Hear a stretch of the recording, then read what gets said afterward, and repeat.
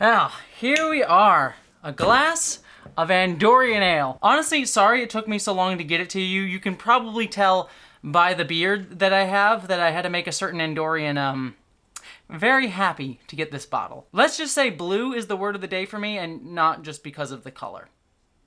Anyways, Andorian ale is one of my favorite drinks, and I hope soon to be yours. It's got a kind of a strong aroma, one that knows how to fill a room.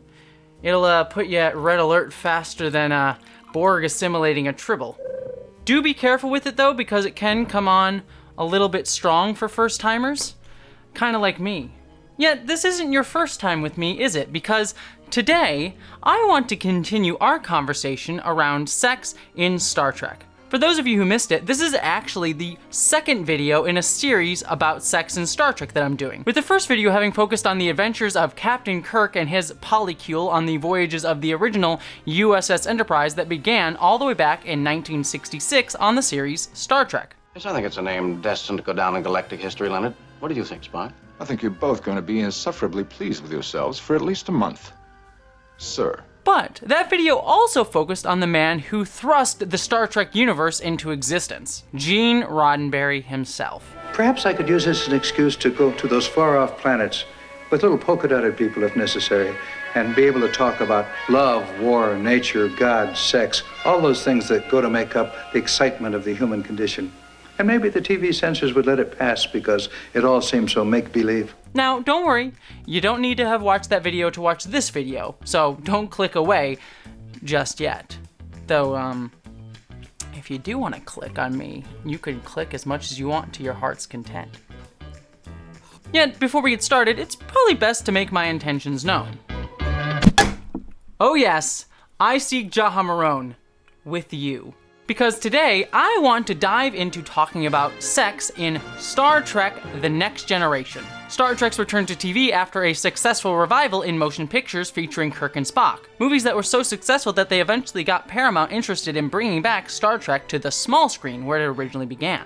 But let me do a little bit of foreplay, because in my initial video, we explored how the ways sex and sexuality were shown in Star Trek often reflected the series as a whole. Its ability to be a progressive look at humanity's possible future and a celebration of the human spirit, as well as look at how we connect to each other both spiritually, emotionally, and physically. Especially physically. Take over, Mr. Sulu. Steady as she goes. Steady as she goes, Captain. I thought I said that. How talking about sex also connects us to all aspects of our humanity. Our sexuality, our race, our gender, our interests, our hopes, our ambitions, our dreams, and more. We reach, Mr. Spock. Yet, talking about sex within Star Trek also reflected how Star Trek the original series sometimes failed in its pursuit of those goals. Not only on screen, There are things you can do with a lady, Charlie, that you, there's no right way to hit a woman. but behind the scenes as well. And especially how Gene Roddenberry, the great bird of the galaxy himself, was often a microcosm of both the flaws and inspiration and successes of Star Trek. How Gene Roddenberry not only put a show as progressive as Star Trek on the air in terms of social issues, but was also constantly trying to put sex into Star Trek in a way that showed that the humanity of the future wasn't as puritanical and uptight about such things 300 years from today. And how this desire came from Roddenberry's own history with sex addiction, sexual escapades, and fixation on the physical body and the physical form, especially the physical body and physical form of cisgender women. Let's just say that the man was doing his own search for, well, it rhymes with Spock. I mean, trying to figure out where to put his Spock, if you know what I mean. Yet, despite his vision of the future, Roddenberry was still a human being with many flaws. Not the least of which was the fact that despite the original series' progressivism, even towards women at the time, there was a certain tendency by Star Trek under Gene Roddenberry to objectify women, both within the show itself and in real life. Is that a girl? That's a girl. As well as his tendency to see Star Trek the franchise less on its own terms and the inspiration that it caused for others, but more as an extension of himself. A vision of the future that only he could have laid claim to and only he could have envisioned. despite the fact that the show had, in its lifetime, moved well beyond him to inspire millions and was also created by dozens and hundreds beyond him. Yet also how this desire to have Star Trek be associated with his vision pushed out many others, and especially women, people of color, and other marginalized folks from having a true say in Star Trek, both behind the scenes and in front of it, and also made Star Trek fail at displaying these identities in the way that they truly should 300 years into the future. Despite creating an inspiring vision of the 23rd century for humanity and all that he worked to do, Roddenberry was a man of the 20th century, with all that that means, both the good and the bad. Yet, Roddenberry was only at the beginning of this Star Trek adventure. When Star Trek The Next Generation premiered in 1987 with Roddenberry back to run it, most people saw it as a soon-to-be-canceled revival of a moderately successful TV show. Let's see what's out there. Yet, despite that, it would soon become the definitive entry in a franchise that would define science fiction, leading the way for numerous further TV spin-offs, movies, animated series, books, comics, and more. Not to mention the numerous people, myself included, that the show inspired to believe in that greater future for humanity. Yet, The Next Generation was also an interesting transition for Star Trek. Early in The Next Generation's 7-year run, Roddenberry had to leave working on the series due to illness. And while he often had a voice and gave notes on the show after that point, he would eventually pass away during the show's 5th season. Yet his effects and choices on Star Trek, both on the screen and behind it, would continue to influence the show well beyond his death, and especially when it came to sex. Because the people left behind to pick up where he left off were influenced by, reacted against, and carried on his work. And it's important to note that Gene Roddenberry himself played an important role in who was and wasn't in the room when that baton got passed. And it's worth mentioning, after that point, Star Trek still remained full to the brim with sex. Worf, if anyone else had said that, I'd suspect he was bragging. We're gonna talk about it in just a second. And yet, while Trek's post-Roddenberry coitus activities still had their fun ups and downs, a lot about both the ins and outs, positives and negatives of Star Trek during the decades since Roddenberry's passing have felt a certain influence on them. So if all that doesn't eject your warp core, I don't know what will. But I think that now that we've had our fun here in public, why don't I slip into something a little bit more comfortable and go back to your quarters to explore brave, nude worlds.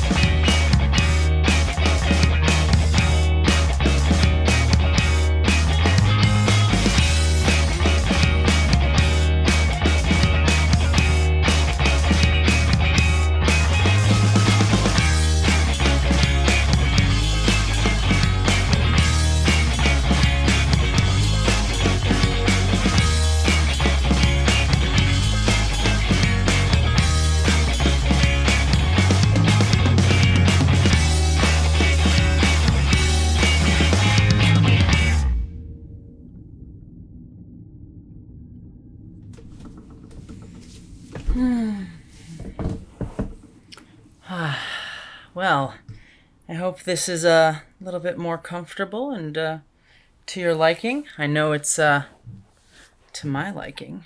But these are really nice quarters that you have here. I think they're... And is that Chateau Picard? My absolute favorite. And 2269. A nice year, huh? Well, thank you for that. I will definitely be appreciating it. But speaking of nice years, pre-production on Star Trek The Next Generation began around 1986, after Gene Roddenberry had been coaxed back into the executive producer role by Paramount, which had wanted to recapture the lightning of Star Trek and had told Roddenberry that they would do it without him or with him. After the critical failure and ballooning budget but box office success of Star Trek the Motion Picture in 1979, the studio had greenlit more Star Trek movies, but had pushed Roddenberry into a consulting role, leaving him only able to give notes but with little creative input on the franchise that he had not only helped to create and reignite, something rarely seen in Hollywood, but had also defined his whole legacy by. He had to watch as his franchise, at least his to his mind, continued to succeed on the big screen, mostly without him. So despite his reticence to return to a Hollywood system that had, to his mind, mistreated and misunderstood him, as well as his own ongoing health issues, he decided to step back in to helm this new television incarnation of Star Trek, hoping that it would show that he was not just a one-hit wonder and help secure his legacy once and for all. In the 1970s, people started saying that Gene was a visionary when he had this utopian vision of the future. I think that he started to believe that, and then Next Generation became a vehicle to demonstrate this utopia. And he brought many of his fellow creatives from Star Trek the original series, including producer Bob Justman and writers David Gerrold and DC Fontana, to help to create the new series. And the crew began developing what they thought a new, updated version of Star Trek should be. They began to flesh out the world of this new Enterprise, Starfleet, and the Federation of this new century. And there were some, let's just say, interesting ideas being bandied around at this point. For example, as I shared in my first Sex and Star Trek video, as he had with the original series Vulcans, Roddenberry still had the constant focus on the sexual proclivities of his alien species. For example, with the Ferengi, which he hoped to be the new antagonists for the series like the Klingons before them, Amusing human. he had, he just had a lot of thoughts about their balls. They have poor eyesight and require brilliant lighting. Their hearing, however, is exceptionally sensitive. They also have prodigious sexual appetites, and it is said that their genitals are of a shape and dimension that Earth women have found as enjoyable as their sexual techniques. We will meet no Ferengi females because they consider sexual equality another example of human lunacy.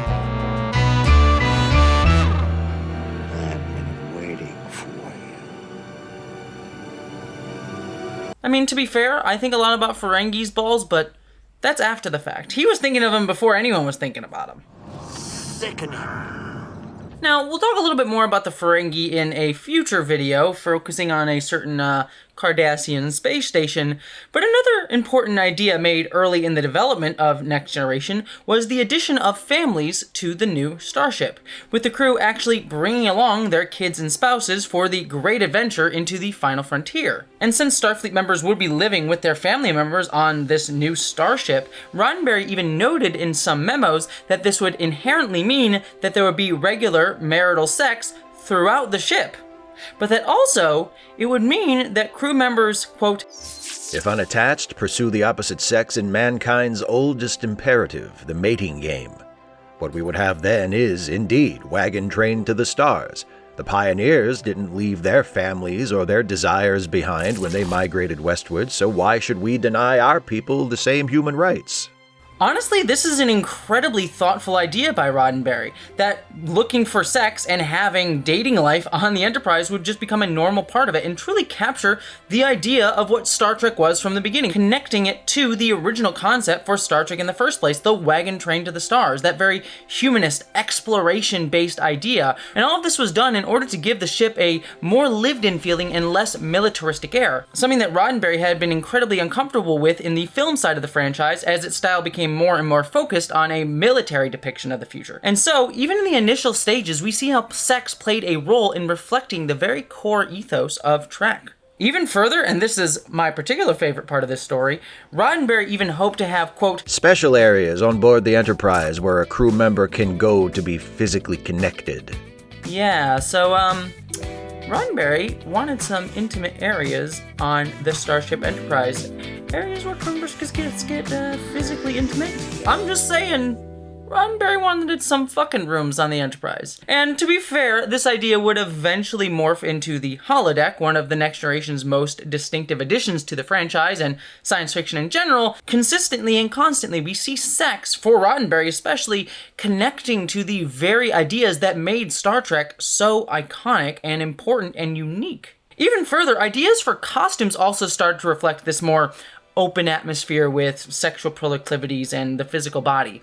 with original series costumer William Ware Theus stepping back to redefine the look of the series he had helped to craft 20 years earlier. And first and foremost, Theus considered having men walk around in skirts and dresses like the women from the original series. And this would reflect a more open idea of gender presentation within the future of the 24th century, something that nobody in the 80s was really thinking about in science fiction. Sadly, these more evolved ideas of gender clothing norms only appeared briefly in the background, with a few men here and there in season 1 wearing skants, much to the joy of Trekkies for over 30 years. But sadly, not that much of a big detail, and not something that continued past the first season. But speaking of Theus, my friend Sarah from the Costume Codex already spoke about in my last video in this series about Theus's titillation theory. Theus's concept that a costume's sexiness is directly proportional to how much it seemed likely to just fall off.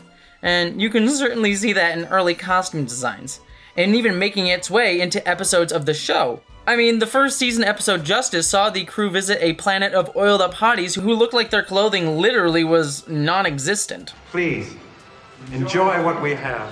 Honestly, the Justice planet, it's my favorite planet in all of Star Trek, even though they will kill you for stepping on the wrong patch of grass. What punishment? Name it. Death, of course. Don't make it difficult for the boy. Drop it. These are the sacrifices that we must make to be oiled up on the sex planet. Even further, when it came to the plot of early Next Generation, the show still felt deeply influenced by Roddenberry's proclivities as a writer, especially when it came to being extremely horny. Oh, well then, my dear Captain, you will address me as Chief Medical Officer or Doctor. I will. That's true. As we touched upon in the first video, the series' second ever episode, The Naked Now, featured the crew running into the same inhibition-removing virus from the original series episode, The Naked Time. This time though, instead of it remaining subtextual with an oiled-up naked man running around thrusting his phallic object towards other men, the sexuality became literal text, with Picard and Dr. Crusher being barely able to keep their hands off of each other. Right now, I find you extremely. Of course, we haven't time for that sort of thing. What sort of thing? Oh, God, would I love to show you. And Security Officer Tasha Yar running around the ship trying to fuck everyone that she could.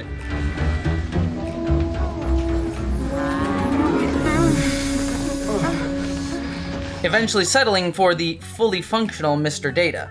From you, Data, you are fully functional, aren't you? Of course, but How fully? in every way, of course. I shouldn't say settling. She was definitely trading up there with Data. He's definitely a trade up from all the other men on the Enterprise. Oh, you jewel, that's exactly what I hoped. Honest to God, if I were to rate who I thought would be the best lays in Star Trek, it would probably be Riker, Data. I feel like Reed would be a very gentle lover, surprisingly.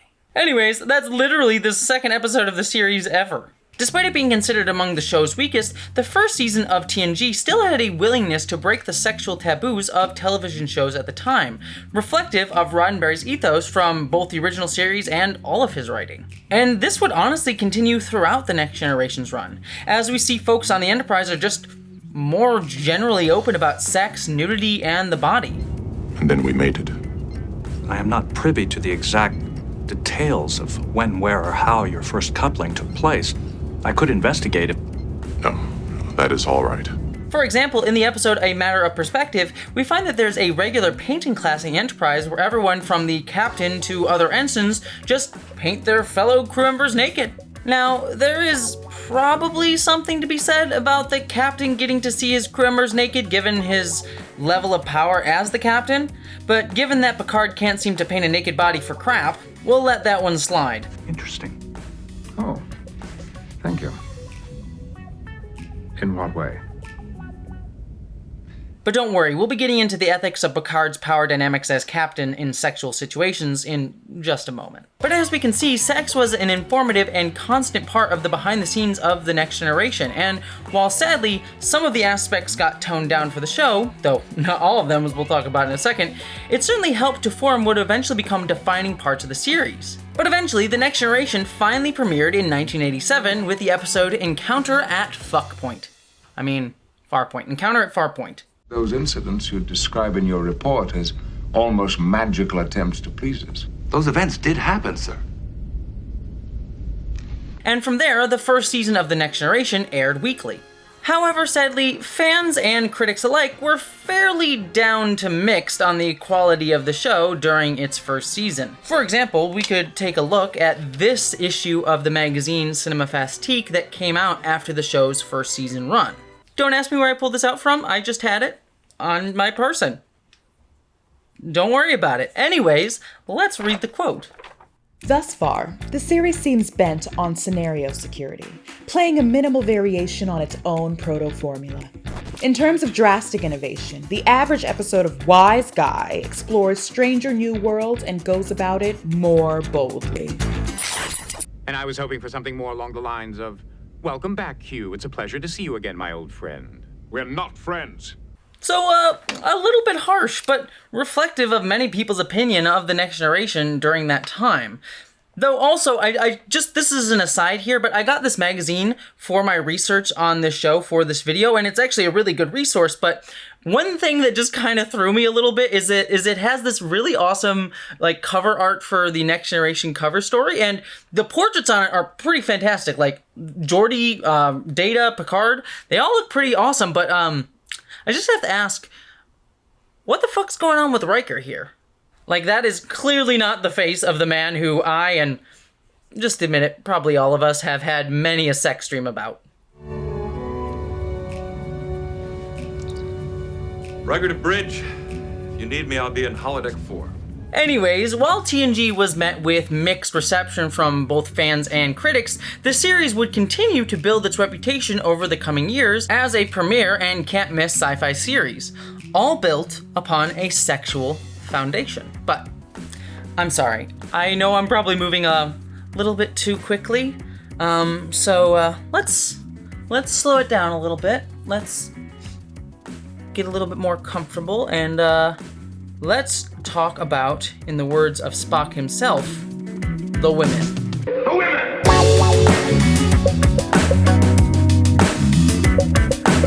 Before The Next Generation premiered in 1987, Gates McFadden, who would play Dr. Crusher on the show, was interviewed in Starlog magazine, saying that women on the show would be more than just cuties in Starfleet jumpsuits. We have seen it in the scripts.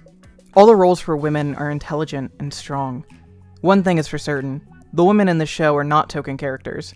Their roles are legitimate and substantial. In retrospect, this quote seems sadly more hopeful rather than based in actual reality, because despite it being 20 years since the original series, the women on The Next Generation still felt influenced by the same issues of objectification and gender stereotyping that plagued Roddenberry's writing that we saw throughout the original run of the franchise. And sadly, unlike the original series, which only ran for 3 years, the choices made at the beginning of The Next Generation would inform these characters long after Roddenberry was gone over the next few decades of the franchise.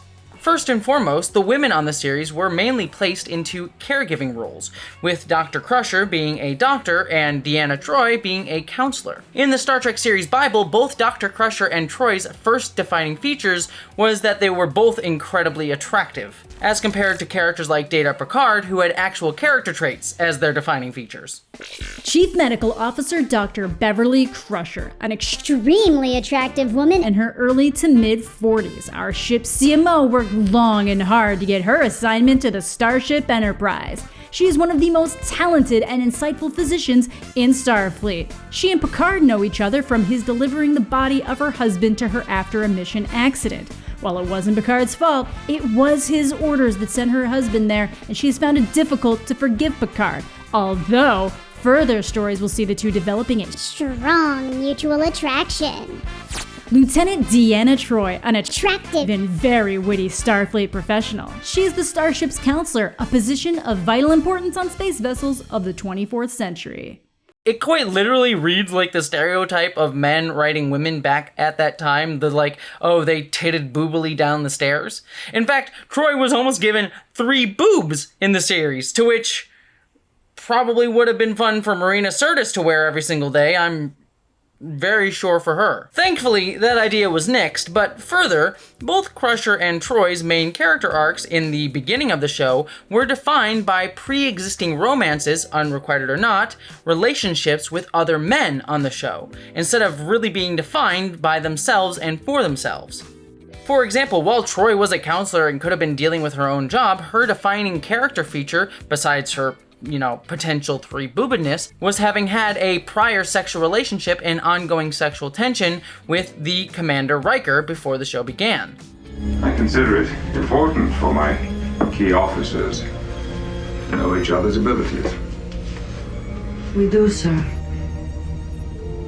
We do. To be fair, though, who doesn't have sexual tension with Riker? Even Worf had sexual tension with Riker. Are you by any chance considering an unannounced visit? But looking over at Crusher, she had been married and widowed before the show began, with her husband, Jack Crusher, having been killed under Captain Picard's previous command of the USS Stargazer. You requested this posting? My feelings about my husband's death will have no effect on the way I serve you, this vessel, or this mission. And now, she still felt a romantic leaning towards Picard himself, something brought up several times in early episodes. Have a good time. I don't know. Sometimes it almost seemed too real. I must say you wear it well.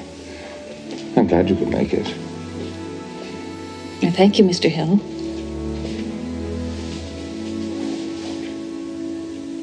Maybe we should be getting back to the Enterprise. So right from the beginning of the show, both Crusher and Troy's main defining character arcs was that they were having some sort of romantic relationship with the men on the series, as opposed to Captain Picard, who was having struggles being the captain, or like dealing with being a commander of a ship full of families, or Commander Riker, who was very ambitious about his career, or Data, who was trying to learn how to be more human. No, Crusher and Troy's defining feature is that they somehow wanted to fuck some other men on the ship, and were conflicted about that fact, apparently. Damn it, Captain. My dear Captain. Even more so, to fit that family tone and idea that Roddenberry had thought up for The Next Generation, Crusher was also made to be a single mother of a child, initially a girl named Leslie Crusher, but who would eventually become Wesley Crusher by the time the show aired. Which, by the way, given the gender swap that happened in pre-production, I'm just gonna headcanon that Wesley Crusher is transgender. I think we can all see that, right? Have your favorite wish, my young friend. You're 10 years older, a man.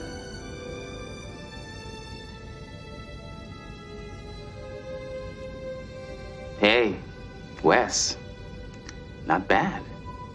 Commander Riker, it's too soon for this.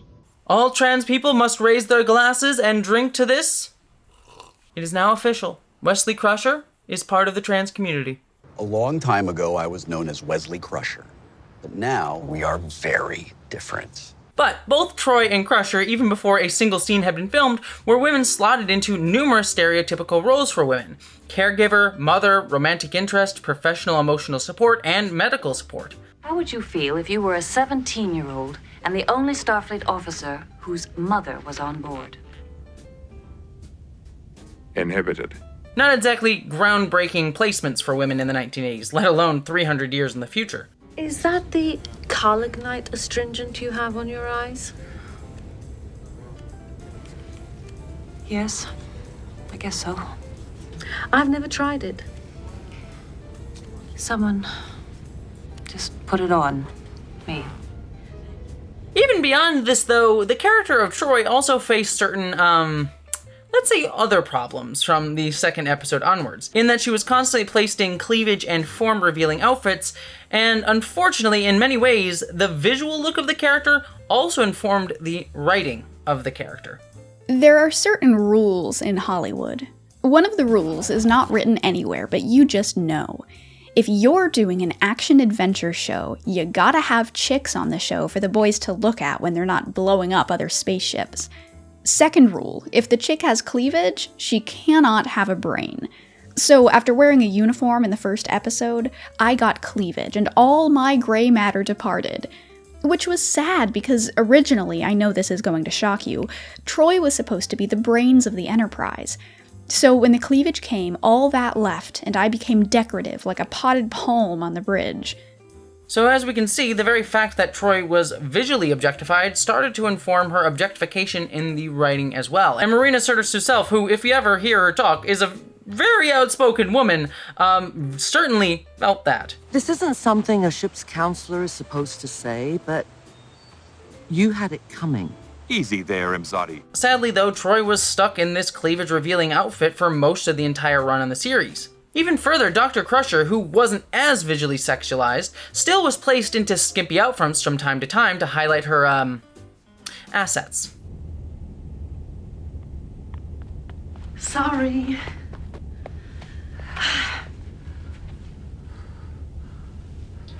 That being said, however, I know many of you out there have already started yelling at your screen about Tasha Yar.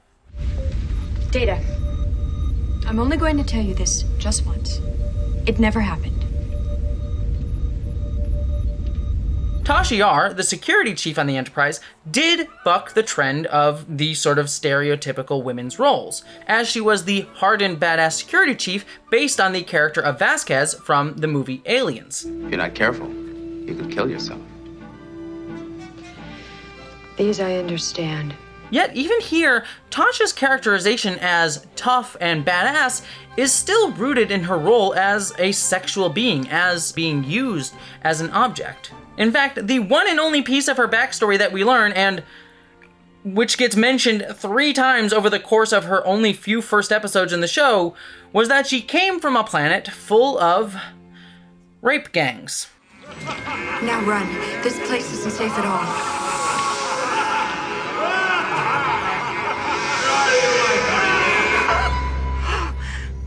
What's wrong? I was at the colony where I grew up. Being chased by a rape gang. Yeah? Rape gangs. 5 years old. But I survived. I learned how to stay alive. How to avoid the rape gangs. I was 15 before I escaped.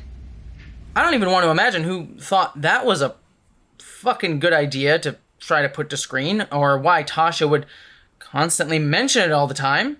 It's quite obvious that the writers couldn't think of anything else for the character, and so we're just like, oh, she's traumatized because of rape gangs, and she'll bring it up all the time, because that's what trauma people do. They mention the fact that they were raped a whole bunch, all the time. Tasha, no. I must, because I grew up in a world that allowed things like this court, and it was people like these that saved me from it. Yeah, it very clearly reads that, like, no one who had any experience with writing characters who have dealt with this type of trauma even glanced at this type of script. But it's even more telling to me that for a woman to be tough on Star Trek at this time, they needed to have been sexually traumatized. It's still tying her into this idea and dichotomy of a woman being only used and thought of for sex. And the only way the writers could think of to do something new with a woman was to still define her by sexual trauma. Being a sexual trauma survivor is a very complicated and nuanced thing to discuss on shows like this, and Tasha Yar did not do that. Despite Yar having the most clear character arc of all the women on the show to build off of, the writers didn't seem to know how to write her consistently. For example, at the beginning of the episode Justice, you know, the one with the murderous sex orgy planet, when the crew beams down, Troy seems to be the one uncomfortable with these sexy fun times, despite her being with Riker of all people previously. And Yar is the one who seems to be into it. Like, really into it. Nice to see you again.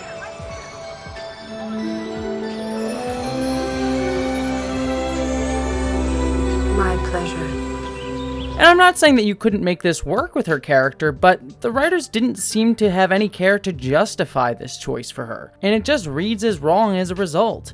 Of all the characters who would probably be the least okay with touching from what we know of them, it would be Yar, and it just showcases how little thought was put into her character. It just felt like the writers didn't know what to do with her because she was the strong woman on the show. So much so that the actress Denise Crosby left the series midway through season 1 to seek more challenging roles because she felt like she wasn't doing anything.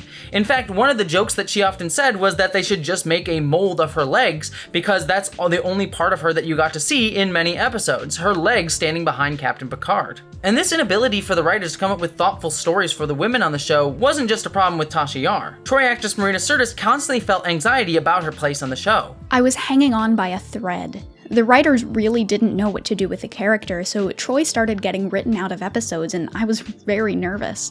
I was terrified that I was going to be fired.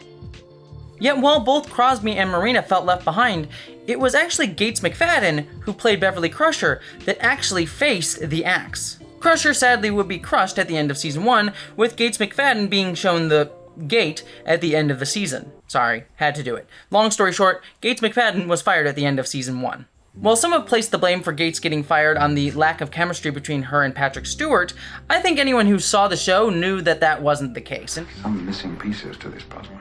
What's missing is a little compassion. We're losing our professional detachment, Doctor. Perhaps.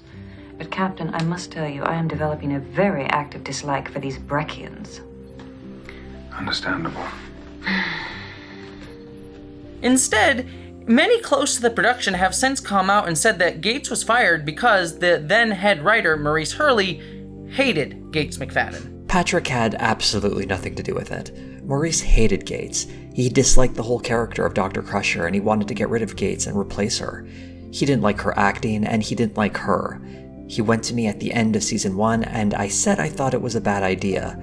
Then he went to Gene, and he managed to convince Gene. It was all part of the fact that he was the last man standing at the end of the first season, and he was going to be moving into the second biggest chair over the writer area next to Gene. So yeah, there's even reports that it got as petty as the fact that Maurice Hurley apparently hated Gates McFadden's hair. Even beyond this weird power play, Gates McFadden herself even thinks that it was her forward personality that led to her being fired. I didn't feel particularly that they were receptive to a female walking in and telling them about a great script idea. I was trying to navigate stuff, and I was always somebody filled with ideas. I think that totally contributed to my being let go the second season. I was from a background where you were encouraged to speak up with your ideas. It was about being passionate about what you were doing. It wasn't about criticizing what you were doing. I think I lacked an awareness of how it would come off in a different way. It could be threatening to somebody. And that story particularly is honestly one of the most frustrating because it feels as if Gates was seen as too open and aggressive as a woman behind the scenes of the show, despite the fact that her male co-stars like Patrick Stewart were often seen doing the exact same thing, putting forth script ideas or being generally more demanding for certain storylines. But I walked off the set. We're live, you've been announced, you're coming on, you're live. And I said, I'm out of here. I'd hardly been home more than a few minutes before my phone rang. John Pike wants to see you in his office at 2 o'clock this afternoon. I stood in front of his desk and was basically read the riot act. He said I had let the studio down, I had embarrassed the studio, they were trying to keep it out of the press, and we finished the conversation and I was about to leave. And he said, by the way, off the record, I totally understand why you did what you did. And I said, thank you, John. Yet Patrick Stewart never faced the same ire as Gates McFadden herself did. There'd been a few issues over that first season about Dr. Crusher's character, and I think they thought at times that Gates was a little bit high-handed and, maybe being a little demanding. I never experienced that.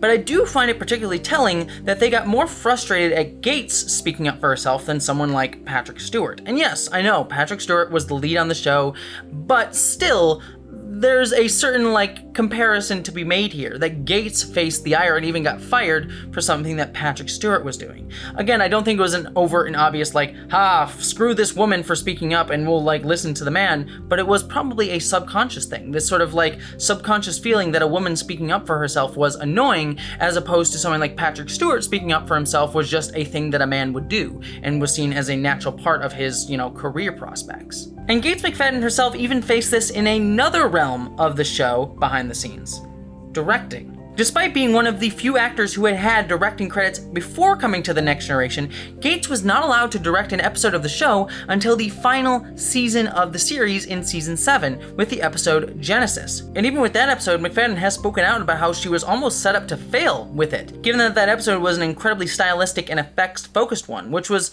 not always the norm for the show.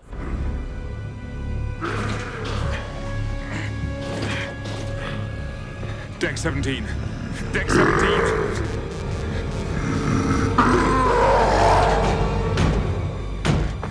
It's a very difficult episode to direct, and one which he did with aplomb, but it's kind of frustrating that the first and only episode that Gates got to direct was an incredibly difficult one for her to shoot. Meanwhile, though, Jonathan Frakes, who played Riker, was taken under executive producer Rick Berman's wing and was taught how to direct while on the show, and was given opportunities to sit in on the editing bay or shadow the director from day to day, before he was eventually allowed to direct multiple episodes of The Next Generation over the coming years. Grateful to be a series regular on a television series is a dream.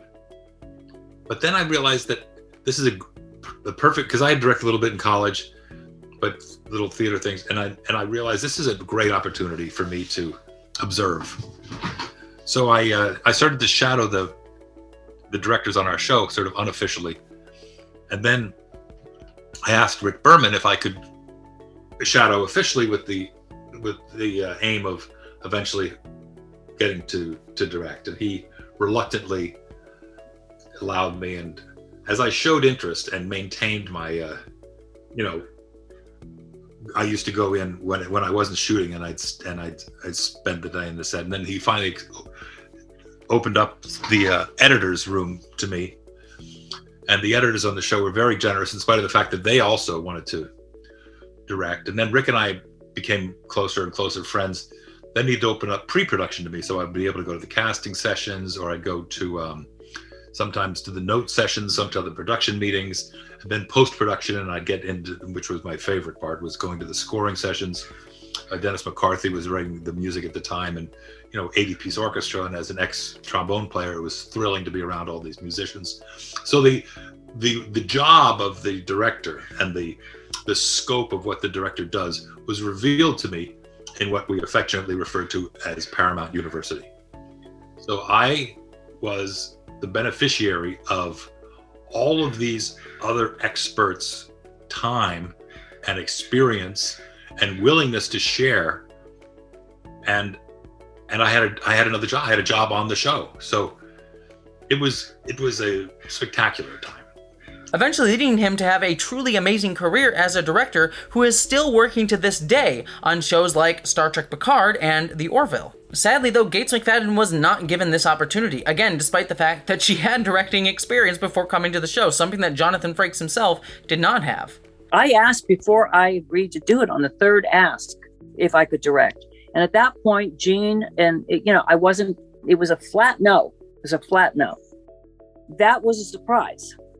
I had done more directing than anybody else in the cast. And I had really directed productions that were very well reviewed, and I don't know, but so that was surprising. And I think again it comes down to, here's an analogy, so that even in this Pittsburgh department where I really like these people, I was living with someone in New York City. I had a boyfriend, okay? I wasn't interested in any of them as a date or sexually. That was not what it was about. I liked them as people. We were colleagues. We really had fun together. But the thing is I couldn't just go out with one of them to a bar for a drink, because it would be seen by others as something that was romantic. Because I was young, they were in their 30s. It just would, it was, if I went out as a group, that was fine. But there was always that barrier. I don't think it exists in the same way now. I hope it doesn't. I really don't think it does. But there just were lines that you just didn't cross.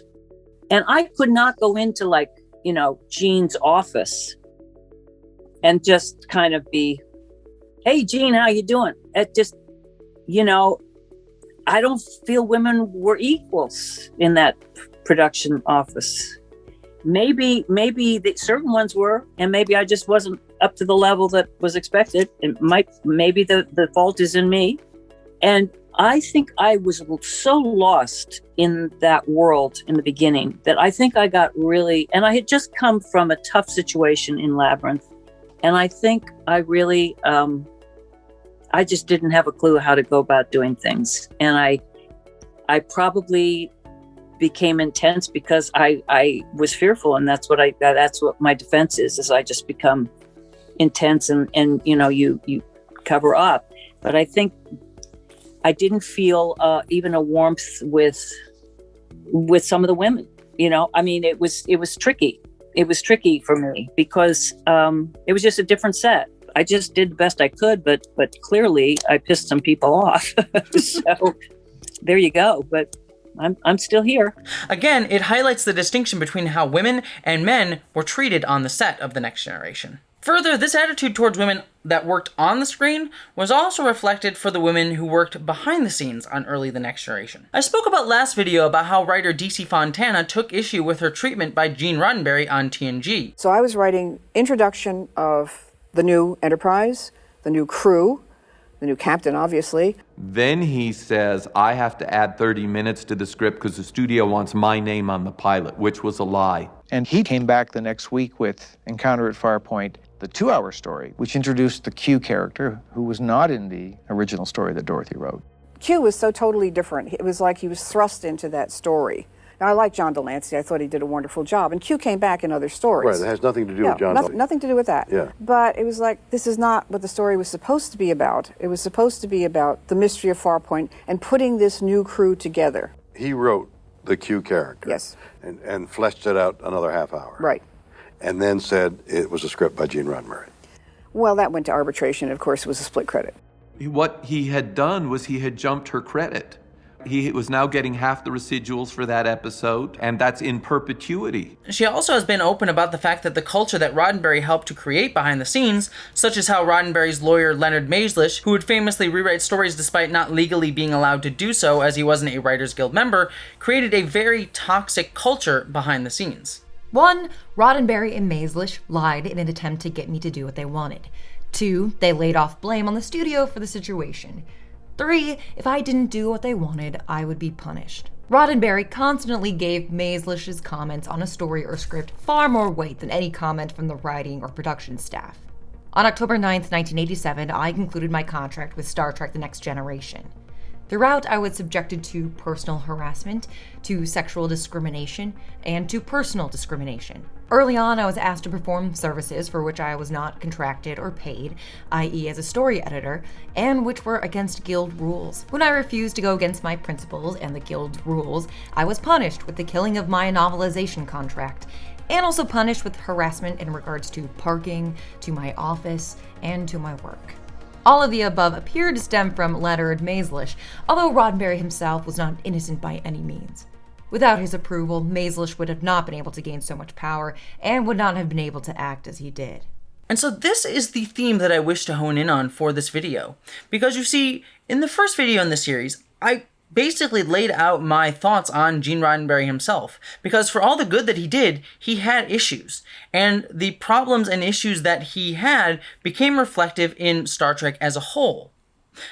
But as Star Trek began to move beyond Roddenberry into the show The Next Generation, it started to become not just the issue of one man, but started to become reflective in the entire culture and world of Star Trek as a whole. How the flaws of one man, Gene Roddenberry, would get reflected through a prism and amplified in the entire franchise over the next 30 years. How the people after Roddenberry started to reflect him in both the good and bad, and while the good also got amplified, so did the bad. And it was by no means an accident that I began this entire video series with a close examination of him, the man, because the issues of him, the man, will be a constant recurring problem as we go forward. But, as reflective of this, moving on, none of the women within The Next Generation, especially at its onset, felt safe in their own positions on the show behind the scenes, with Marina Sirtis being the last woman standing at the end of the show's first season, with both Gates McFadden and Denise Crosby having left the show. But Marina Sirtis was also facing her own issues. Not only was Troy ogled by the camera itself, most of her storylines centered around Troy being a sexual being, often one with little agency in the matter. Take for example the episode Haven, which revolved around Troy being forced into an arranged marriage. I'm having some trouble believing in those vows as once I did. Diana. But I'll honor them, of course. I'm a betazoid. While the episode does a decent job, at least by TNG Season 1 1980 standards, of analyzing the complex dynamics of cultural expectations placed onto both men and women alike that disregards someone's personal desires, it is weird that it's still expected of a woman in the 24th century to be in an arranged marriage at all. Especially for something like the Betazoids, who are shown to be a very progressive and open-minded culture, one that has a very evolved idea of nudity and bodily autonomy. It's an ancient ceremony, widely regarded as the most beautiful in the universe. After the young couple have removed their clothing, The bride and groom go naked? all guests must go unclothed. It honors the act of love being celebrated. No, you needn't worry too much, dear. Your body's not that bad. Not only that, within the episode, Troy is expected to give up her job in Starfleet for the guy, not the other way around. The guy gets to keep doing whatever he was doing. Will you and your husband be staying with the ship, Counselor? No, sir. On top of that, the way the character is written, she eventually becomes okay with the whole thing. Which I don't think that Troy would be so quickly okay with. At least not in terms of how she was written up to that point. And so, a question I should have asked before. Diana, do you really want to go through with this? Yes. I want to. I'm a very lucky man.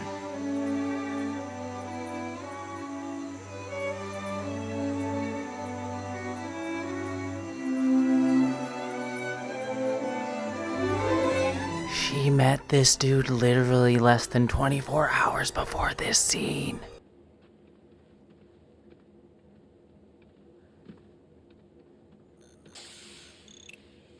And it's also reflective of the fact that while other characters had had numerous stories up to this point, the only stories that the writers could think of for Troy during the first season was to focus around her being the desired object by men, because the entire episode revolves around Riker, who again had that previous relationship with her, getting kind of jealous of the fact that she's going to end up with another guy. Bill, more than anything in the world, anything, you want to be a starship captain. True? That's not all I want, Diana. I can feel that. I know you care within those limits. Did you hear what I said? Every word. This whole thing is still bizarre. I'm sorry. Come dance at my wedding. I'll try. Even further, the season 3 episode The Price saw Troy falling in love and repeatedly fucking a charismatic negotiator, who is later revealed to be, in part, pursuing her in order to get under Riker's skin, as they were opposing each other in negotiations in the episode. Your point of view, not mine. Oh, I see that, Commander, I see that.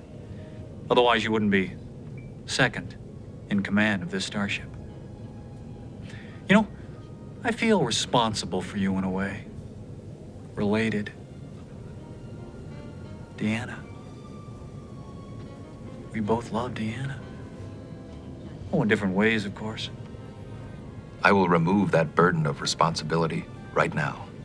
My relationship with Deanna stands very well, on its own, without any help from you. Of course it does, of course it does. It's just that, well, she's a remarkable woman. Brilliant. Lovely. Very passionate.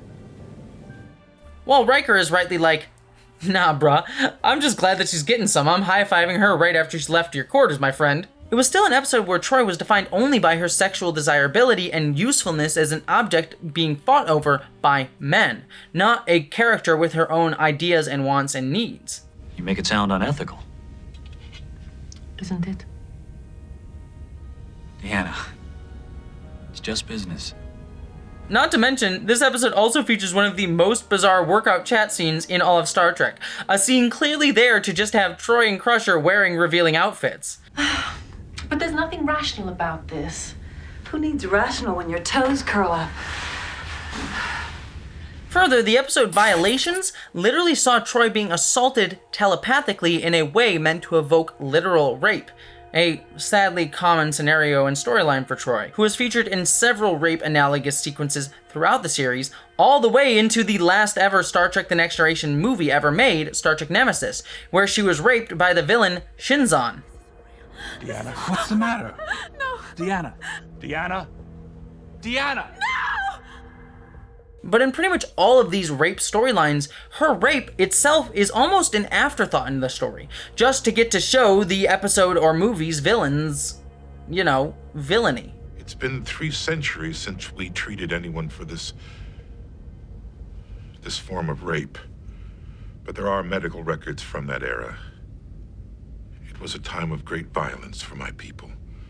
A time we thought we had put far behind us. That this could happen now, it's unimaginable. Earth was once a violent planet, too. At times, the chaos threatened the very fabric of life. But like you, we evolved. We found better ways to handle our conflicts. But I think no one can deny that the seed of violence remains within each of us. We must recognize that. Because that violence is capable of consuming each of us, as it consumed your son. Okay, that's a great speech, Picard, but can anyone please check on Deanna? No, we're just gonna end the episode there? We're not even gonna, punish the dude? What? Huh? But seriously, though, in the episode, Picard even states that they can't even prosecute the guy because memory invasion isn't a problem they've had to deal with, despite the fact that in the original series, Spock was doing a lot of memory invasion all the freaking time. If you want to prosecute my father, the authorities there will support you. I'm not sure we have any legal basis for such a prosecution. Memory invasion is simply not a crime that we've ever had to contend with. But, at least they say that they'll promise that he won't assault anyone anymore, so I guess that's just fine. They pinky swear. You have my assurance he won't assault anyone else. This isn't even to mention that earlier in the episode, they forced Deanna to relive her trauma, and the guy who is investigating that is the guy who actually was the one who assaulted her, as we learn later on. It's a pleasant memory. Stay with it.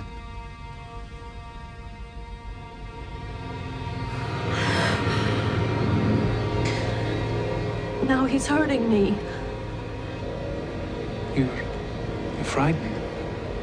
I want him to stop. It just brings up so many of the same echoes that we saw all the way back in the original series with episodes like The Enemy Within, where Yeoman Rand was assaulted by the evil version of Captain Kirk and then was gaslit by a good version of Captain Kirk into telling her that she never was actually assaulted.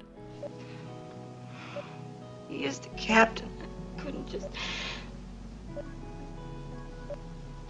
You started hurting me.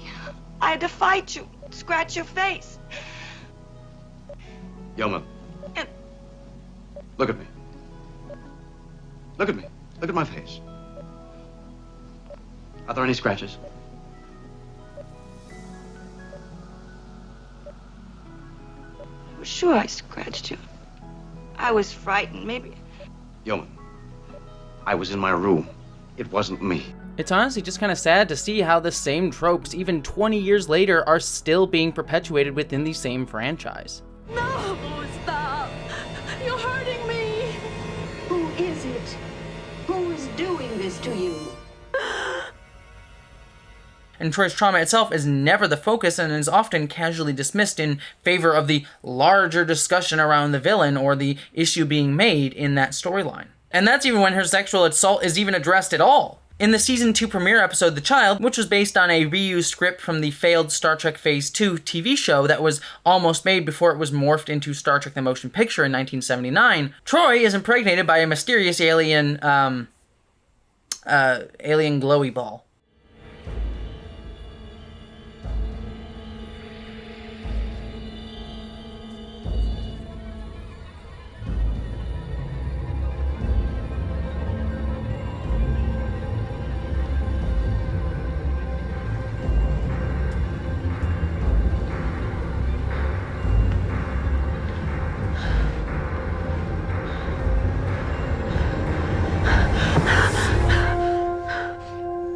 And she quickly gives birth to a child who she suddenly entirely defines herself by. I think he's actually grown since you dropped him off. I like it here, Mommy. I thought you would. Say thank you to Miss Gladstone for having you, and let's go get something to eat. Thank you. Again, we have a woman being placed into a mothering role, and it's immediately shown that she just takes naturally to it, because apparently all women just naturally take to a mothering role, even though the character clearly had no desire to be a mother or had ever even expressed a desire to be a mother up until this point in the series. But not only that, there is literally no thought or mention really given to Troy's feelings on her body being violated in such a really creepy and disturbing way. And to put it quite frankly, an episode about a woman whose body is violated and then is forced to give birth to a child who she then gives up her career and life to become a perfect doting mother for reads as incredibly uncomfortable today, especially in the light of the recent news as of the time of this video's release on the striking down of Roe versus Wade from the Supreme Court in the United States and the increasing anti-abortion bills being passed in both the US and UK, and the rhetoric that the only thing that women should be is mothers that increases every single day from right-wing and conservative groups, even if their pregnancies were forced upon them, reads as incredibly gross. While probably not the intention when it was made, the episode comes across almost as pro-life propaganda. I don't know if this is true or not, but the entire episode just reads as if no woman ever looked at it, ever. In Season 6, Troy also was featured in an episode inspired by The Picture of Dorian Gray, where a diplomat literally uses Troy as a receptacle for his unpleasant emotions. This, apparently, leads to Troy getting super horny and violent. Do you still care about me? Of course I care about you. I'm worried about you. What's all this? Don't you think I'm attractive? This just isn't you. Oh, it is. You want me, don't you? Deanna. I need you. Ah! What is this? Kinky? We'll go with kinky. Thankfully, again, Riker saves the day by recognizing that something is wrong, and we learn that the diplomat, Alucard, has been using women like this for years and has zero remorse about it. It's a tragic loss, but a death had a purpose. I intend to make certain that you answer for what you have done. Your own Federation Council has promised me a safe and timely passage back to my planet. I expect you to honor that, Captain.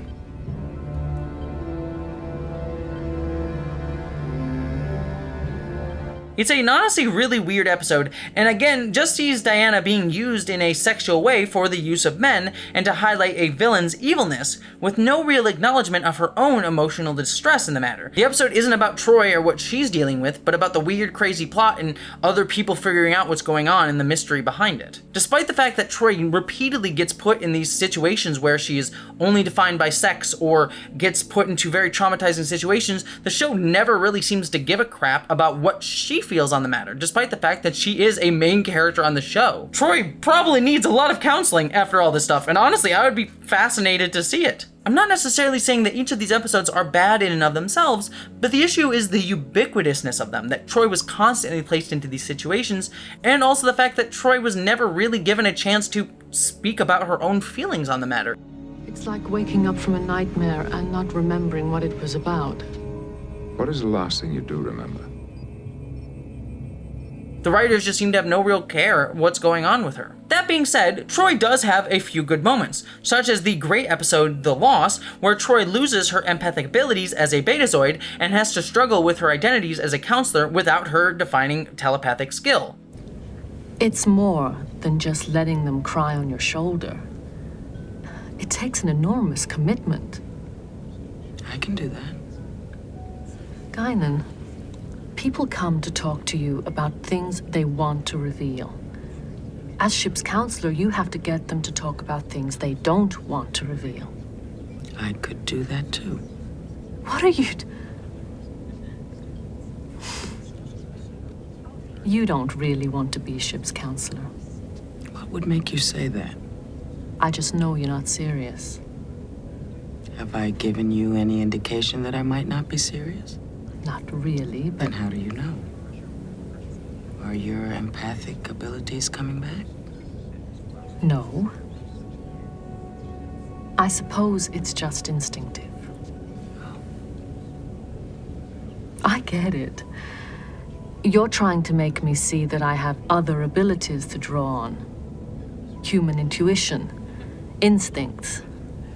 It's an honestly really awesome episode, but it's one of the few that she really gets throughout the entirety of the series. For the most part, Troi mostly only gets her best scenes in the background of other episodes featuring men's stories, being used mainly only as Riker's friend, or Picard's confidant, or Data's conscience.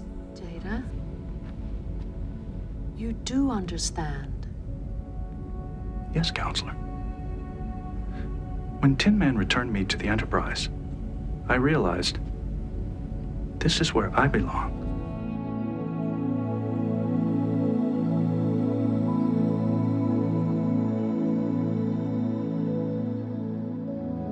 However, it's telling that these problems started to change, though, later on the show, because the writers wrote a scene where the fully justified Captain Jellicoe finally told Troi to put on a damn uniform. By the way, I prefer a certain formality on the bridge.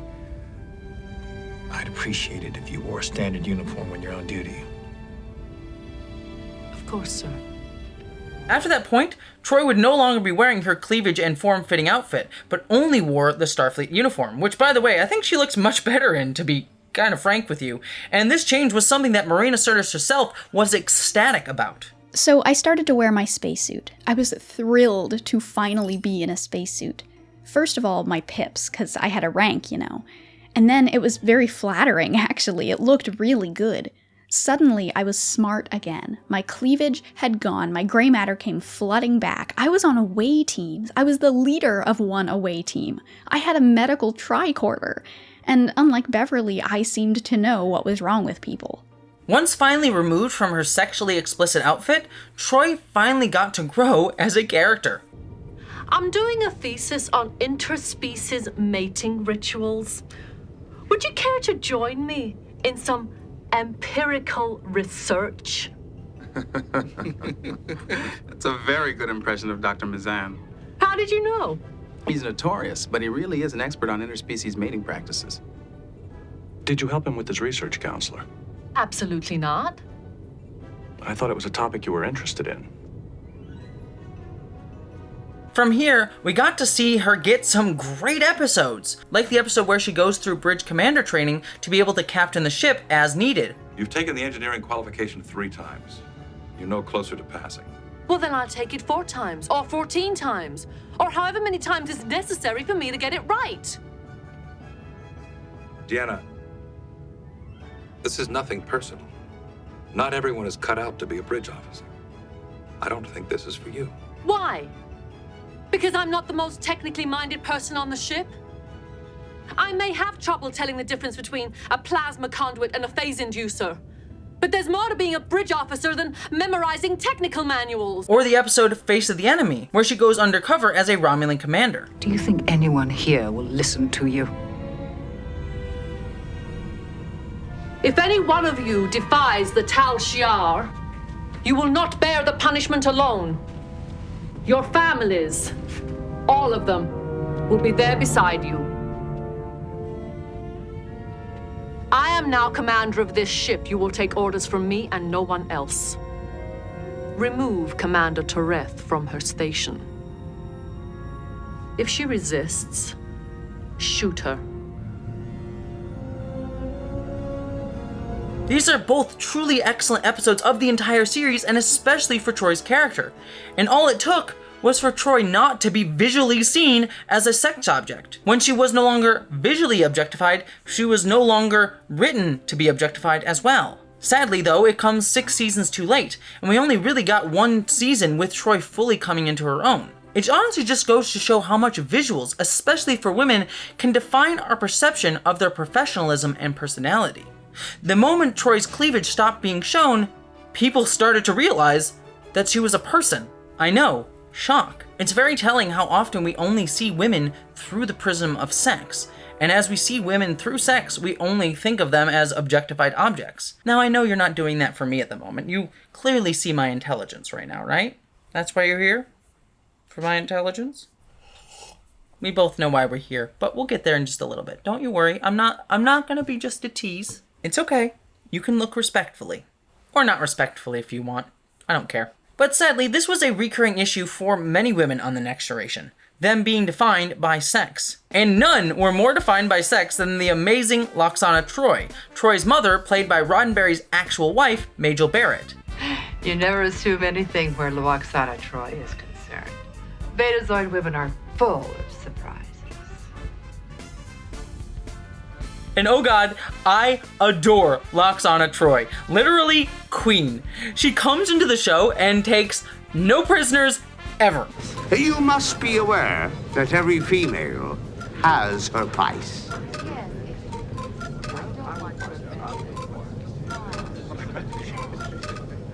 Let's get one thing straight, little man. I am not for sale. And if, by some chance, I were to become available, I would rather eat Orion wing slugs than deal with a toad-faced troll like you. So go away and find yourself somebody else to become your property. God, I cannot tell you how much I love Lwaxana. In a series that is often known for more submissive, feminine-coded roles for women, she's very clearly feminine, and she very clearly has a libido, but she's always the one in control of any single scene that she's in. Doesn't he realize that I am the daughter of the 5th house of Beta Z? Holder of the sacred chalice of Reeks. The sacred chalice of Reeks is an old clay pot with mold growing inside it. Oh, well, perhaps one day when you're older and wiser, you'll understand. In her literal first scene ever in Star Trek, she forces Picard, the captain of the Enterprise, the flagship of Starfleet, to carry her bags, and doesn't even seem to give a damn. Who else would they send to greet me but the captain? Oh, you may carry my luggage. Mother? No, that's quite all right. I'm indebted to your mother for the fine counselor she... This way. But my favorite part, though, is that it's kind of implied that Picard is kind of into it. You see, in the episode, Lwaxana is stated to be radically honest and can also read minds. So, when she says this at the end of the episode... Captain, even Zeno never had such thoughts about me. You may energize. She is literally stating that Picard is thinking about throwing down with her right there in the transporter room. So yeah, what I'm saying is, Picard's a sub. We all know it. Perhaps another time. Please. Yet, despite my love of Lwaxana, she was still steeped in sex. I'm not really very hungry tonight. I wonder what's made me lose my appetite. Any ideas? Firstly, we learn that she's a full-blooded Beta Z alien, who, we learn, love to fuck. Hello, Jean-Luc. So glad you could come.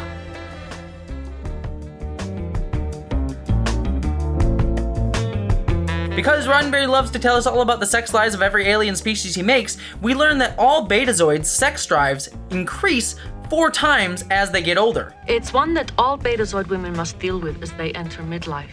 Yes, it's something Troy warned me about when we first started to see each other. A Betazoid woman, when she goes through this phase, quadruples her sex drive. Or more. Or more. Oh yeah, fun times. And since Lwaxana is an older woman, she wants to throw down. It is worth saying, though, that while she is steeped in sex in this way, it is honestly kind of cool to see an older woman not be, desexualized, but hypersexualized. It's something you rarely see. Most women of her age were often desexualized at the time, when we all know, just because you got older doesn't mean you don't want to fuck. However, we also learn that Betazoids are often incredibly open about the body, often getting naked for a lot of their ceremonies, like weddings, highlighting Roddenberry's sense of overcoming sexual and body taboos in our current day culture. And most of Lwaxana's stories on The Next Generation revolved around her wanting to have sex with Picard, or, any guy on the Enterprise. Your Commander Riker and I will be joined in the union of matrimony. I mean, to be fair, who doesn't want to have sex with Patrick Stewart? I mean, I can't even imagine what it must be like hearing that Shakespearean voice during, playtime. Thank you, Jean-Luc. You were most convincing. You certainly convinced me. But it's also important to mention that this is often played for laughs, and it almost comes across as Loxana's sexuality as an older woman feeling comical and even threatening at times, a common sexist trope for older women. Yet, even in Loxana's best moments on the show, such as the episode where she takes Worf's son Alexander under her wing, or we learn that she had repressed memories of a child of hers that died at a young age, she's still defined by feminine-coded roles like being a mother. Wherever did you inherit such pedestrian genes? What matters, my little one, is that your mother's happy. Mother, if you're happy, then I'm happy for you. I only asked who he is and where you met him. Those are not unusual questions. He's such a wonderful man, and he has such good breeding. Oh, I tell you, he's absolute perfection. Even further, episodes like the one where Loxana loses a child play up on the trope of older women as hysterical and crazy, and often defined solely by trauma stemming from caregiving roles, despite this event having happened to Loxana decades earlier. Tell me. Whatever it is, we can face it together. I can't. You can. We can. Though, to its credit, the episode itself is well done overall and lends Loxana more empathy than most versions of this storyline. I saw a little girl who was sweet and happy. She must have brought a great deal of joy to your lives. Every morning, she woke up with a smile. Isn't it better to remember her like that? So while Loxana is a great character, she's still chained to tropes. However, there was another recurring female character who also played an interesting role on The Next Generation, the famous Guinan. Look, it's just you and I here. We're talking, we're having an intimate conversation. Why? Because you're a droid and I'm annoyed. But why? Because that's what I am. Have I said something to offend you? No. Then why are you annoyed? Because you're a droid and I'm annoyed. Humanoid? Yes. You told a joke? Yes. I am not laughing? Yes. Perhaps the joke was not funny. No, the joke was funny. It's you, Data. However, as much as I love Guinan, I also realize that I'm probably not the best person to talk about Whoopi Goldberg's famous role, so I reached out to one of my friends to discuss the character. Hello, I'm Marisha from Black Alert Podcast, your melanated reference for all things Trek. And we're going to have a conversation about Guinan. For me, Guinan is my intro to Trek. It's the reason why I watch TNG, and it's the person I cosplay. I know we get to the point where we talk about how Sonequa said Guinan was her inspiration to Whoopi. Making history in this way and being cemented in history in this way as the first black female captain of a Star Trek show what I have learned. I've been growing a lot lately and changing a lot on the heels of losing my parents. Yeah. And I realized that I was very self-oriented about it all. And I thought it was up to me to do it perfectly and do everything right, to pay homage to the people that have come before me. But this is not my accomplishment. It's the accomplishment of those that have come before me. I simply stepped onto the path that was already laid for me. Thank you, by Michelle and by you. And so I am your accomplishment. And I thank you. Thank you. Yeah. When Whoopi said Nichelle Nichols was her inspiration. You want to do Star Trek? I said, yeah, you don't understand. This was a huge part of my life. This was a huge part of my life because as a kid who loved science fiction, it wasn't until Lieutenant Uhura did I realize that I was in the future. If you look at science fiction movies that predate Star Trek, there are no people of color anywhere. He was like, I don't think I knew that. I said, well, you know now. And I think sometimes people think in that linear sense. And for me, it was very much, I love Guinan. Oh, Nichelle Nichols. Oh my God, some Nico Martin Green. So for me, that was how it went. Given the time period, representation was the hardest thing. You know, to see someone that looks like you. To see someone with locks, which I have, just command a screen was awesome.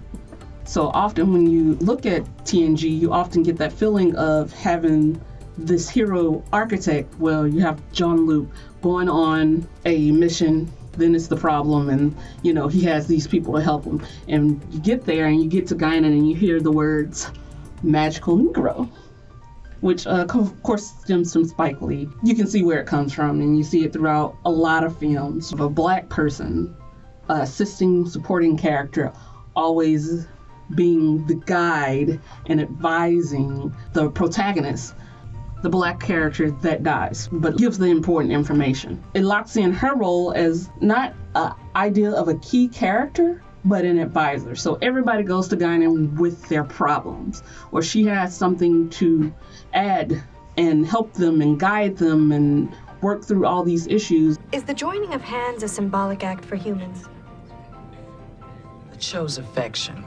Humans like to touch each other. They start with the hands and go from there. You get this motherly figure of Guinan, this wise sage of Guinan. In what way? Well, consider that in the history of many worlds, there have always been disposable creatures. They do the dirty work.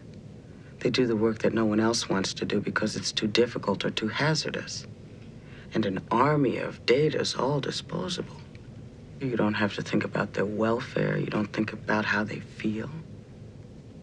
Whole generations of disposable people. He's talking about slavery.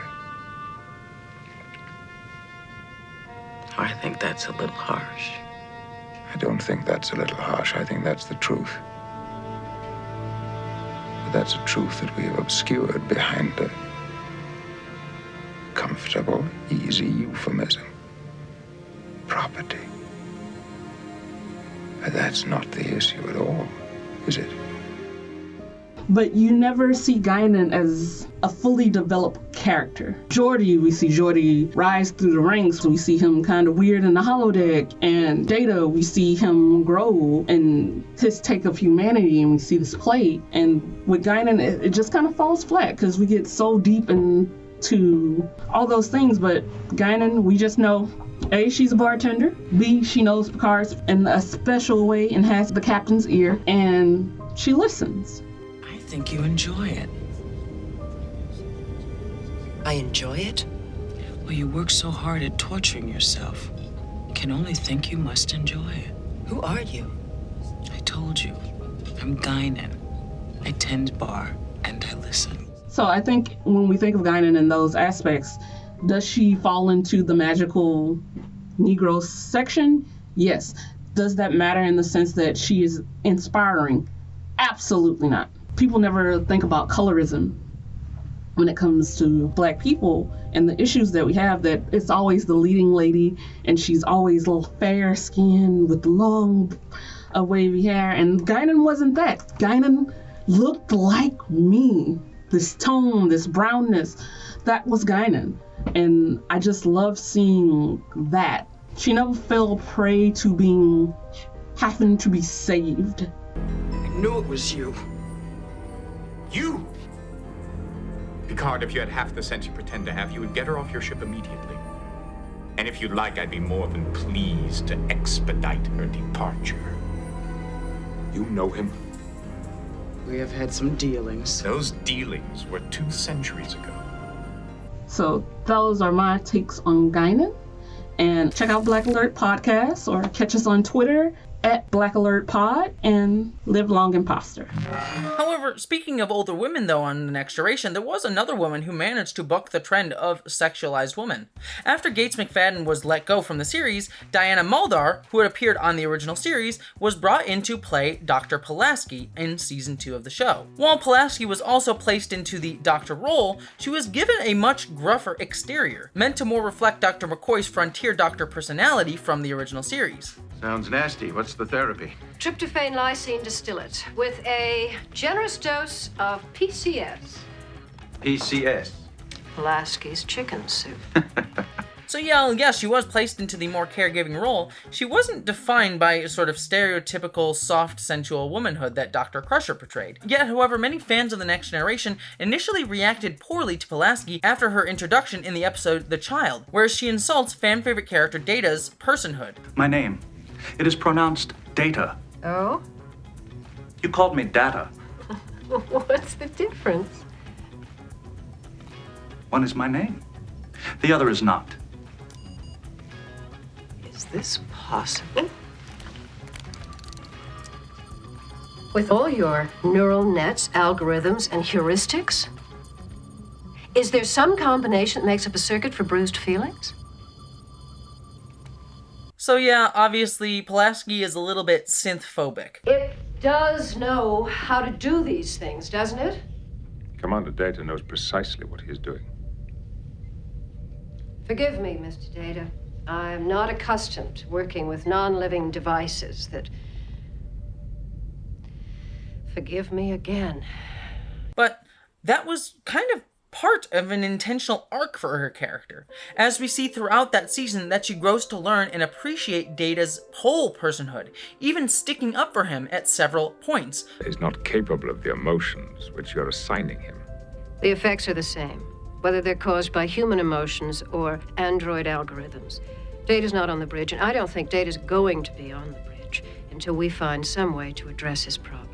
Finally coming to see him as a full person, despite the fact that she didn't really think that an android could be one at the beginning of the series. It honestly makes her one of the more fully fleshed out women characters in the entirety of Star Trek, despite the fact that she was only on the show for one season. Like I said, many people dislike Pulaski for this reason, but to me it makes her incredibly interesting as a character. Yet, even further, and I suspect partially because she was an older woman, she's also not defined as a sex object. In many cases, she's a doctor first and foremost, helping solve whatever medical mystery is going on the ship that week. But even better though, she's not sexless either. She's not seen as completely ignoring sex as many older women are often displayed, but nor is she like Lwaxana, whose sexuality was often seen as comical because of her age. In fact, we see that Pulaski has even had relationships with Riker's father at one point. And she's open about the fact that she, likes to fuck around and have a few sexual escapades. Kyle, I don't need to hear what you don't need to say. We could have been great together. Possibly. Is it true you got married? Again. And again. That makes you 3 for 3, doesn't it? I'm not complaining. Each was a good man, and we're all still good friends. Like us. Close, but different. Well, they were all a little more in touch with themselves. Ouch. Pulaski is getting some. Perhaps that's part of their charm, and why we find them so attractive. Particularly men like Commander Riker. And his father. And honestly, I gotta say, I love Pulaski, not just for this aspect, but in really all of her aspects. She's actually one of my favorite characters in The Next Generation, and especially one of my favorite women characters in The Next Generation. She's constantly shown to be intelligent, witty, and capable of growth. Doctor, you have a responsibility to this ship, I which also goes... have a responsibility to humanity. Starfleet guidelines about contact with quarantine vessels. You don't have to quote the rule book. She's honestly fantastic in my opinion, but sadly, for many in the fandom, especially at the time the show was airing, she never really recovered from her first bad impression that she made with fans, causing her to leave the show and for Gates McFadden to be brought back in for the show's third season. Well, it's nice to be together again. I was at Starfleet Medical for a year. I missed about 2 inches of him.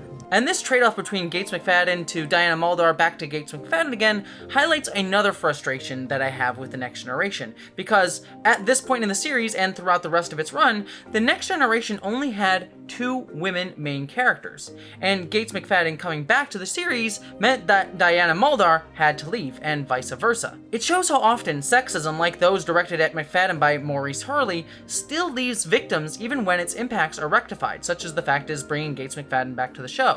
And how often it leads to women versus women, feeling like there can only be 1 or 2 women in a room, as opposed to the numerous men who get to exist behind the scenes and in front of it. While I don't necessarily think that Diana Muldaur and Gates McFadden sort of had this adversarial relationship to them, it kind of showcases the fact that many women often feel like there can only be a few of us in a room at a time, when in fact there should be multiple of us in a room at a time, at least as many as there are men in a series. And yet that never really happened on Next Generation, and especially at Hollywood at the time, and even still to this day. This limited number of places for women works to promote infighting amongst women, having women push each other down, even unintentionally, in order to get the limited seats. Instead of promoting solidarity amongst women, fighting to have an equal amount of seats for women overall, comparative to the men or other people in the room. Again, was this intentional by the staff of TNG? Probably not. But it's an ingrained dynamic not only in Hollywood, but many industries that sadly makes itself invisible by its ubiquitousness and resulting sense of seeming normalcy. Even further, it's also worth mentioning that Gates McFadden getting to come back to The Next Generation was only because Patrick Stewart, number one, fought for her to return, and also number two, that Maurice Hurley was no longer working on the show at that point. And even after she came back, Crusher also faced similar issues to the character of Troy, often only defined by sexual or romantic relationships throughout the show. Crusher got episodes like The Host, where she gets involved in a romantic relationship with an alien species known as the Trill, with her new Trill boyfriend being alluded to being very good in the sack. But it feels good to indulge yourself sometimes. I guess so. Especially when you haven't done so in a while. What is that supposed to mean? I don't think it's really a secret. It isn't? You've been glowing. Who she eventually learns has a symbiote inside of him that transfers from body to body when he dies, carrying his memories over to a new person. And she's shown to be deeply uncomfortable with the symbiote being temporarily placed into Riker's body, rightfully worrying about issues of Riker's consent in that situation, because clearly Riker was not someone who wanted to sleep with Crusher beforehand. At least he had never stated that he wanted to. But it's also worth mentioning that despite her uncomfortability with dating someone who looks like her coworker, the Trill continually pressures her, despite her trying to turn him down. Maybe you should have thought about that sooner. Maybe you should have told me what you were. It didn't seem to bother you to remain silent yesterday. It never occurred to me. This is what I am. Did you ever tell me that you were only a single being? Of course not. That was normal to you. I don't know who you are. You must understand. Whoever I seem to be, I am Odan, who loved you. That has not changed. I still love you. I can't help that. If this causes you pain. However, more disappointingly to me is that at the end of the episode, the symbiote is placed into a woman's body, and Crusher is shown to be completely thrown by this fact, as if people changing genders would be an entirely shocking and surprising one for her, despite this being the 24th century, and one would hope that gender issues would have been much more explored by then. Now, obviously, the show is reflecting the time period in which it was made, when trans issues were not so present of mind, but The Next Generation does try to reach for some sort of statement on LGBTQ issues within the episode, though not in the way you'd initially expect with our modern lens looking back at it. In fact, the episode ends with this speech. Perhaps it is a human failing, but we are not accustomed to these kinds of changes. I can't keep up. How long will you have this host? What would the next one be? I can't live with that kind of uncertainty.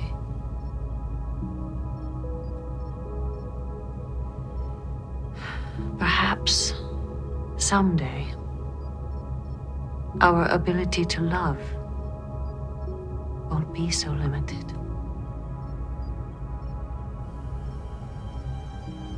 I understand. While textually Crusher's final speech in the episode is explicitly about her feeling uncomfortable with the weird alienness of all the stuff that she's had to deal with while dating a Trill, it's important to note that the episode is subtextually about these sort of relationship hangups that human people face in our everyday life. And so for the episode to end with Crusher being uncomfortable with dating a woman, and her saying that phrase comes across as kind of weird that even in the 24th century, there's still hang-ups about a woman dating a woman. Not to say that Crusher had to be bisexual by any means, but just that the wording of that scene feels like she and the writers are applying her hang-up about dating a woman to all of humanity at that point. It's implied that this discomfort that Crusher has isn't just her own discomfort, but is reflective of all humans of the 24th century, and one which she is just expressing at this time. And this is mildly weird in the episode, given that humans have been exploring the galaxy and meeting weird aliens and presumably sleeping with them for over 2 centuries at this point.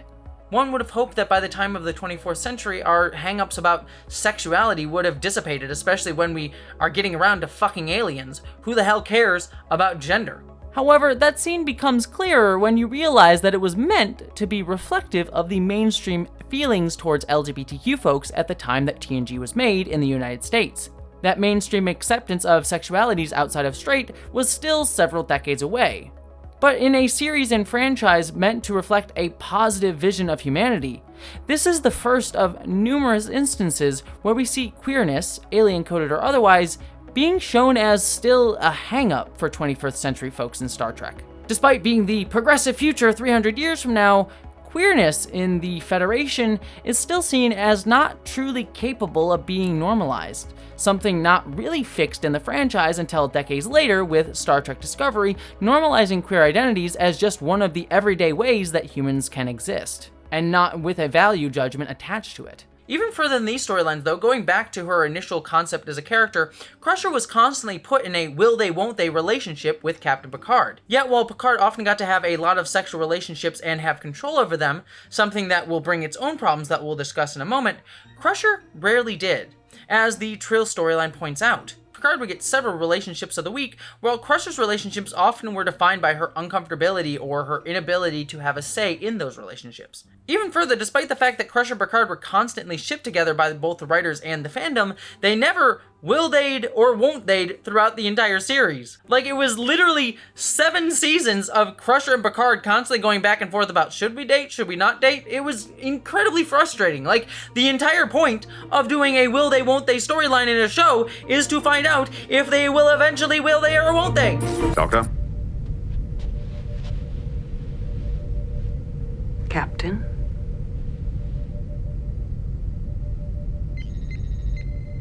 Course laid in, sir.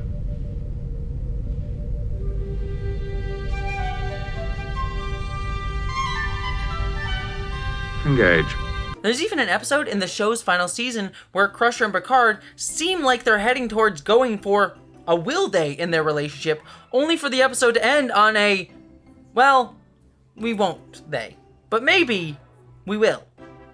Possibly one day. Now that we know how each of us feels, perhaps we should not be afraid to explore those feelings.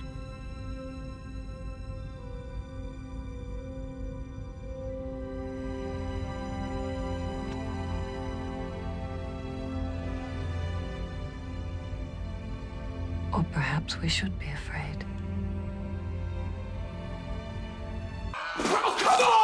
Honest to God, it's incredibly frustrating as a fan to watch these storylines because Patrick Stewart and Gates McFadden chemistry is so palpable, and you just want them to figure it the fuck out.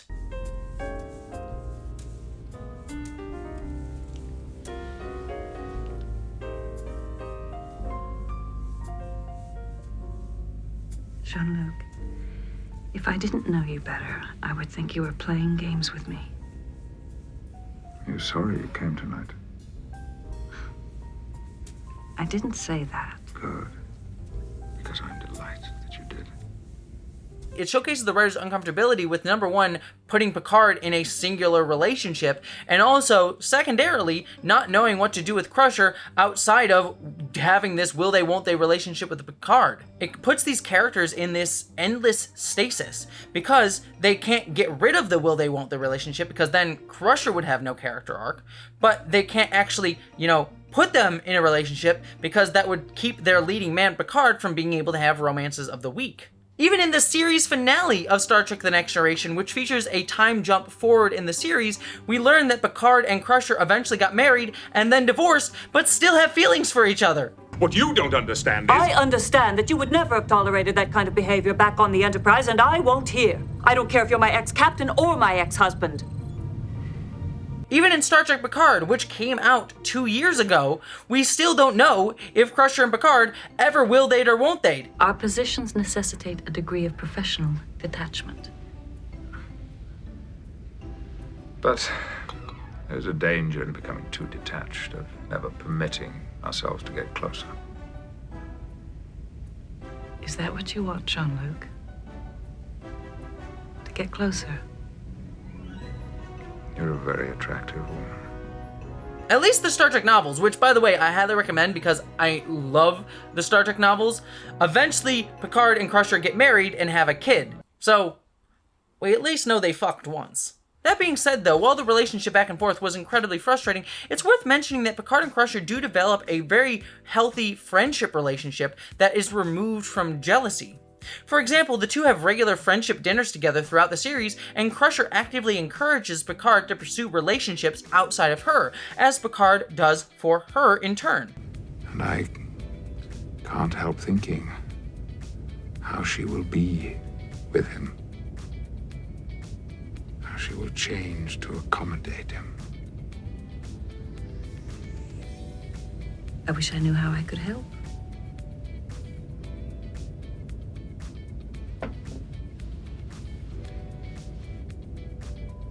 Perhaps I just needed a shoulder.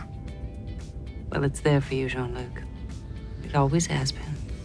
It's honestly a really healthy type of relationship to see a man and a woman in, especially in the 1980s. So there were positives to their sort of will they won't they type of relationship here, and I'm not just poo-pooing it altogether.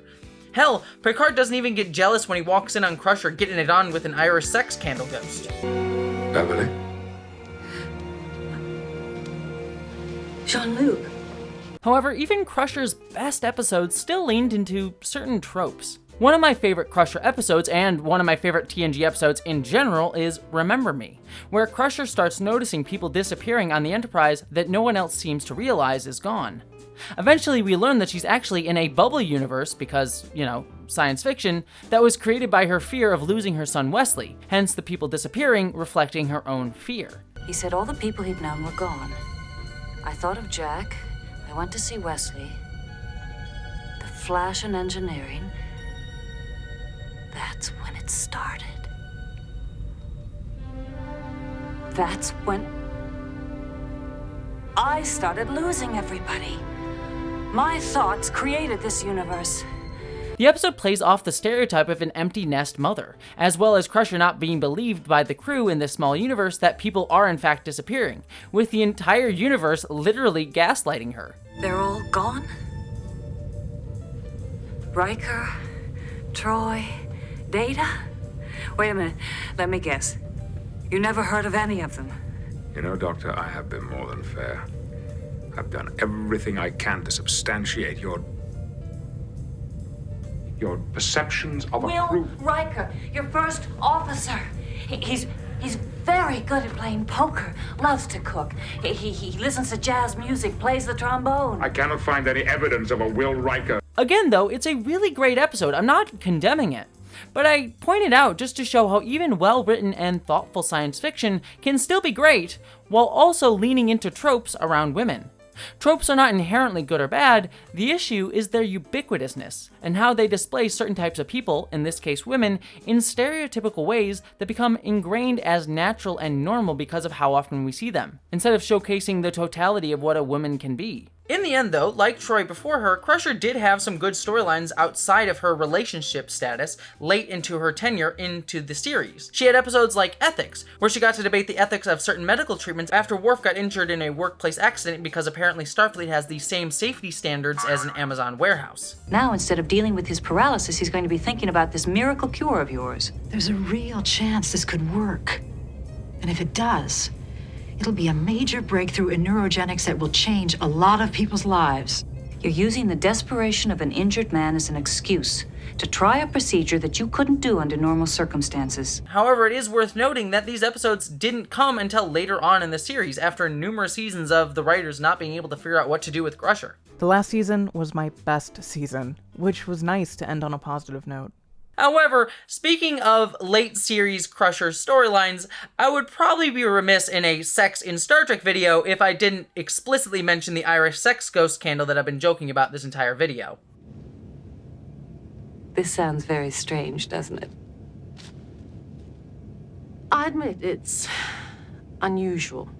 Yes, it's an actual thing in Star Trek. In an episode of Season 7, we learn that there is a sex ghost candle that is passed down in Crusher's family that basically just fucks the women in Crusher's family every night, making them live in wonderful orgasmic bliss. And you will feel love as you've never felt it before.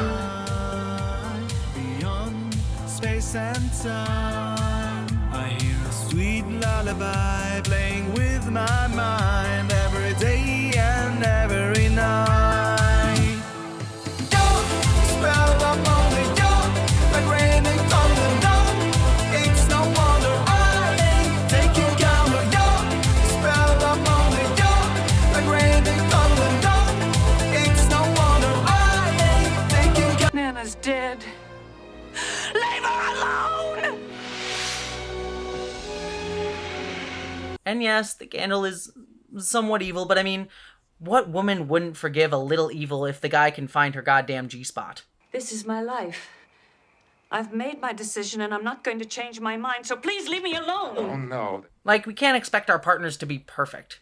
That being said, though, the wonderful Steve Shives did a whole video about that episode, so I'll have you go find his video if you want more about the lovely Sex Ghost Candle storyline. Yet, there were still some really good women characters on The Next Generation, because halfway through the series run, we got to meet the recurring character Ensign Ro, a badass Bajoran Starfleet officer who is often allowed to be headstrong, strong-willed, and not perfect, or demure like her other female counterparts. Yes, Ensign Laren, please sit down. Ensign Ro, sir.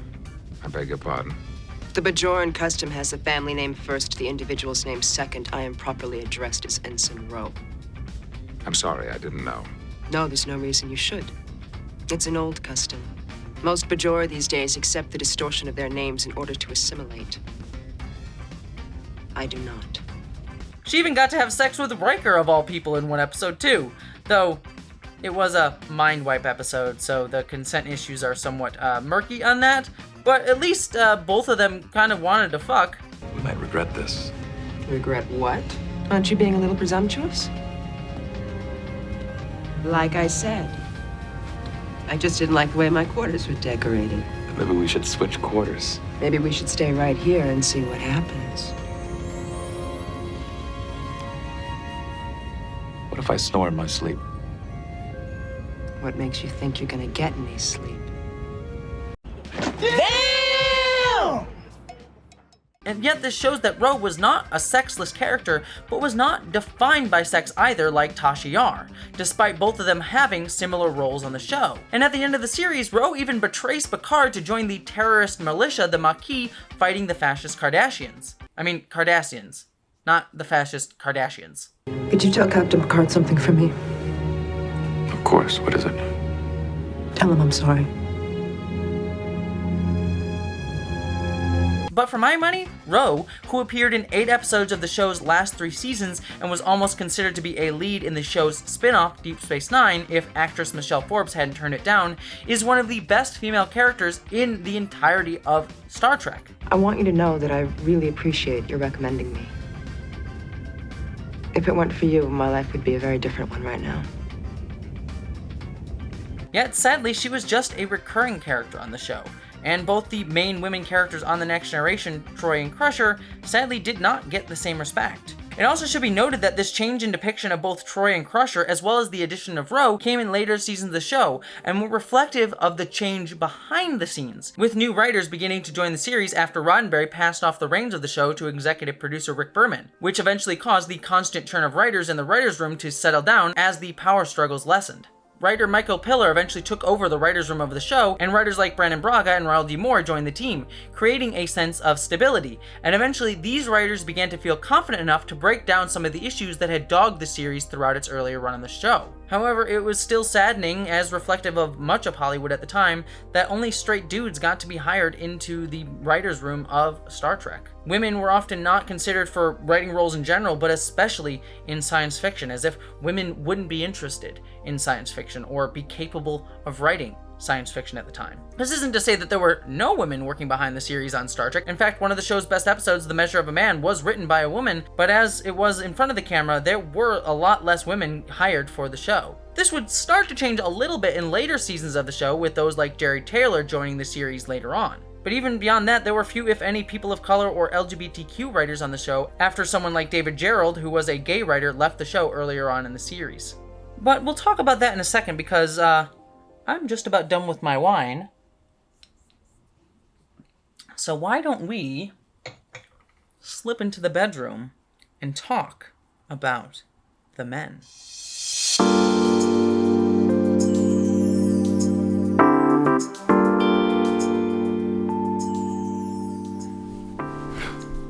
Oh, hello there. This bed is very, very comfortable. I'm sure we're gonna have a lot of fun time here, and I see you already have the Horgan ready, so it's almost time for us to Jahamarone.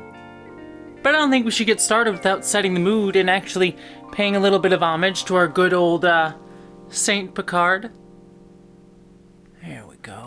Yeah, that's the perfect mood for us. Got our good old friend Patrick Stewart. But before you go grabbing the Jeffries lube, let's talk about the men of Next Generation. Ah, men, both my favorite and least favorite subject. Both at the same time. Though to be fair, I like many things at the same time. While the women were often solely defined by sex, the men of the Next Generation rarely were. Data, Riker, Worf, and Picard all had arcs that pushed beyond simply dealing with sex or relationships. Data was a Pinocchio-esque android looking to become human. Worf was a man stuck between two worlds, human and Klingon. Picard was a strong diplomat and captain who sometimes was a bit too aloof and straight-laced. Using the same strength you showed with Captain DeSoto, I would appreciate it if you could keep me from making an ass of myself with children. But that being said, men on the Next Generation certainly did have sex.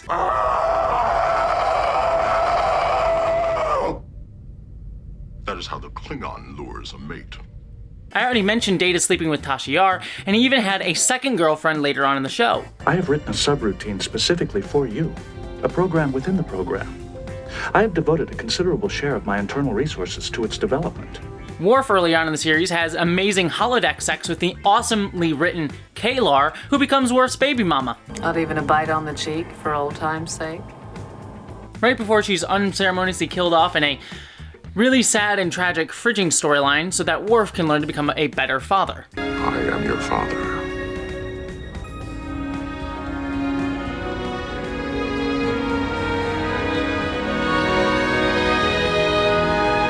Honestly, I'm kind of upset about that because Kalar is honestly one of the best Klingon characters ever written, and the fact that she was just killed off to further Worf's storyline is deeply frustrating. Aren't you going to greet me? I have nothing to say to you. Haven't changed a bit. Well, I missed you too. Until he abandons his son Alexander numerous times throughout the franchise. You call yourself my father, but you haven't tried to see me or talk to me in 5 years. I wasn't the kind of son you wanted, so you pretended that you had no son. Real great parenting, Worf. And there are numerous other instances of male characters just getting to have sex. But in all these instances, from Data to Geordi, male characters had much more agency in their sexual encounters than the women. That being said, there were some attempts to draw out issues of sexual agency in early episodes of The Next Generation, such as with the Season 1 episode Angel 1, where the crew encounters a matriarchal colony. Angel 1 has evolved into a constitutional oligarchy. It is governed by a parliamentary body consisting of 6 elected mistresses and headed by a female they refer to as the Elected One. It sounds like my own planet. Klingons appreciate strong women. Riker is objectified and certainly belittled and seen as a sex object throughout the episode. I gotta say, it's kind of sexy. Thank you, Lieutenant. Actually, it feels quite comfortable. An interesting jab at the idea of the patriarchy and the sexual objectification of women in our society today. I knew you were bright enough to understand. See, women by our very nature want only what is best for their men. Men are not objects to be possessed, Mistress Beata. Of course they're not. Especially with the fact that they used Riker for this storyline, because up until this point, as we'll talk about later, Riker had been seen as the most openly sexual character on the show. You attract me like no man ever has. It's not my function to seduce or be seduced by the leader of another world. It's not the reason. No, it's not. But will you still respect me in the morning? I hope so. However, the problem with the episode Angel 1 just seems to be that it's just saying, but what if men face sexism? Mild shock. Without really delving into any nuance of what or how sexism actually displays itself. And the Odin survivors did not initiate the waves of dissent that are rippling through your planet. Their presence here merely reinforced the change in attitudes between men and women. It's more of a kind of, what if we did it to men? It doesn't really have anything to say about sexist societies and the inherent power dynamics therein. Though we do get Riker in this outfit, so I guess it was worth it. Yet while Riker was certainly placed in these sexual situations, there was some resistance to making Picard, the captain, a ladies' man like Captain Kirk before him. While Picard's biggest romance was with Beverly Crusher, due to the writers never wanting to will they or won't they their story, it was never consummated, at least as far as we know, leading Picard in early seasons to be pretty sexless, to be honest with you. All the other men on the Enterprise were around getting fucked, and Picard just had to sit there giving Shakespearean speeches. Ad klaxon ris blash blanarnik karnik. Oh, hot. Want to touch the hiney. And playing detective on the holodeck, because I guess if you're not getting any, you're gonna play video games. Honestly, video games have nothing to do with sex, and that trope is stupid. That being said, Picard did play a lot of video games. I actually saw automobiles. But this sexlessness for the character apparently deeply frustrated actor Patrick Stewart. I mean, he was the leading man on a TV series, damn it. He should get some fucking done. The trouble with this show is the captain doesn't get to fight and fuck enough. That's what it needs more of. It doesn't need this kind of, am I getting too old for the job? The line must be drawn here, this far and no further. I will make them pay for not letting me fuck. But Patrick Stewart was frustrated that as the leading man, all he had gotten for the most part in the series at that point was references to long-lost lovers like Philippa Louvroy in the episode Measure of a Man. It brings a sense of order and stability to my universe to know that you're still a pompous ass. And a damn sexy man. Or his teenage lover in We'll Always Have Paris. It's not how I imagined seeing you again. Or are you? You've done well. A great starship on the far reaches of the galaxy. It's everything you'd hoped. Not exactly. Nothing works just as you hope. So as a result, writer Ira Stephen Bear, who would later go on to showrun Deep Space Nine, wrote the episode Captain's Holiday, in which Picard goes on a grand adventure with a new love interest, Vash, who Picard finally got to fuck. We don't get along. We're not getting along. I didn't say that. No. If you want to believe that we're not getting along, that's all right with me. It's just...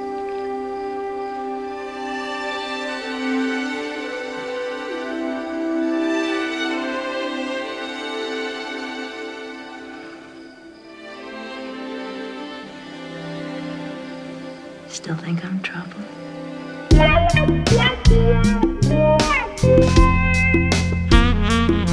In fact, the actors got so into the fucking in that episode that apparently Vash actress Jennifer Hattrick and Patrick Stewart even got engaged for a short period of time after that, though they sadly never tied the knot, leaving Stewart sexily single at the time.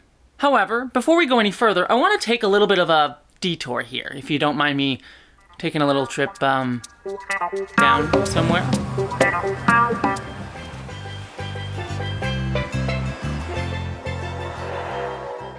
Hey, welcome. I told you we were traveling. What did you think I meant? I beamed us all the way to the famous beaches of Risa. Listen to the waves and the sights and sounds around you. It's just so wonderful just being here with you. Look, alright, you don't have to look at me like a Cardassian views unclaimed territory, alright? I know that this isn't actually a beach. I'm a poor YouTuber and I'm filming in the middle of winter in Seattle, so it's cold and I'm not going outside. The last time I filmed at a beach, I got a literal sinus infection for a week, so this is what you're getting. You're getting a backdrop. We don't live in a post-money society yet. But I did want to come here to Risa, the sexual pleasure planet depicted in the episode Captain's Holiday, because it brings up an interesting issue present throughout Star Trek, especially in the episodes that feature Risa, the idea of sexual tourism. Because you see, while Risa is seen in several other Star Trek shows later down the line after its first appearance in The Next Generation as an all-around vacation destination, it's also shown to be a spot known for people to come to in the Star Trek galaxy to specifically get laid. Well, supposedly Risa's very cosmopolitan. There are species visiting from all over. Malcolm and I plan to, broaden our cultural horizons. Is that all you two think about? Well, how we choose to relax is our own business. In fact, a ton of Star Trek characters come to Risa specifically to get fucked. While, as we've spoken about, Riker jokingly tries to get Picard laid with a Horgan in the episode Captain's Holiday, we also see Riker visit the planet in the episode The Game specifically to have sex. However, in future Star Trek series after The Next Generation, we also see characters like Quark, Bashir, Lita, and even my gal Koshi all come to Risa specifically to either have sex or at least have sex during the episode in which they visit Risa. Hell, we even learned that fuckboy Curzon Dax literally got fucked to death on Risa. We had a wonderful time together. Until I killed him. Killed him? Death by Jamaharan. I suppose there are worse ways to go. Trust me, he died happy. And that's not even to mention my boys Trip and Reed from Star Trek Enterprise visit Risa to cruise around and pick up chicks, and then had their money stolen from them in a mildly transphobic storyline. Now, she's interesting. I don't think she's the right pronoun. But if you think it's worth the risk... I don't know, maybe I should have brought my scanner with me. Thank you.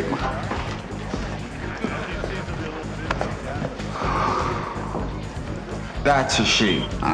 But beside the point, and this attitude around Risa reflects a very real dynamic in our real world today, of people flying to other countries with the intent to get down and dirty. And it raises some specific questions, namely around how one of the central issues surrounding sexual tourism, the transactional nature of it with people doing it for money, is no longer an issue in the Star Trek future where money no longer exists, at least within the Federation where Risa is. The economics of the future is somewhat different. You see, money doesn't exist in the 24th century. No money? You mean you don't get paid?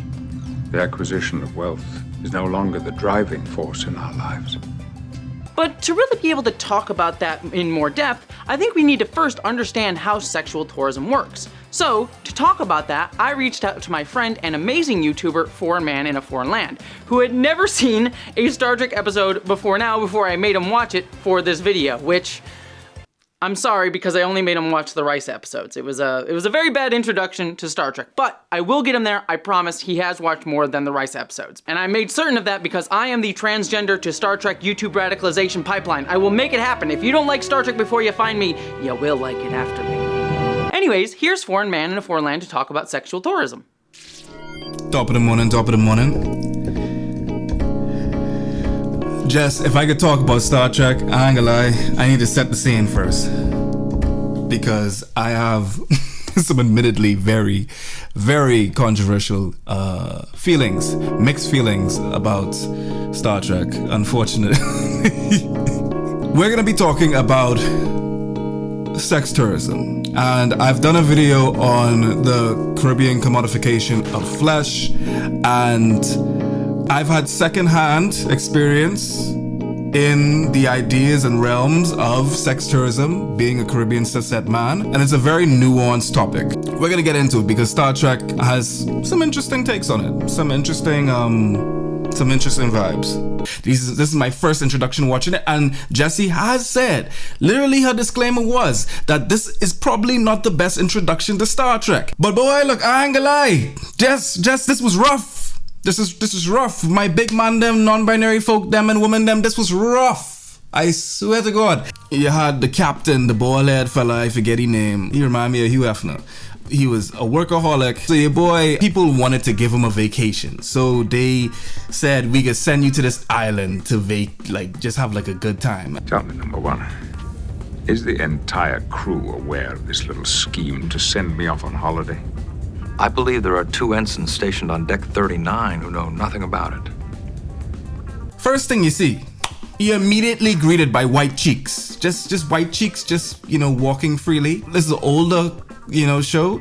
So I was actually surprised to just see, such abundant, generous offering of white cheeks, just like straight off the jump, we barely been watching the show. I was like, alright, that's what we doing today. Then I saw this dude, and I was taken aback because I wasn't expecting this. Like I said, I've never watched Star Trek, and you know, he got a nutsack for a face. Like, no sensor. Like, this man literally have a nutsack for a face. I don't know how to address this because, like, I don't want to come off crude and you know, like, but I was just like, raw, like, what is going on? Yeah, you had your boy walking around looking like mango elbow cleavage for a little while, and then they talk about this horny gun. It, like, I believe is a play on being horny. So they're talking about, okay, like, if you're horny, you know, you're holeless, and gals can flock to you. What's this? It's a Horgon, a Risian fertility symbol. Displaying one to the locals indicates you're seeking Jamaharo. What's Jamaharo? I'll show you later. Oh. You get like this shot of the whole bald-head man just being harassed almost. To him, it's harassment. To these women, it's obviously maybe work. Like, it seemed like it was their nature to come to him and serve him in some way, shape, or form, offer them their bodies. I really hadn't thought that far ahead. Then may I suggest a swim followed by a massage? Some other time, perhaps. I don't understand. You say you wish to be alone, yet you carry the Horgon. Well, I just purchased it. Why? Are you implying this has some special meaning? The Horgon is the Risian symbol of sexuality. To own one is to call forth its powers. To display it is to announce you are seeking Jamaharon. And that was interesting. It was interesting that this was a planet, you know, a land that the bald-headed man went all the way to in order to relax. And the vacation was also synonymous with sex tourism. So Risa, I believe it's called, is supposed to be this sex paradise. And it's pretty apparent that it's supposed to be this place where people can indulge in their sexuality. And it became more so apparent in He Who Is Without Sin. Before they even got there, like, the mood was, you know, inherently sexual. But the quote that stood out to me the most was the woman straight off the bat said, "What is ours is yours." And they're, of course, talking about their body. You seek Jamaharon. I seek whatever you got. All that is ours is yours.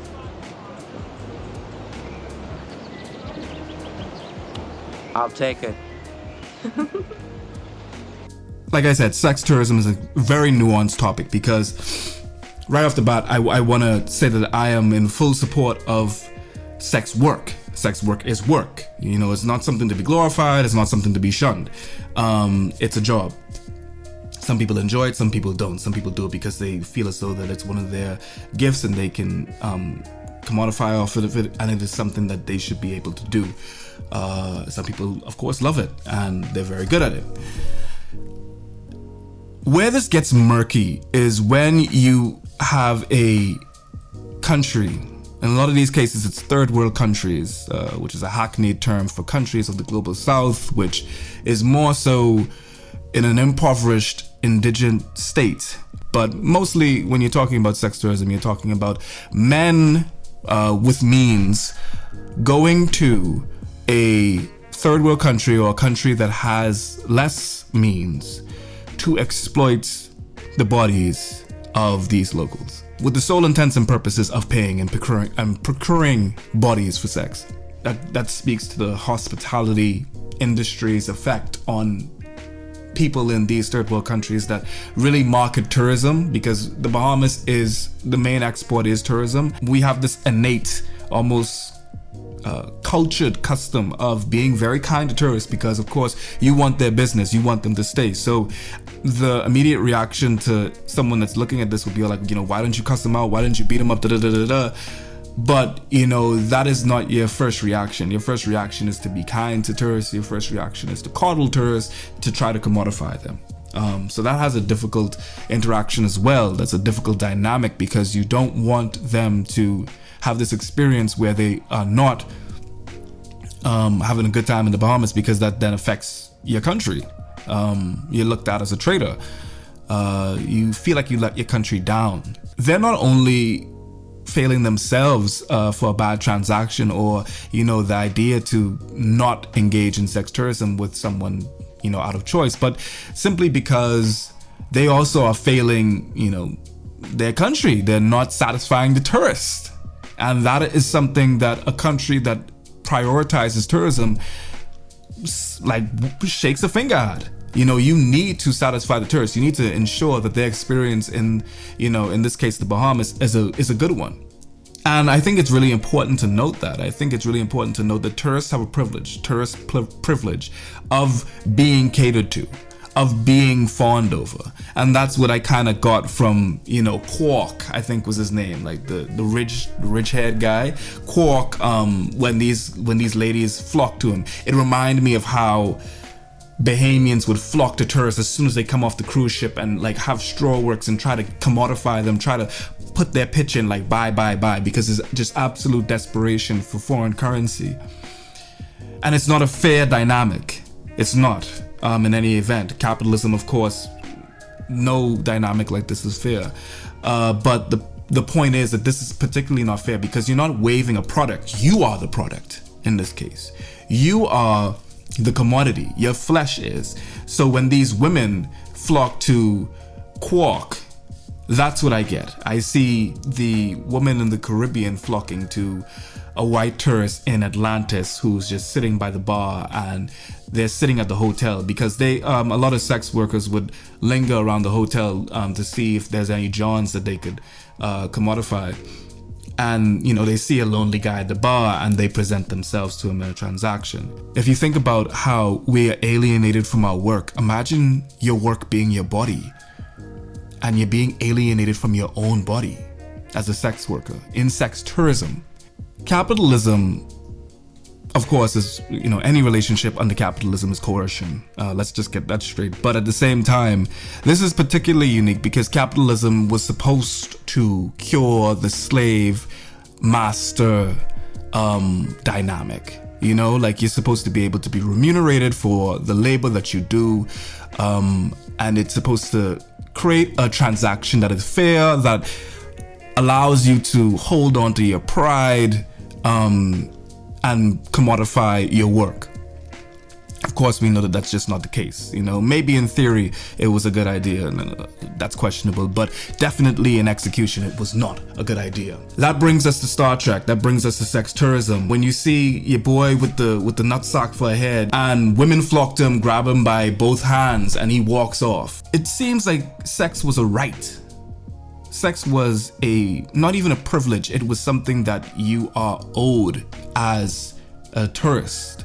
If you come here as a foreigner or as a tourist, you will be able to procure a body for sex. Just hold the horny gun and we will know, we will flock to you. It very much gave me, PTSD to white tourists coming to the Bahamas or Caribbean countries in procurement of sex. The difficulties that I have with sex tourism is essentially that these people do not have the means, so the dynamic will never be fair. It already isn't fair because it's capitalism, but when it's something so intimate as your body and you do not have the means to be in an equal relationship with your client, it takes away that pride. It takes away the dignity that you're supposed to get with capitalism that you don't get anyway, but you really don't get it in sex tourism because it is just such a difficult and arduous interaction, transactional interaction. They really don't have a choice in these regards. It's a very difficult and despondent situation. These Western men often make remarks about how these women can be sponsored by these men in a very sexual way, like findom almost, like financial dominion over these locals in these third world countries. They have this fetishization aspect where they will flaunt money, or they say, I could take you away from all this. In a lot of cases, they are treated very crudely. Trigger warning, but I recall a conversation with a sex worker. I believe that she was a stripper, and she talked about a client that she had that literally, one of the things that they enjoyed doing was shoving dollar bills and other things, you know, inside her.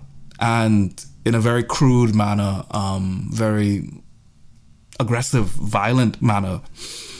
And she would do it because she was just that desperate for that foreign currency. They are dependent upon this transaction, and they will do almost anything for this transaction because of the propoundment that this tourist has more money than your average local. Therefore, you know, they're good for it. Let them do whatever they want to me. A sex worker in the Caribbean that does not have the means of upkeeping themselves, probably indigent, probably homeless, probably underfed, malnourished, and desperate, absolutely down bad for this transaction. This man, you know, God forbid that it's an abusive, violent, deviant man that wants to do things to you that you don't want to be done. You're that hungry, you're that starving, you're that insecure for housing and financial means. You're going to do it. You're going to do it. And there's nothing that is making certain that he upkeeps his end of the bargain. That this sex tourist follows through with his transaction. You know, what exactly protection do you have if the fella says, you know, no, I don't want to pay up front, I'll pay afterwards? What could you say? Just say no? Okay, so that's your room for the night. That might be the only roof that you have over your head. What exactly do you have? That's the reality of sex tourism that I believe that those who glorify it definitely don't necessarily take into account. A lot of people talk about sex tourism in a romantic way. From the tourist point of view, especially, you go to the Philippines, or Thailand, and you have a jolly old time. You come back refreshed, and you can get back to your work, just like the bald-head man in Star Trek. But nobody talks about the insecurity, the violence, the indignification that these sex workers have, these locals have in their own home. Where they do not have the same privilege as the tourist does in their own country. So, in regards to Star Trek, I'm not sure if the intention was for it to come across as sex being a right for tourists of Risa. If it was supposed to be this oasis of sex for all races, it seems. It does seem like all races, I believe that maybe all genders can engage in this. I didn't necessarily see much queerness representation in it, but I'd love to know what exactly was the messaging and the intention of Risa. What did it act as a mechanism, as a destination? What was its plot device in this story? You know, how exactly does Risa function in the Star Trek universe? Is it supposed to be this other destination where people are inherently sexual? People are so sexual that they give their bodies up to tourists? Is it bestowed upon locals? Are they just that sexually active with other locals, or just tourists? Is there an upholding of the tourists? Or is it something else? That's the question that I had from it. As a very, like I said, ignorant, non-Trekkie foreign man in a foreign land. Thank you so much. This is Foreign Man in a Foreign Land, signing out. No, thank you, Foreign. And I just want to say first off, before we do a little bit more analysis around this, Foreign describing Ferengi as a brownish dude with a nutsack for a chin is probably the best description of Ferengi ever. I must have that woman. I'm fairly certain Roddenberry would approve. But after listening to Foreign Man's description of sexual tourism, I want to add a little bit that I came to understand while listening to his discussion around what sexual tourism is in real life versus how it appears in Star Trek. As I listened to Foreign, I came to realize that Risa in Star Trek comes across as the fetishized, romanticized, and limited version of sexual availability in Caribbean cultures that comes from an American tourist looking at so-called third world countries. To get at what I mean by that, we need to think about not just how Risa is depicted within the show Star Trek, but who decided to create it and what perspective they decided to create Risa within. You see, the predominant storytelling forces behind the creation of Risa, Gene Roddenberry, Ira Steven Behr, and Rick Berman, were all men from the United States. And as a result of that perspective, they only truly got to see sex tourism and Caribbean culture through the lens of an external viewpoint looking in at those cultures. Yet, as Foreign described, because they were tourists, these men would only see people in these cultures being ready and willing to engage in sexual tourism for them because these people were trying to be hospitable once they reached their country. They wouldn't see the darker aspects of it or the aspects of sexual tourism specific to those who were from those countries. As a result, when trying to depict Risa and women being ready and willing to be open with their bodies to tourist men like Picard or Quark in Deep Space Nine evoke what many men with means would view these countries as if they visited the Caribbean specifically looking for sex like the characters do in Risa. What about that one? Now I know you've been cooped up on a starship for too long. No, what's wrong with her? Well, nothing, I suppose. I just wouldn't know which eyes to look into. That sex in these countries is openly and freely given, and that the people engaging in sexual tourism, both those coming to seek it and both those giving it, are just doing so because they have a willingness to engage in sex. But in a world like Star Trek, where the Federation has moved past the need for money, this sexual openness displayed by the Risan women could be taken at face value. Because we literally know within the Star Trek universe that Risan women don't have any other desires to have sex outside of just enjoying sex, and don't seem to care who they have sex with as long as that person has a, quote, horny gun, as Foreign called it, which signaled that they are consenting to sexual acts and being approached for sex. But the way that Risan culture is depicted in Star Trek is showing it at face value that these people want sex and that they care about consent. And all of that's great.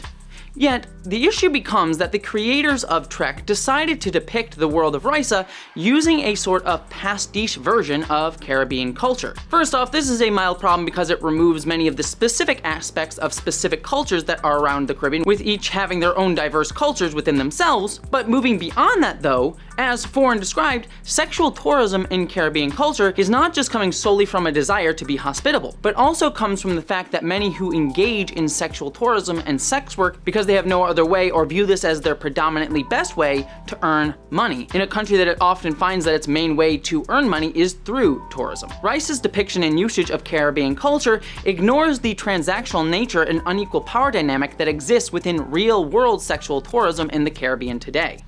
As a result, Risa seems to be taking the fetishized view of Caribbean culture, which is filtered through the limited perspective of the white American men of means who wrote the episode, and extrapolating it out as if that fetishized version of that culture would become the norm in the future, without realizing that in a future without money, without the need to enter into sex work for financial gain, that this willingness to have sex with every tourist who visits this Caribbean-like planet might not actually exist, at least on the same level as it's depicted in the show. All of this comes from the fact that these countries in real life were impoverished under colonialism and now being taken advantage of by people from countries that have much more money, typically former or current colonialist countries, visiting these places to spend their money with people who need that money. This isn't to say that there wouldn't be, as there are now, people who would willingly enter into sex work because they like it, but the coercive nature under capitalist pressures that force many people into sex work would not exist in the Star Trek world. So, for the writers like Roddenberry, Behr, and Berman to use Caribbean culture to code an entire planet of people as willing to give their bodies up for sex to tourists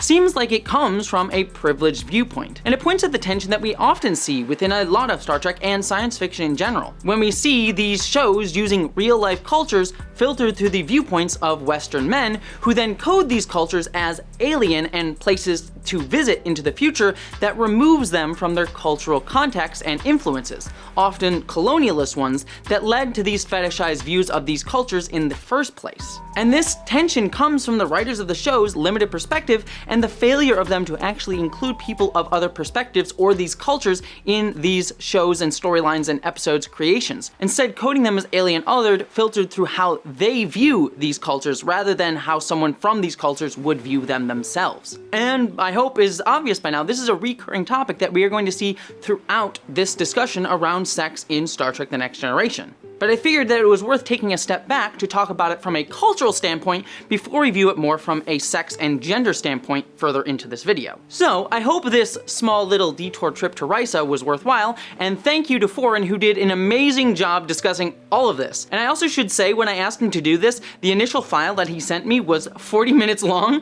that I just cut down to what you have seen already, and he spoke a ton more about how men from the Caribbean also engage in sexual tourism or feel forced to engage in sexual tourism, as well as his own personal experiences with that. But it fell a little bit outside of this video's prerogative, so if you want to see all of that, I actually put the full unedited video up for my patrons on Patreon. And it's honestly really amazing, and I really love Foreign's thoughts, so if you want to check that out, go to my Patreon to see that. But regardless, even if you don't do that, all of you should 100% go to Foreign's channel and give him a huge subscribe, or at the very least, check out his other videos on sexual tourism, or the one that he did on gender that my face also contributed to. But with that being said, let's head back to the bedroom to continue to talk more about the men of Star Trek. But getting back to Picard, after his fling with Vosh, Picard did get to have a few more terse throughout his time on Trek, such as with Anij in the movie Star Trek Insurrection, or with Vosh coming back in the episode Cupid. Bring back any memories? Vosh, how did you get in here? And speaking of Q, I would be remiss if I didn't mention the Loki-esque omnipotent Q's constant romantic tension with Picard throughout the series. I can't even imagine what it must be like to fuck Q. That would be, oh. Red alert. John Delancey's charisma alone just gets me to take my clothes off. Hell, I am a huge Data and Picard shipper, and I'll leave my dick hard fanfiction for another video, but even I want to see Q and Picard fuck. I mean, how could you not want these two to fuck? They clearly do. Do we need to play these games? Can we just kill the flame? Do we even know what we want? While our thoughts remain the same. If you say you're fine, then I'll be okay. Maybe if you say you're Morning, darling. fine. Okay, yes, let's pause here. I know you're all thinking out there, yes, ha, Jessie, you made a music video where it's very clear that Q wants to fuck Picard, ha. Oh, actually, you're really far away there. Let's meet up on Patrick Stewart's chest hair, shall we? Yes, anyways, now that we're here, as I was saying, yes, some of you out there are going, yes, very funny, ha, Picard and Q are gay. We know that you're a shipper, of course you're going to see them that way, but that's not really a big deal. That's not actually what the writers intended. Well, you may say that, but you know who agrees with me about Picard and Q being gay? Patrick Stewart himself. Some people have thought Q was gay. I did. Again, I would say this was an impression given to you entirely by the quality of the performances, rather than by anything that was deliberately placed in the script. John, whose work was brilliant on this show, had kind of a boldness to him, a way of looking at Picard that was provocative. And yes, there was the scene in the bed, although we didn't make that up. That was written, so we've got to commend the writers for that. Then, of course, there's the theory, which I've always found interesting, that Q is simply the other aspect of Picard. That notion was always attractive to me. If Q is the freed nature of Picard, and Q might be gay, is there some possibility Picard is repressing homoerotic parts of himself? It's certainly possible. Picard had plenty of affairs and relationships. Have you ever heard of Kirk-Spock fiction? No. It's a genre that's been going on for years, ever since the original series. It imagines a passionate romance between Kirk and Spock. Oh, yes, I have heard of this. I don't have much of an opinion, but from the little I know about these two characters, it would seem like there might be an intense attraction of opposites in that relationship. I have seen several homoerotic drawings of some characters in the Next Generation. I've seen the good Captain with Riker and Data. The drawings showed them together in shower scenes. There wasn't any kissing or touching, but they were clearly erotic drawings. They were all shown naked and in kind of erotic postures. Not only does Patrick Stewart in that old interview from 1995 say that the gay subtext between Q and Picard came from how good their performances were, not only does he say that John Delancey is so fucking provocative that he gives all the gay vibes with his performance, and not only does he point to this very scene right here as a particular highlight of all of that with all of its chest hair as evidence, and not only did he say that Picard maybe had even more sex with men than just Q, he also said that he himself, Patrick Stewart, has looked at gay Picard fan art.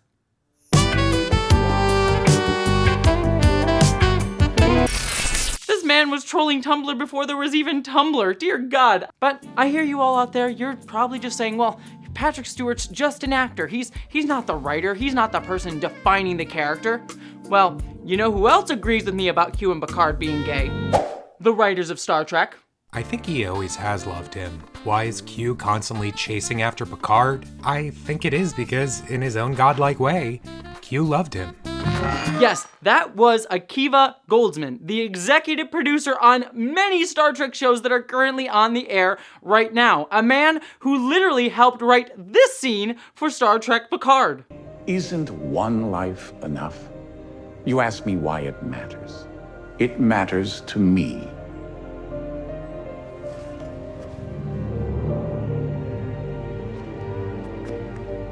You matter to me.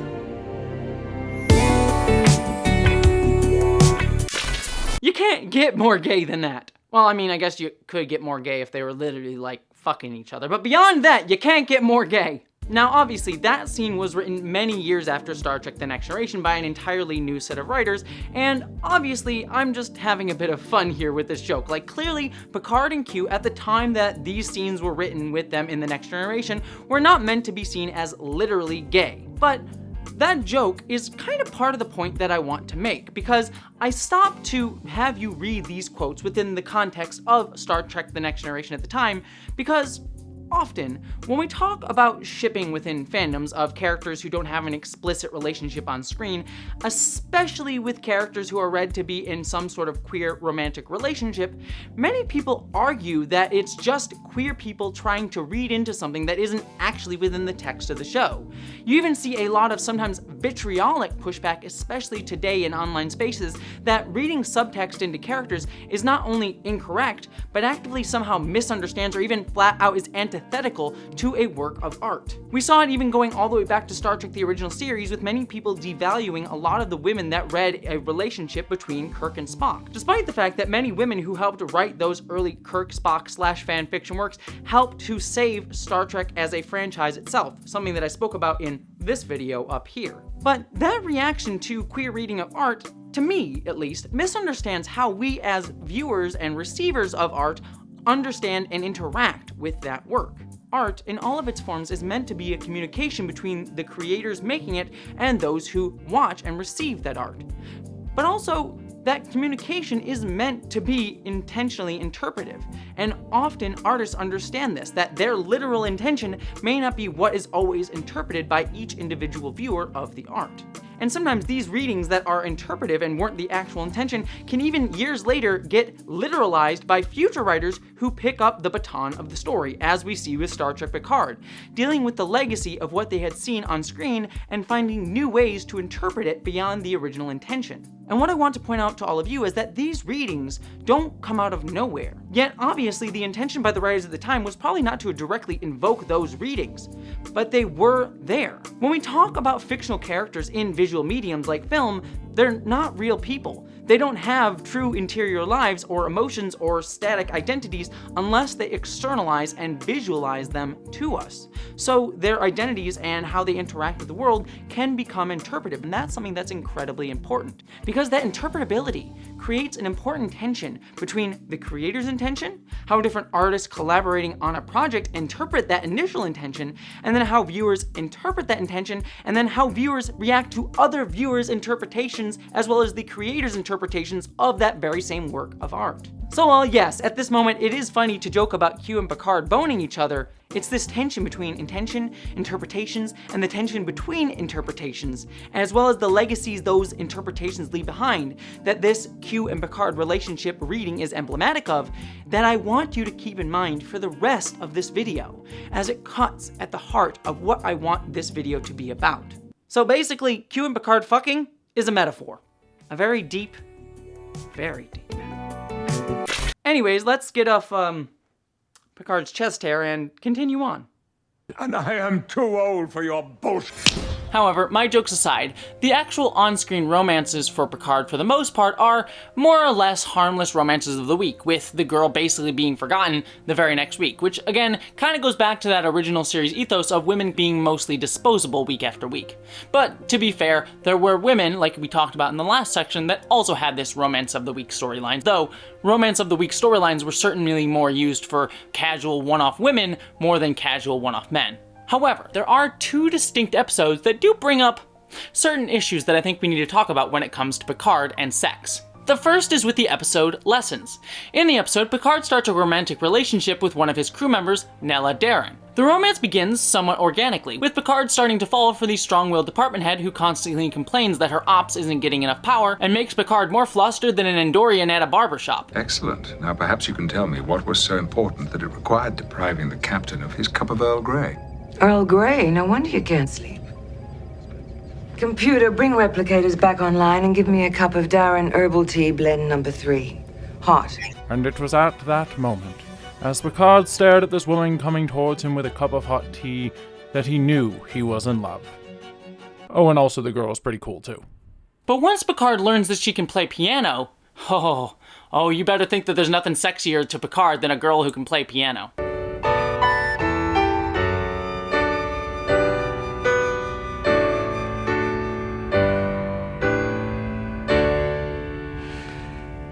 You're definitely better than you think.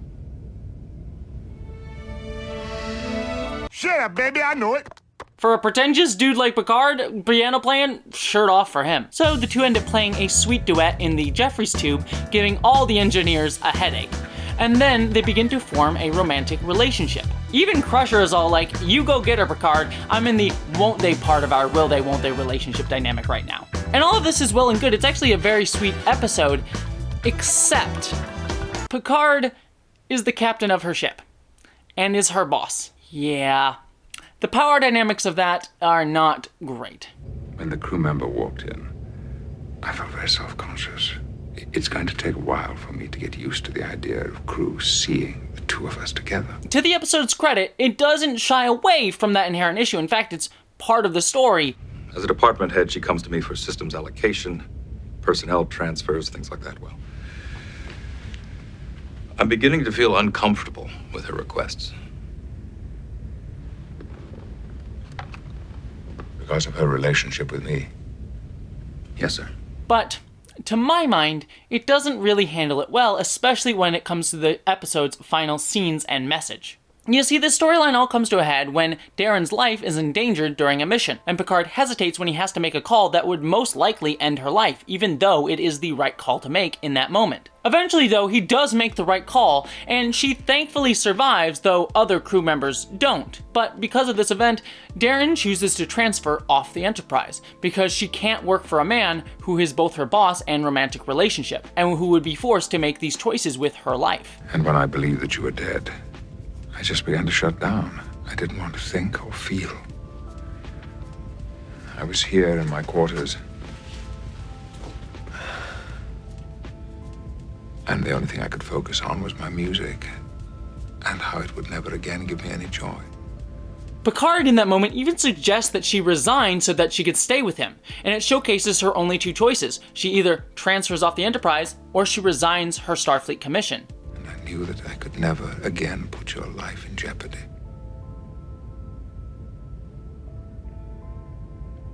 If I stayed here, you might have to. You could always resign your commission. Stay here with me.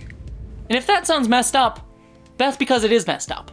You see, it's made very clear in the episode that her getting the job on the Enterprise was her dream, and so was being in Starfleet. I can't believe I'm gonna get the chance to study the firestorms on Bersalis. Apparently they're generated by particle emissions from the Bersalan sun. She either has to transfer off the Enterprise, which was her dream being on the flagship, or she has to quit Starfleet, which is, her job. And so it was on Picard to not get involved with her and place her in this exact situation. I mean, hell, I know in the episode it's made very clear that Darren was into being in a relationship with Picard, but how do you turn down your boss who holds your dream job in his hands? Is it even possible to consent in that situation? The power dynamic is just incredibly inappropriate.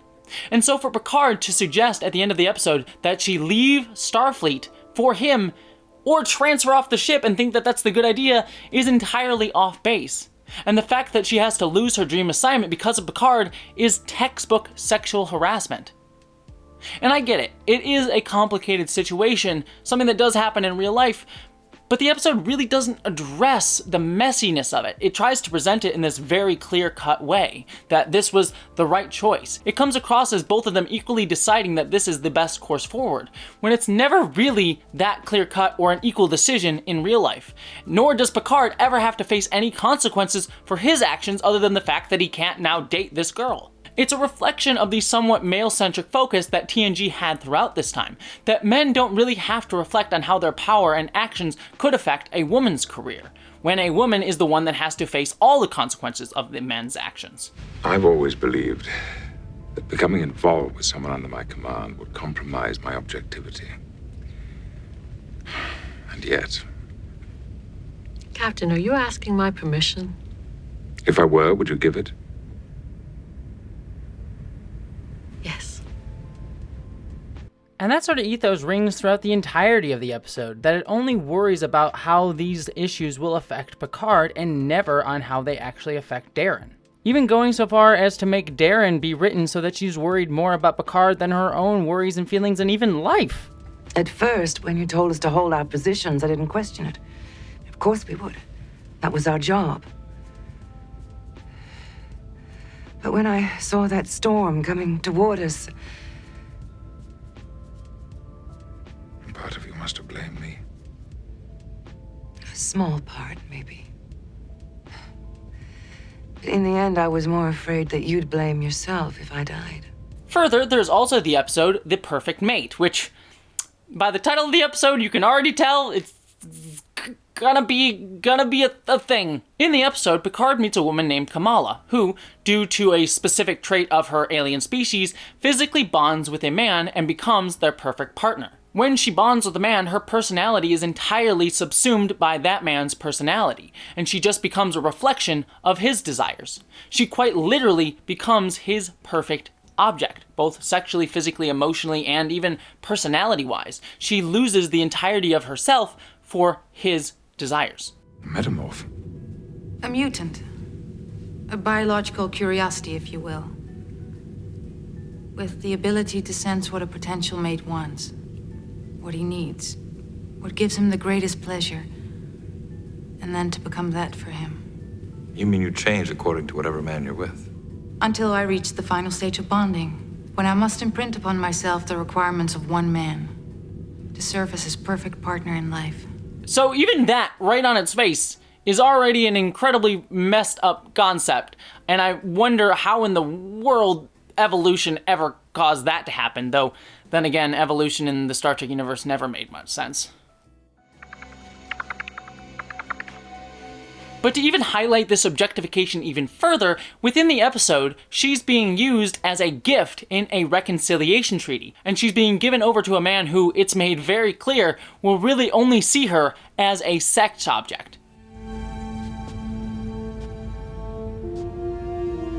This has been very educational, but I make it a policy never to open another man's gift. I know my role in history, Commander. So yeah, within this episode of Star Trek, she's quite literally treated as a sex doll through weird alien female hypnosis sex stuff. It's an incredibly fucked up storyline. But at least Dr. Crusher knows what's up. I'm surprised at you. She knows exactly what she's doing. She has been conditioned since the day she was born to believe it's perfectly acceptable to exist only to please men. But she was born to do this. And bred by those people to seal a treaty with the seductive coup de grace. All right, fine, good. Let's throw the Prime Directive to the winds. Let's detain her here against her will. Let's destroy any chance of peace between these worlds. Let's interfere in their society, their customs. That slave trader who calls himself an ambassador, he has her confined to her quarters. She is a virtual prisoner in there. I didn't know that. Well, it is your ship. Maybe there are a few things you should find out about. Hell yes, Dr. Crusher, calling it like it is. Now, while this situation is entirely messed up, there is a kernel of a good storyline in here that touches upon a lot of nuanced and complicated topics. First off, there's how women often feel the pressure to act for the desires of men around them because they've been led their entire lives to see themselves as objects for men's desires rather than people with their own autonomy. We see Kamala masking her personality all the time around other men for their enjoyment. I just want to have a good time like anybody else. Come on down to deck 7. We'll show you a good time. Get rid of the android. We'll have some fun. Is there a problem here? No, sir. No problem. Tell him, lady. Thank you, Lieutenant. The crowd seemed a bit too ebullient for comfort. Perhaps you would enjoy a nice, quiet visit to the Arboretum.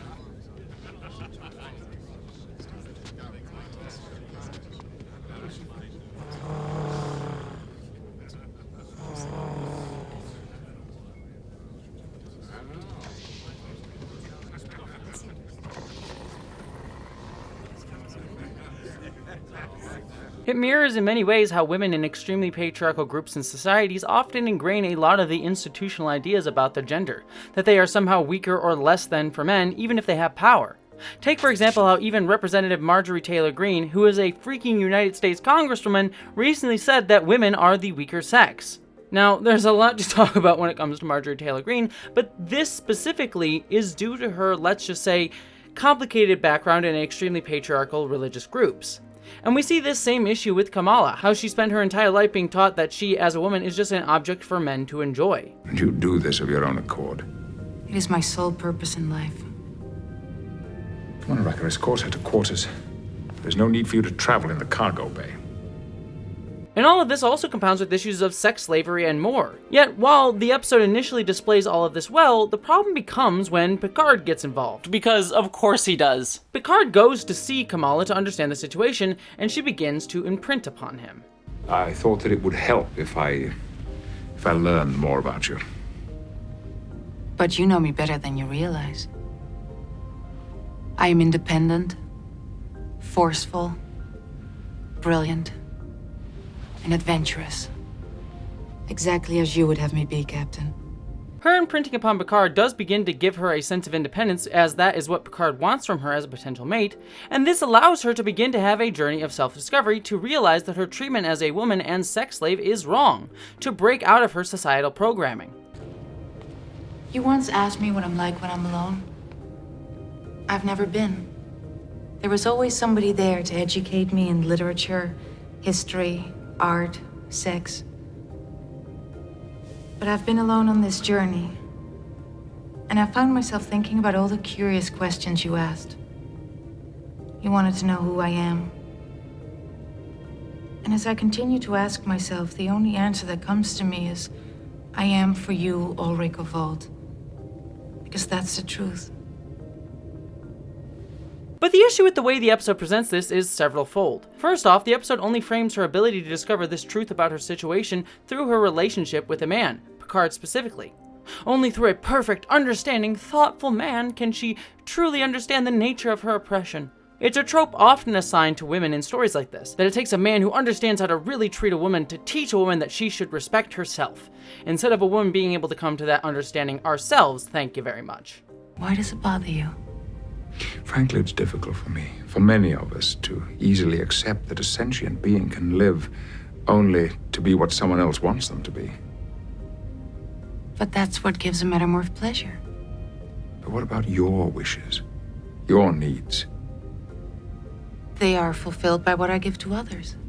But what about when there are no others? When you're alone? Secondly, though, Picard himself complicates this because he becomes interested in her. While her imprinting upon him allows her more self-independence, she still is unable to consent to Picard's presence or influence. He should have never placed himself or her into the situation knowing that. Yet Picard constantly visits her, and while he tries to turn it down, he still becomes infatuated. Yet, like in the episode Lessons, where Deanna Troi literally gave Picard permission to pursue a relationship with a subordinate, the writers sidestep all of these issues by putting lines in the mouth of the woman character to assuage the ethical issues with Picard's involvement with a woman that he never should have had in the first place. Well, have I not done everything possible to discourage this? Maybe that's the perfect way to attract a metamorph. I don't want to use you as Elemento. But you're not other men. You can never use me. And because he, quote, can't do anything to save her because of the Prime Directive, it makes him feel very sad. Her entire existence has been orchestrated for this moment, and she intends to go through with it. To help her people end the war. And you're saying there's nothing you can do about it? It isn't that simple. Aw, it's a little sad, Picard. But that's the issue. The episode, like Lessons before it, only focuses on Picard's emotions rather than the woman who has to face the brunt of the consequences. The episode painstakingly takes efforts for us to sympathize with Picard's emotions in the situation, even having close-ups on his face several times in a scene where Kamala is getting married off to the dude, all simply over the fact that he will lose access to the ability to date a woman that he's interested in, rather than giving us a chance to really understand Kamala's own feelings on the matter. You can't go through with the ceremony. Would you ask me to stay? And ask two armies to keep fighting? Having bonded with you, I've learned the meaning of duty. He'll never know. I'm still empathic. I will be able to please him. In the end, the climax of the episode is that Kamala makes the first active choice of her life. She chooses to imprint upon Picard rather than her intended mate without her intended mate knowing about it. But in reality, she's sentenced to a lifetime of being the sex slave of a man who believes she will do everything for him because she's psychically forced to, while she pines after Picard inside for the rest of her life.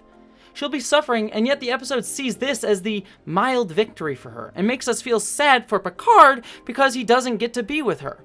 Yet Picard ultimately did nothing to save her from this fate because something Prime Directive. She gets sex trafficked on Picard's ship, Picard influences her to discover herself, then he does nothing to help her in the end, and yet her having a mild bit of agency that will make her internally miserable for the rest of her life is framed as the only positive outcome that could have happened to her in this situation. To the next generation, the victory for women is getting to have just a modicum of agency in what man they love, regardless of how horrifying it makes their circumstances. But, the real tragedy is that a guy doesn't get to be with the girl he wants. Poor Picard. You see, in both of these episodes that I've been talking about, the positive outcome is that Picard gets to have had time with the girl, and Picard himself never really has to deal with the consequences, while both women have to deal with the consequences of Picard having been interested in both of them. Picard gets to jump off to the next planet next week, while both women have to linger around and deal with the ramifications of Picard's actions, for better or for worse. Also, it's worth mentioning that that episode ends on like a weird note of apparently old folks can't want sex. So tossing some ageism too in there, I guess?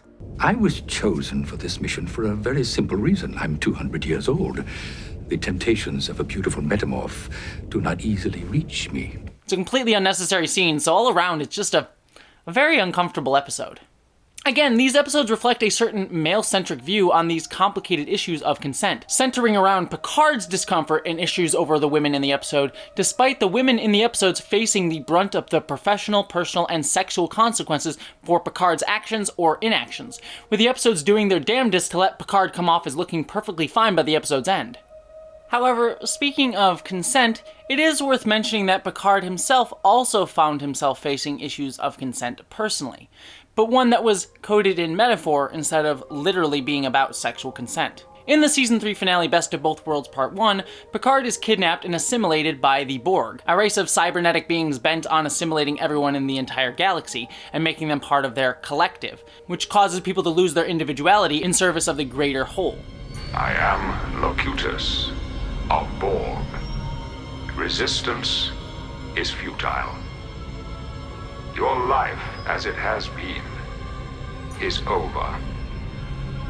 From this time forward, you will service us. And Picard becomes Locutus in one of the most shocking season finales of all time. In fact, the episode ends on a banger of a cliffhanger that I'm sure was agonizing for people to wait 2 months for to see the end of. Mr. Worf. Fire. But for which I just got to watch the next episode when I saw it because I got to see it well after it came out, so lucky me.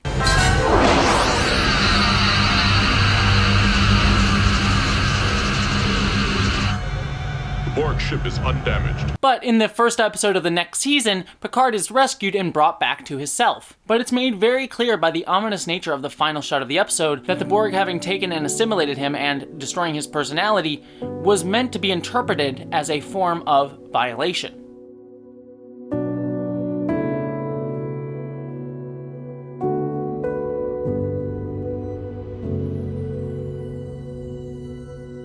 In fact, Picard's trauma at this is one of the few times in the entire series that a character experienced long-term trauma across multiple episodes. Because in the follow-up episode, Picard goes and visits his family's vineyard, and Patrick Stewart gives one of his most moving performances in the entire series, demonstrating how badly the Borg's violation of him has affected him. He used me to kill and to destroy, and I couldn't stop them. I should have been able to stop them.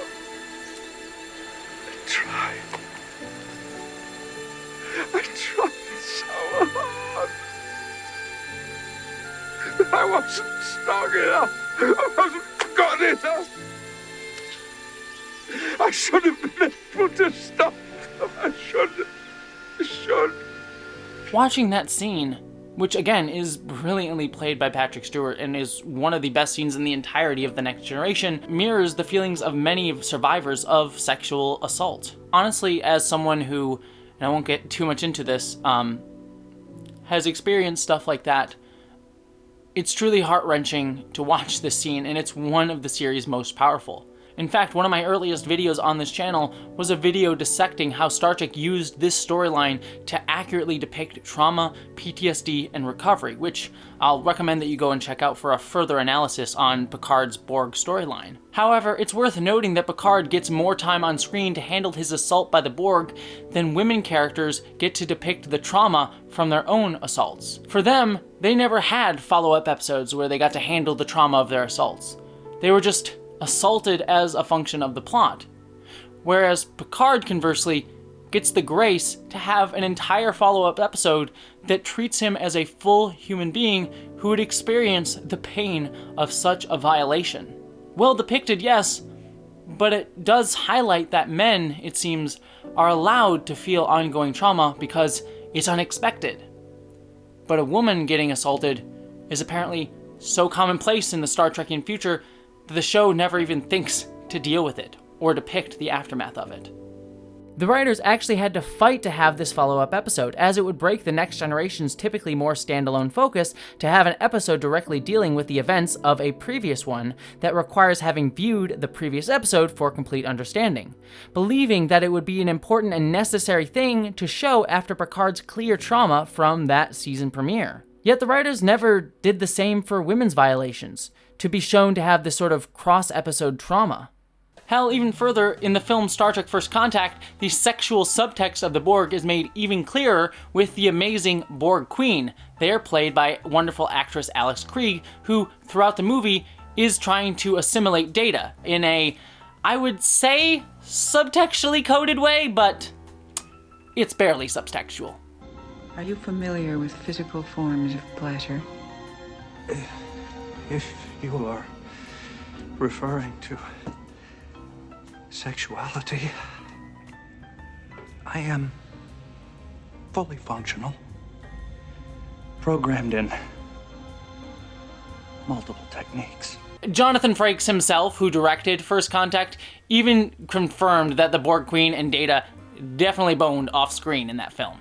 Her spine alone, I'm sure, went places on Data. It's very clear that the Borg are undoubtedly coded in sexual ways. All of this leads to assimilation being clearly often coded as a form of sexual intercourse, one which is often forced upon others against their will and shown as predatory. Even further, with the Borg Queen being shown as a beguiling feminine woman, she starts to play a sort of femme fatale role.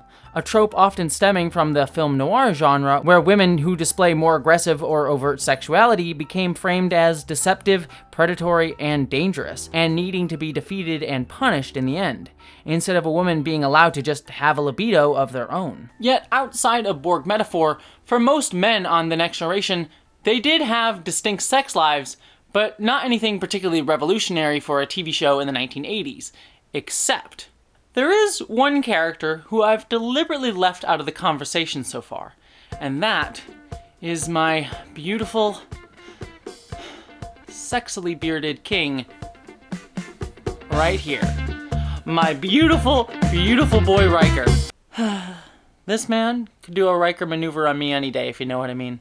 Riker was initially based on the character of Captain Decker from Star Trek The Motion Picture, a character who, as we discussed in the last video, literally fucked a computer probe to sentience. Even beyond Decker though, Riker is also based on another important Star Trek character, Captain Kirk himself. You see, Picard, as the captain of the Next Generation, was meant to be a new form of captain, one who was more dealing with treaties and liaisons and stayed on the bridge, whereas Riker, as the first officer, got to go down to the planets and punch people and fuck all the women like Captain Kirk did before him. As such, Riker was not only meant to be the take-action type of leader, but was also placed into numerous romances of the week throughout the series, like Kirk before him. It should go very nicely with that bottle of wine I happen to know you brought with you. This is sounding better all the time. And as you know, I provide the most memorable desserts. My favorite part of dinner. I'll be in my bunk. Yet the fact that Riker got to fight and fuck isn't what makes him so unique and special. You see, what sets my boy Riker apart, and the reason I'm so excited to talk about him beyond his, beautiful beard, is because to this day, he is probably one of the most sex-positive characters ever to grace television. Throughout the series, Riker is often seen to be completely willing to engage in sex, even outside of romantic situations. For example, in the opening of the episode The Game, we see Riker visiting planet Risa and just having a little tryst with a woman that he met on the planet. Go get it. I don't believe you did that. Believe it.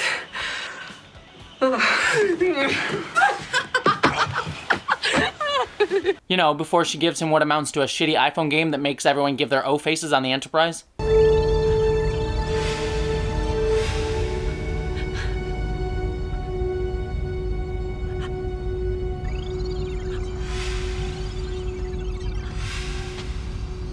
Mom?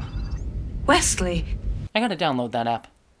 For no reason. Even further, Riker constantly hits on a ton of women throughout the series, and yet he never is seen to be kind of rude or crude about it. He just happens to be very affable and fun.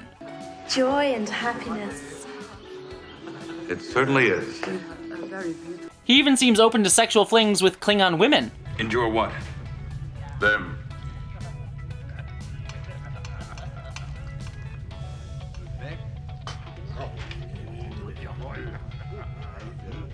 One or both?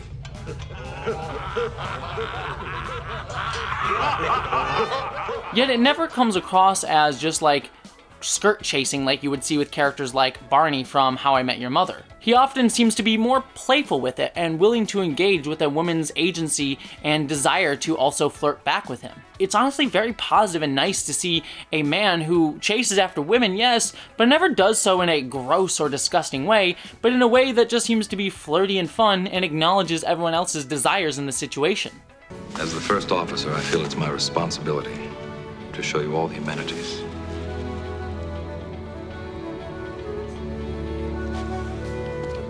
Not only that, Riker apparently loves his kinky porn. And I mean, really kinky. He's literally watching Hollow Harp kink porn at the start of the episode Haven.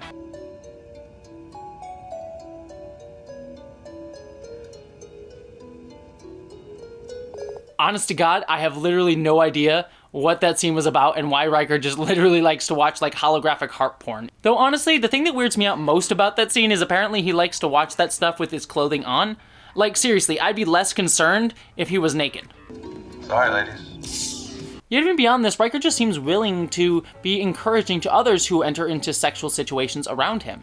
He smiles happily when Crusher gets laid and when Picard gets a kiss from a holodeck woman in the episode The Big Goodbye. He helps Guinan teach Wesley how to flirt. To hope is to recognize the possibility. I had only dreams. Dreams can be dangerous. Not these dreams. I dream of a galaxy where your eyes are the stars and the universe worships the night. Careful. Putting me on a pedestal so high you may not be able to reach me. Then I'll learn how to fly. You are the heart in my day and the soul in my night. I don't think this is my style. Shut up, kid. Tell me more about my eyes. He even helps Data when the android needs coaching on how to start a relationship. When it really works between two people, it's not like anything you've ever experienced. The rewards are far greater than simple friendship. How far, sir? That's what I'm hoping you're going to find out. Though one of my favorite bits, though, is in the episode Captain's Holiday, where he asks Picard to get him a souvenir from the planet Risa. In fact, he specifically asks him to buy a Horgan, like we have back there. You want me to bring you back a souvenir? It's called a Horgon. I don't think you'll have any trouble finding one. Consider it done. Which Picard later learns is actually there to signal that someone seeks Jamaharon. To display it is to announce you are seeking Jamaharon. Riker. Do you seek Jamaharon? I don't even know what it means. The Horgon is for a friend. I see. Someone close to you. That's right. Someone you love. I wouldn't go that far. Yeah, Riker literally sets Picard up to get laid. So Picard meeting Vash, I like to say is thanks to Riker. He's gonna have a great time. Now, yes, it is worth saying that you could probably read that sequence as Riker not really acknowledging Picard's desires in that situation, but I also think that he also knew that Picard is a little bit uptight and might need a little bit of help getting, a chance to relax on the planet Risa, so I kind of read it as actually a caring thing and not like a creepy thing. Though I certainly understand if people have a problem with Riker setting up Picard to display that he would want to have sex. It's certainly not a completely 100% ethical thing to do, but for my mind, I think it's actually kind of sweet and funny and endearing for Riker to have done that. But also, Riker isn't just some sexual horn dog. It's actually shown throughout the series that he has a deep respect for issues of consent in sexual situations. What do you mean? Do you not like girls?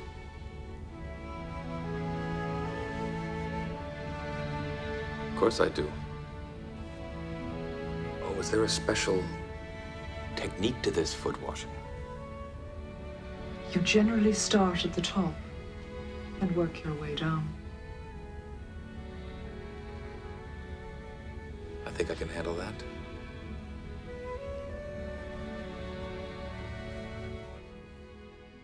He's also, for the most part, not even a jealous person when it comes to sex. Throughout the series, like Picard and Crusher, Riker is shown to have an on-again, off-again relationship with Deanna Troi, who he eventually marries in the film Star Trek Nemesis in 2001. Their ongoing relationship was based off of the same type of relationship that we saw between the characters of Decker and Ilia from Star Trek The Motion Picture, as that movie was originally going to be the series Star Trek Phase 2, and from which a lot of the ideas for The Next Generation were pulled from. Throughout the series, Riker and Troi are shown to have had a deeply passionate relationship before the start of the series. Do you remember what I taught you, Imzadi? Can you still sense my thoughts? A pleasure, Commander. Likewise, Counselor. Have the two of you met before? We have, sir. However, it's also shown that they still have deep feelings for each other despite the fact that Riker chose to pursue his career over his relationship with Troi. And one would naturally assume that this would lead Riker to become jealous of Troi in other relationships. Yet, in an early episode of Season 3, the aforementioned episode The Price, when Troy's current fuckboy tries to make Riker jealous of his relationship with Troi, Riker just seems to be happy that Troi is getting some. If you can bring happiness into Deanna's life, nothing would please me more. You know, you're really not such a bad sword, Rawl. Except you don't have any values beyond the value of today's bid, that is. Deanna is just the woman to bring some meaning to your sorry existence, if you're smart enough to take it. I doubt that you are. To the last mile. Pow.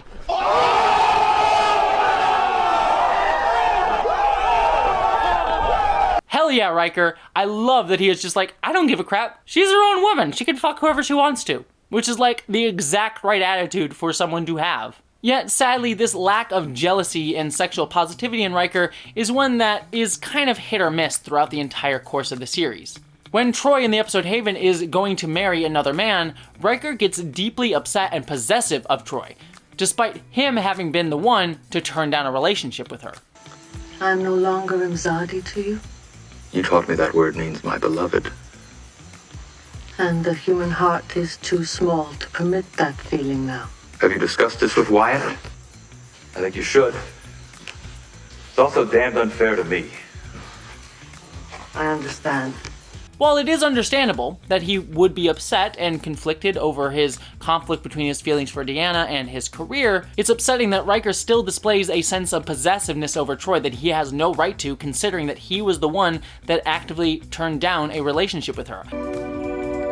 Bill, more than anything in the world, anything, you want to be a starship captain, true? That's not all I want, Deanna. I can feel that. I know you care within those limits. And even regardless, he doesn't own Troy. She can choose to do whatever she wants. But it's by no means a coincidence that this episode was made in season 1 of the show. The season ran directly by Gene Roddenberry, who, as we spoke about, often reflected these views of women as sexual objects for men. Riker may have developed into one of the most sexually positive characters on the show, but his initial impetuses are still rooted in the problems of the creator. A problem rooted in the initial pitch of the series that must be reacted against or leaned into. Even further, in scenes like this, the show itself is reinforcing this idea that men are less able to separate sex from emotion. I should have realized. Humans, young human males particularly, have difficulty separating platonic love and physical love.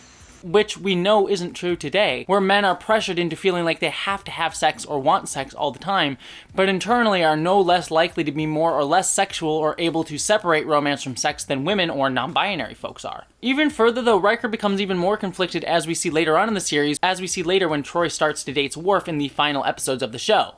You were the reason that he and Deanna never got together. I never did anything to stand in his way. Didn't you, Will? Did I? I didn't want to admit that it was over. I always thought that we would get together again. And then she was gone. But, I choose to forget the entirety of the Worf-Troy relationship because the show and franchise certainly does by the time the movies roll around and Worf jumps over to Deep Space Nine. In fact, the only reference we get to the Worf and Troy relationship after that point is Worf getting very, very drunk at Riker and Troy's wedding in Star Trek Nemesis. Worf? Are you alright? Romulan ale should be illegal. It is. But as I mentioned, Riker continued to evolve into something more mature later on in the series. In the episode Second Chances, we discover Riker, years before the start of the show, was actually duplicated into 2 versions of himself by a transporter malfunction. One version of him got beamed off the planet and lived his life and became the William Riker that we know at the start of the series, and the other was trapped and left alone on the planet for years. How that version of Riker didn't go crazy, I have no idea. Probably there was a lot of masturbation. But this other Riker, who becomes known as Thomas Riker, sees how the Riker that we have come to know has followed his career over his relationship with Troy. As a result, Thomas realizes what he had lost with his relationship with Diana and begins to pursue her. I knew his career was taking him away from me, but I didn't want to believe it was over.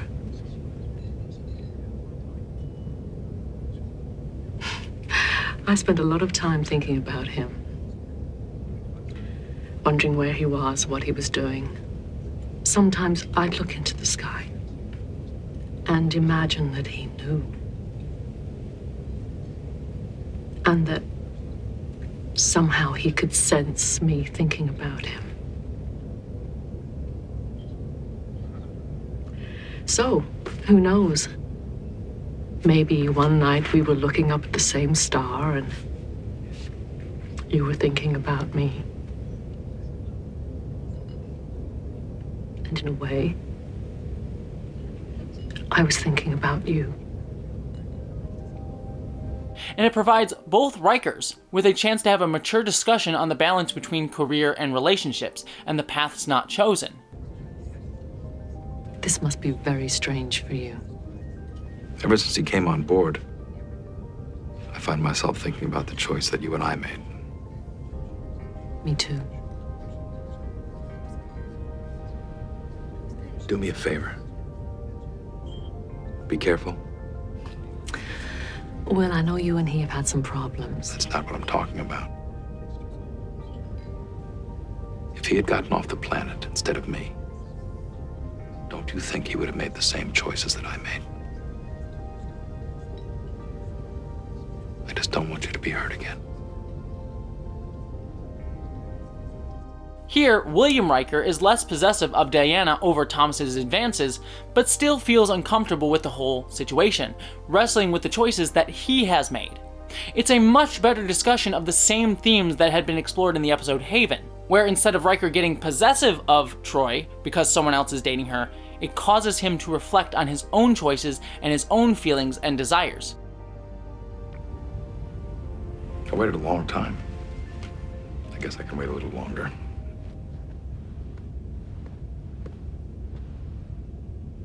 Take care of her.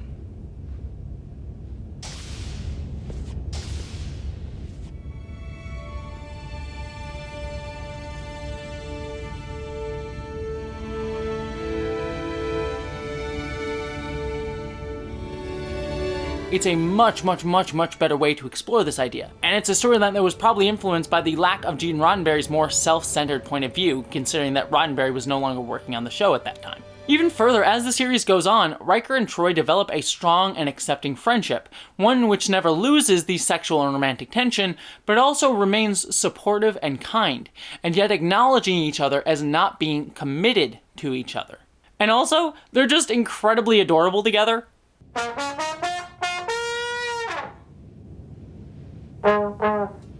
Is that supposed to be a question?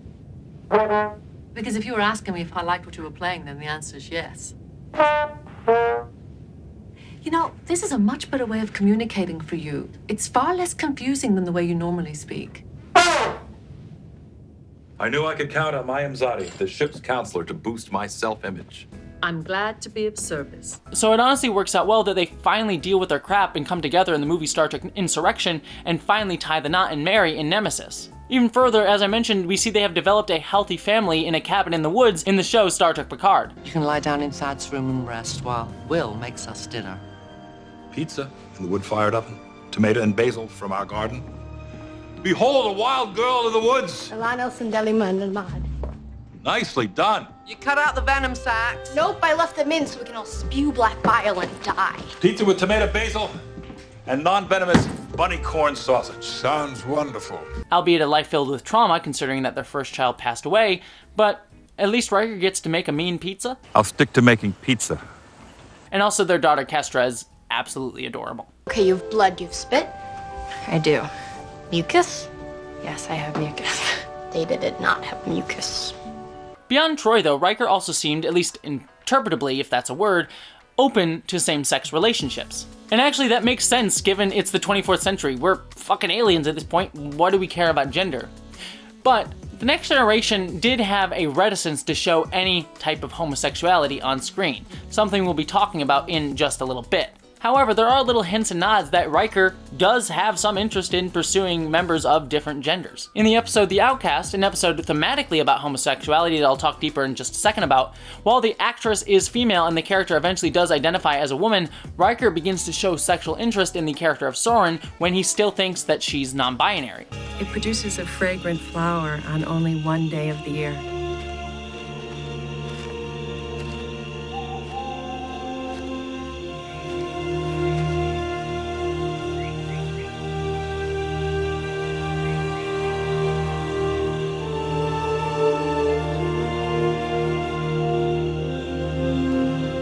further, my man understands that gender norms are fucking bullshit.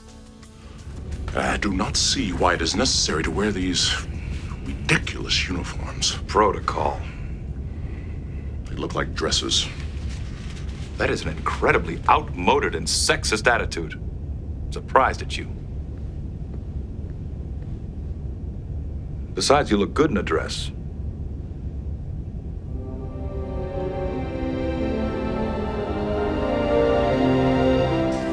Like Riker in the goddamn 1990s was like, fuck you gender norms, men can wear a fucking dress if they want to and it does not invalidate their manhood.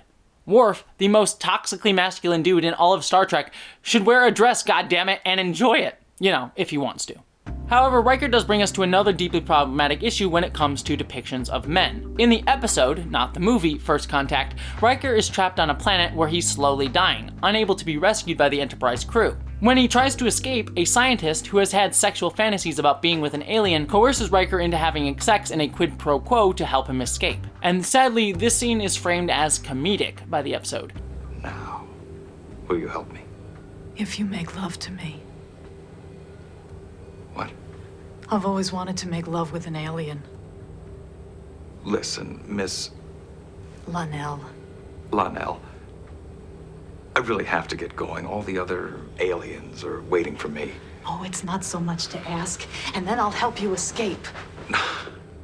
It's not that easy. There are differences in the way that my people make love. I can't wait to learn. But it's your only way out of here. My alien. Leaning into the stereotype and trope that apparently all men want to have sex all the time, and therefore are incapable of being raped or sexually assaulted, which is absolutely not true. Riker may be sex positive and promiscuous, and that's not a bad thing in any way, but that does not mean that he wants to have sex all the time. It's honestly deeply upsetting that the show didn't seem to be willing to recognize that a woman holding Riker's life and freedom over his head if he didn't kiss her to be incredibly disgusting and horrifying, not funny. Yet on the whole, Riker is one of the most sex-positive characters in all of television, even to this day. I fucking love this man. I cannot stress this enough, how much subtlety Riker was given when it came to sex, both from the writing and Jonathan Frakes' fucking fantastic performance in the role. For me, I honestly don't think there's a better sex-positive character in all of science fiction than Riker. So in this, we can see how the problems inherent in the writing of one man, Gene Roddenberry, behind the scenes can be molded and developed over time to become something more progressive, as we see with Riker over his trajectory over the course of The Next Generation. But it's still a reaction to the initial impulses of the creator. Also, speaking of which, my favorite trope in all of Star Trek isn't red shirts or the malfunctioning holodeck or the fact that Vulcans are jerks. No, my favorite trope is the fact that whenever anyone mentions any sort of sexual encounter, there is always, even if he doesn't have a line, a cut to a shot of Riker giving his best shit-eating grin ever. It's gotta be against the law to look this damn good. Watch out now. Cause baby, I feel real good and I wish I would. Watch out now. It's gotta be against the law to look this damn good. Watch out now. Everybody watch out. Watch out now. I'm ready for a good time. Quadruples her sex drive. Or more. Or more. Never told her that. I didn't want to frighten you. She has opted for the only dignified option open to her. Oh, well, I'm gonna go again. Watch out now. Baby, watch out now. Watch out. Is that a woman's voice I hear? Yes. Now please follow Commander Riker's instructions so our ship can get back to its normal routine. Whatever you say, Captain. I'm on the move. I'm going up. I'm a man on a mission with no missions and I'm looking for love. Very profitable mission. Yuck. Yuck? I never kissed you with a beard before. I kiss you and you say yuck? It's gotta be against the law to look this damn good, baby. Everybody watch out. Let's go for the monster hall. He did make a pass at me last night. A good one. I'd hardly consider that a threat. flattered? Worf, if anyone else had said that, I'd suspect he was bragging. Bragging, sir. Watch out now. Everybody watch out. Watch out. No, I didn't get the wrong one. The most important thing of all, you have to laugh at my jokes. I'm looking for love. Oh, I'm just looking for love. It's gotta be against the law to look this damn good. Watch out now. Maybe so, but sometimes there's a lot to be said for an experience that's primitive. Everybody watch out. Watch out now. Everybody watch out. Watch out now. Watch out. Don't you want me to give you pleasure? I told you I prefer equals, Even in the matters of love? especially in matters of love.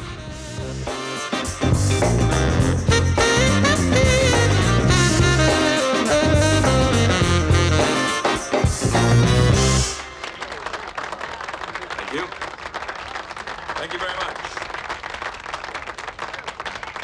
Thank you. Thank you very much.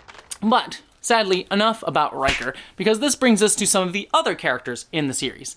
Let's start first with Data. Data is a very interesting case when it comes to discussing sex because, as I mentioned with Tasha Yar, he certainly does have sex. I am fully functional, programmed in multiple techniques. How long has it been since you've used them? 8 years, 7 months, 16 days, 4 minutes, 22. Far too long. Yet, many have also read Data as asexual throughout the series, as well as how his asexuality can reflect an interesting view of a sexually positive asexual, while also, at the same time, leaning into problematic stereotypes of asexuality as somehow being reflective of, given Data's status as an android, his humanity. And so I reached out to my friend and regular co-writer Aronok once again to talk about asexuality and Data. Hey, I'm Aronok, the ace-trans lesbian who talks about queer readings too much. Hopefully you remember my discussion of Spock from part 1. As Rowan Ellis puts it in her excellent video, The Problem with Asexual Representation, you can't talk about asexuality in sci-fi without mentioning everyone's favorite pale, shimmery android, Data. Take my Worf, please. Warp speed, sir. Please. Fun fact, all three of us are ace cat parents. Tell him he is a pretty cat, and a good cat. In that section, Rowan discusses how asexuality is often used to dehumanize and other non-Homo sapien sentient characters within sci-fi, how this started as an innocent thing, and how Data's humanity is interconnected with a lack of emotions and a lack of attraction by the writers, and that it often conflates not having emotions and not feeling attraction with being less human. Do you have any feelings for me? I have no feelings of any kind. No, of course you don't. I agree with pretty much everything Rowan says in the context of how many audiences and some writers interpret the character. You should go watch the video in full instead of me repeating what she said there. Instead, what I want to talk about is the positive side of an ace reading of Data, why ace people value the character and connect with him, the relationship between that and reading Data as neurodivergent, and the contrast between ace readings of Spock and Data. Seems to have worked out an infallible method for assuring permanent male fidelity. Interesting. When we discussed Spock, I explained how I and other ace people read him as a sex-averse asexual person, meaning he both does not experience sexual attraction and is also averse to participating in sexual acts. I'd hoped I would be spared this. But the ancient drives are too strong. Eventually, they catch up with us. We are driven by forces we cannot control. To return home and take a wife. Data, however, is incredibly sex indifferent. I am capable of that function when it is expected of me. In an early episode of TNG, The Naked Now, the crew is infected with a virus that causes an extreme form of intoxication. In this state, Tasha Yar has questionably consensual sex with Data, whom is both before and after indifferent towards the sex. This begins every bit of ace reading of Data having contradictory readings. On one hand, if you view the scene as explicitly non-consensual, with Tasha bringing Data to the bed purely off of the statement that he's capable of having sex, it plays into harmful real-world views around sex and consent, and that men inherently give consent just by existing. I am programmed in multiple techniques. A broad variety of pleasuring. Oh, you jewel, that's exactly what I hoped. See also the Board Queen's extremely inappropriate, rapey behavior in First Contact.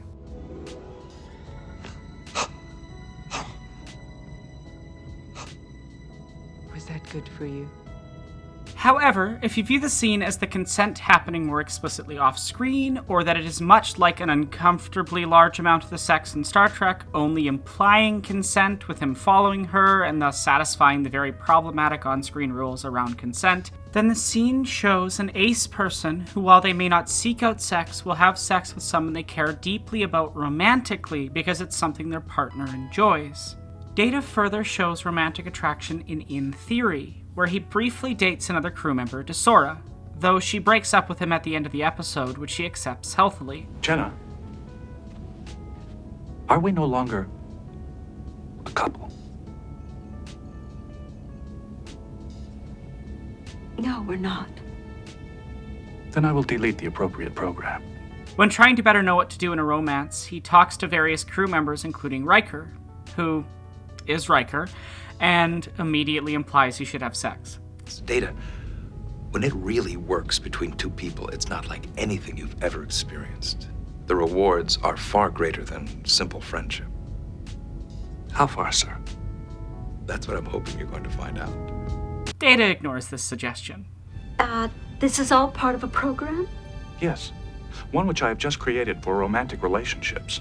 For myself, Data is an intensely human character, regardless of how much he feels emotions or is attracted to people. I think both the ace and autistic readings of Data behave in similar ways. It is specifically the way in which other people assert inhumanity onto him for not displaying emotion in a way neurotypical people expect. Many aspects of this situation are puzzling to me.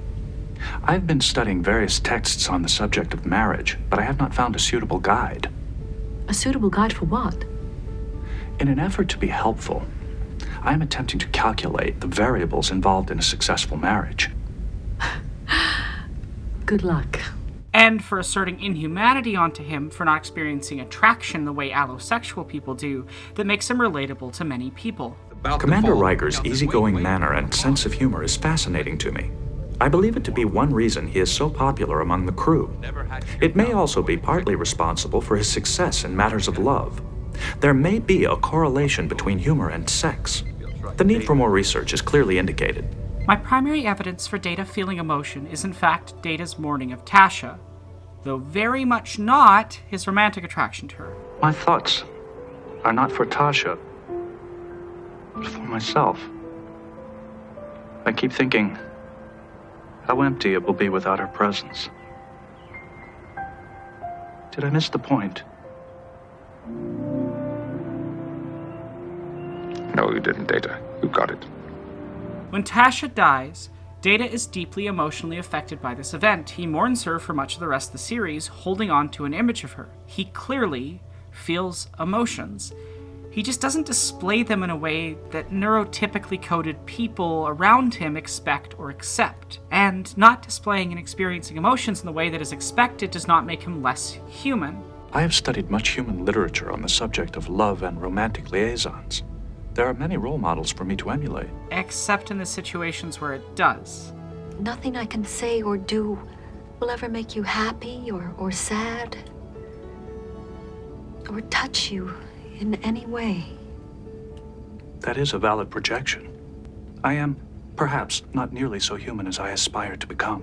Similarly, the incorrect view that Data is not human because of not experiencing allosexuality is contradicted by his clear humanity, except when it's not. They seem to need a sense of continuity.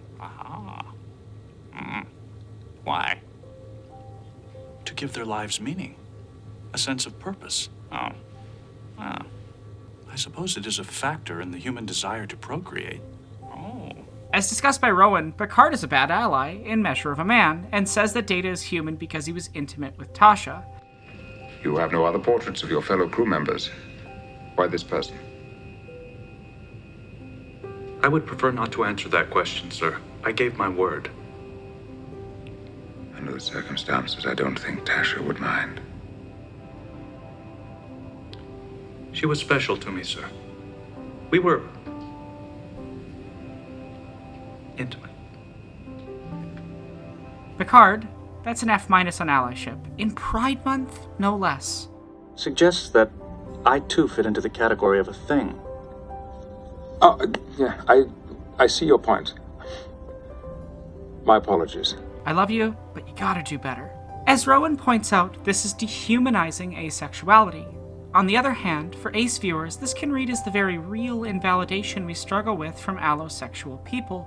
Data's been told he has no feelings because of how he presents, to the point that he sometimes believes that. I have attempted to produce an emotional response by subjecting myself to various stimuli. Like what? I listened to several operas known to be uplifting. I watched 3 holodeck programs designed to be humorous. And I made 4 attempts to induce sexual desire by subjecting myself to erotic imagery. What happened? Nothing. But it's provably untrue for many other episodes in the show. There are still many human emotions I do not fully comprehend. Anger, hatred, revenge. But I am not mystified by the desire to be loved or the need for friendship. These are things I do understand. I think the contradictory nature of the readings coexisting is part of what makes Data important to many neurodivergent and ace people. Because we see his humanity and a reflection of experiences, a reflection of the prejudice we experience. To you, all is memorization and recitation. Well, I don't know about all that. Deductive reasoning is one of Data's strengths. Yes, and Holmes too. But Holmes understood the human soul, the dark flecks that drive us, that turn the innocent into the evil. That understanding is beyond Data. Now you're just being unfair, Doctor. I don't think so, Lieutenant. At the same time, as laid out by Rowan, the character plays into certain negative tropes, particularly when viewed by allos. With a character with such a long existence, and with this lack of attraction starting from the asexual alien trope, it creates a situation where the representation ranges from not necessarily good to outright bad, to the point that it sometimes hurts if you read him this way. At the same time, those negative moments do not change that many ace people see our own beautiful truths glimmering from within a character almost designed to view us as less than human. If only you could feel rage over Various death. If only you could feel a need for revenge, then maybe you could fire. But you're just an android. You can't feel anything, can you? The greatest harmful piece of Data writing is the emotion chip. It is strongly set up in a way that states that Data is incomplete, broken. Thought you were worried about it overloading your neural net. That is true.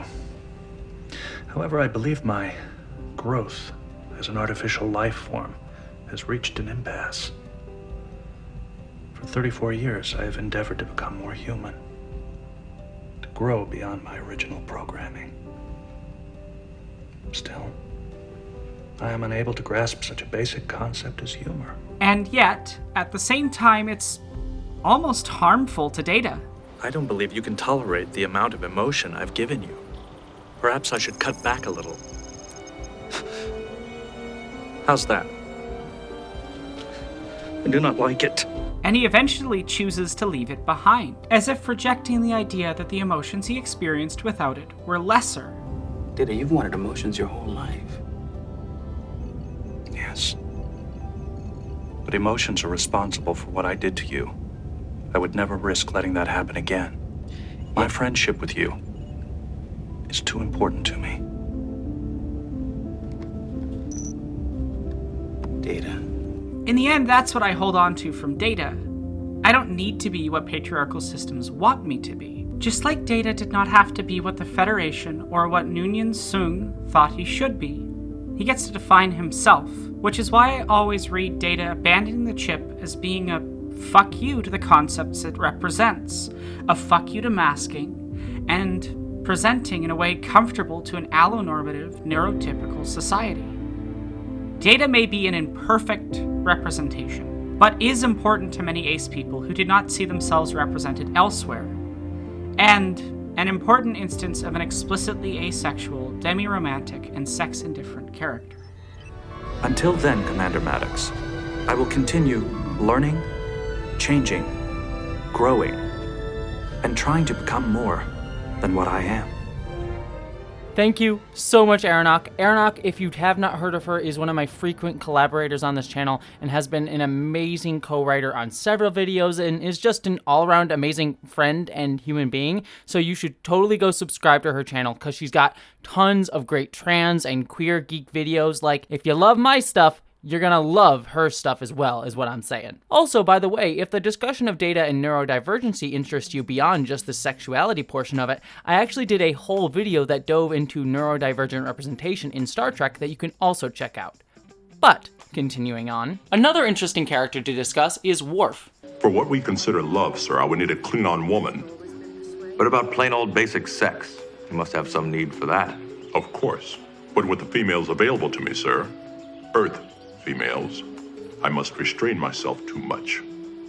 They are quite fragile, sir. When many of us think of Worf and sex, we tend to think of him banging the character of Kalar on the holodeck, or his appearances later on in the spin-off Deep Space Nine, where he and his future wife Jessie fuck so hard they literally have to go to the doctor for their wounds. Actually, I believe Commander Dax has been treated for 7 muscle pulls, 2 contusions, and 3 cracked ribs. The only person who's spent more time in the infirmary over the past few weeks is Commander Worf. Isn't there any way that the two of you could, Make love? without injuring yourselves? Interspecies romance isn't without its danger. That's part of the fun. Like, Worf apparently is a very aggressive fuck.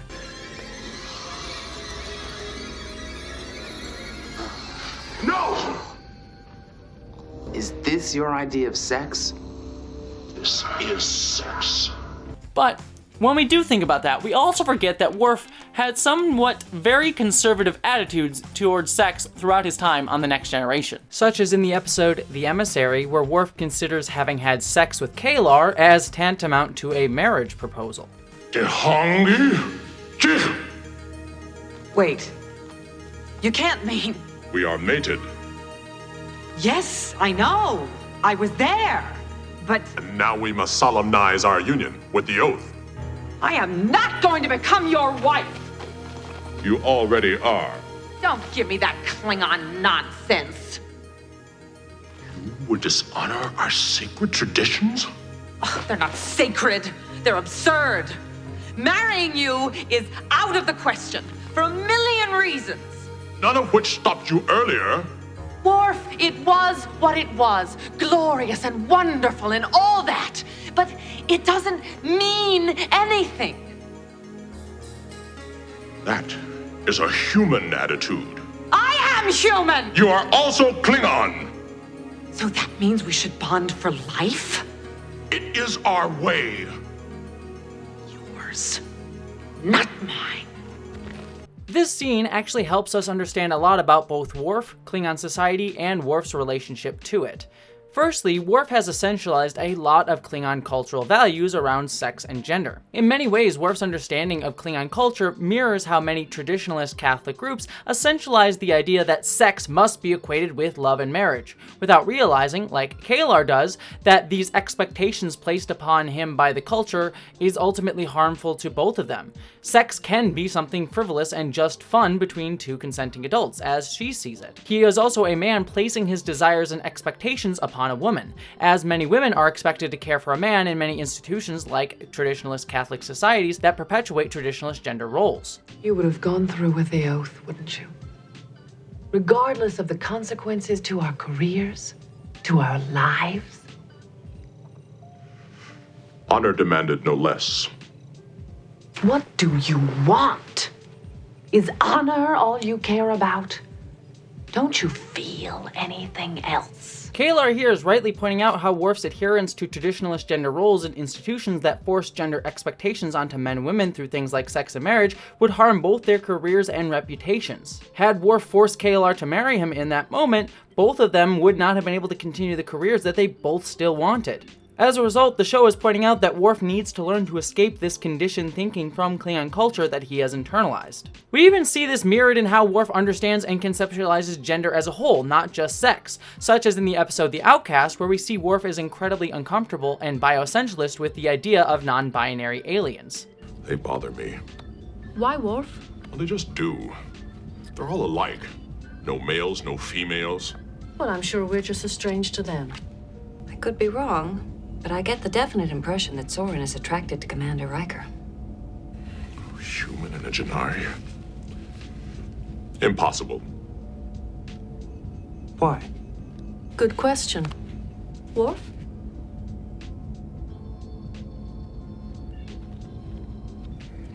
These wild cards. It is difficult to know what is exactly in my hand. However, I will open with 50. So yeah, Worf kind of comes across as a bit of a TERF there, doesn't he? Like many Catholic groups and TERFs as well do, he only sees gender as something being biological and needing to be essentialized in either two binary genders, man or woman, without understanding the complexities of what biology actually means or how gender roles present themselves within society. And he filters this all through Klingon culture, which makes him see the world in that very traditionalist and gender essentialist way. Yet the show continues to dissect how Worf's gender essentialism harms others. After Worf learns that his sexual encounter with K'Ehleyr resulted in a son, Worf initially shirks his responsibility as a father, believing it is not his job as the male patriarch to care for a child. Respect my wishes in this matter. I cannot take the oath with you. Nor can I claim your son.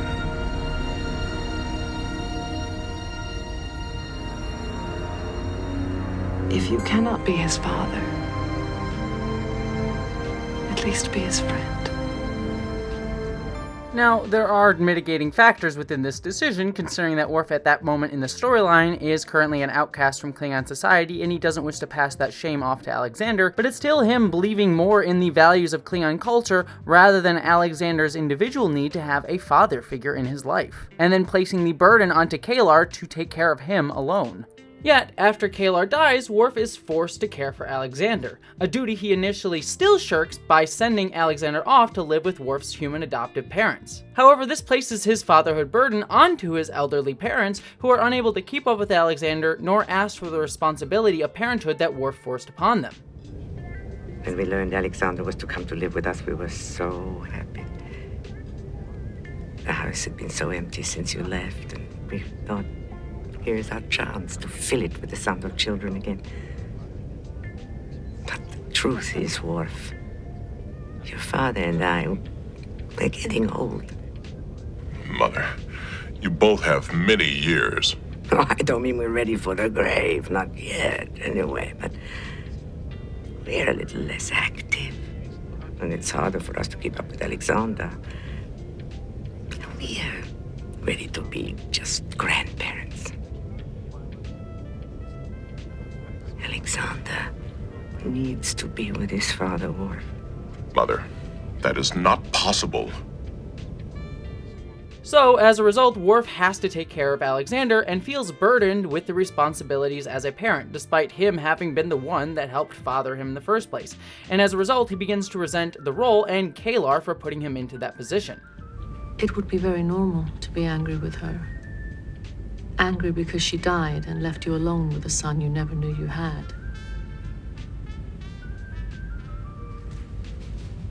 Being angry doesn't mean you loved her any less, Worf. But you can't hide from your feelings, just as Alexander can't hide from his. Additionally, due to the patriarchal-centric nature of Klingon culture as it's initially displayed in The Next Generation, Worf also begins to internalize the expectation of men as being aggressive and emotionalist, as a sort of toxically masculine ideal that the show often calls out as not only being harmful to Worf, but to others as well. For example, as I previously joked about, Worf constantly fails to be a good parent to his son Alexander, because he is not able to be vulnerable and show his emotions to his son, leading to Alexander himself to also lash out because he isn't able to talk about his feelings, and hasn't been modeled how to discuss his feelings by his father. Why did you lie to me? I don't know. Did you fear the punishment you would receive? I don't know. You don't know why you lied, and yet you did. You don't know why you stole, and yet you did. It showcases how toxic masculinity isolates not only the men who show it, but harms others and perpetuates itself into, and no pun intended here, the next generation. Are you saying that his misconduct is a result of feeling abandoned? It's possible. Children don't have the experience to handle emotional crises. Instead of dealing with their feelings, they act on them. And this toxic masculinity, as I've already showed, also presents in how Worf views relationships with women. We see this later on in the show when Worf starts to date Troi and he's unable to feel entirely comfortable being vulnerable with her. I've always found the Black Sea at night to be a most stimulating experience. Worf, we were walking barefoot on the beach with balalaika music in the air, ocean breeze washing over us, stars in the sky, a full moon rising. And the most you can say is stimulating? It was very stimulating. However, the show and characters around Worf are constantly critical of Worf's toxic masculinity that isolates him, and is often shown to be needing to grow out of this. For example, while dating Troi, she often pushes Worf to be more and more open with his emotions with her. But I do not wish... it would be unfortunate if you and I are going to continue. I do not wish to hurt his feelings. Worf, I think it's all right to concentrate on our feelings, yours and mine. However, this does place the emotional burden onto women, but that also is true of many women in real life. How the emotional and energy burden is often placed upon women to try and draw out the emotional vulnerability of men around them. It's actually something I spoke about a lot in my recent videos around James Gunn's work dissecting toxic masculinity in his films. However, we do see moments where Worf does grow. In the episode The Outcast, for example, Worf is shown that despite his fear of non-binary aliens, Worf is still willing to work with Riker in order to help him rescue his lover from the planet that is also bioessentialist like Worf is. I will go with you. Lieutenant. Sir, you are my commanding officer. If you order me to stay on board, I will obey. But I ask you not to give that order. A warrior does not let a friend face danger alone. Similar with K'Ehleyr, Worf's demand that she marry him is also shown to be ridiculous and overbearing, and Worf eventually learns to open up to Alexander and be a better parent. Are you gonna get in trouble because of me? Do not concern yourself with that. Am I in trouble? Yes. But we will discuss that at a later time. I'm sorry. I promise I'll be good at the Klingon school. I'll make you proud of me. Klingon schools are designed to be difficult. The physical and mental hardships faced by the students are meant to build character and strength. However, if you wish to face a greater challenge, you may stay here with me. It will not be easy for either of us. But perhaps we can face the challenge together. I accept your challenge, Father. I will stay. I believe your mother would be pleased. All of this is the next generation being incredibly critical of the conservative values that Worf holds, and it breaks them down in a really cool way. However, there's also another interesting aspect to Worf that we haven't touched upon. Throughout both the next generation and into its spin-off Deep Space Nine, as Worf was later brought into that series as a regular in order to help boost that series' ratings after the next generation ended, we also start to understand Worf as an outsider to Klingon culture. We learn that Worf was raised by humans outside of Klingon society, so instead of getting to learn Klingon culture from within, he has an outsider perspective. You have not spent much time among your own kind. Hardly none.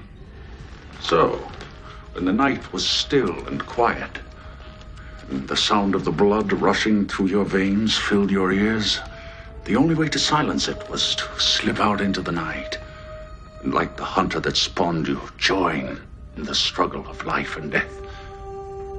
You were unable. And those around you did not understand.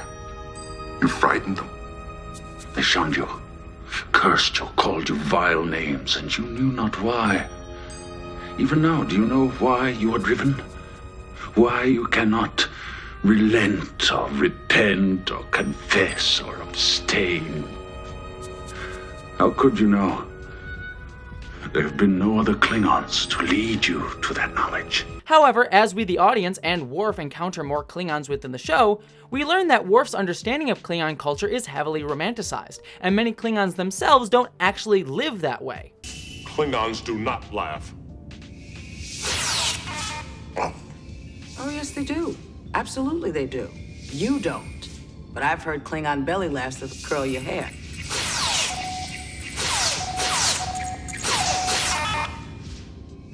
Your son laughs. He's Klingon. He is a child and part human. That's right. And you're not. You're full Klingon, except you don't laugh. I do not laugh because I do not feel like laughing. Other Klingons feel like laughing. What does that say about you? Perhaps it says that I do not feel like other Klingons. Program complete. Good game. Don't feel bad. I was doing this long before you were born. So how is he? Your son? He is having difficulty adjusting to life on Earth. Oh, I could see where it might be hard for the little guy. Living with humans, being Klingon. Could be very confusing. It will not be easy for him. No, it won't. But at some point, he's gonna want to know what it's like to really be a Klingon. Just as you're learning now.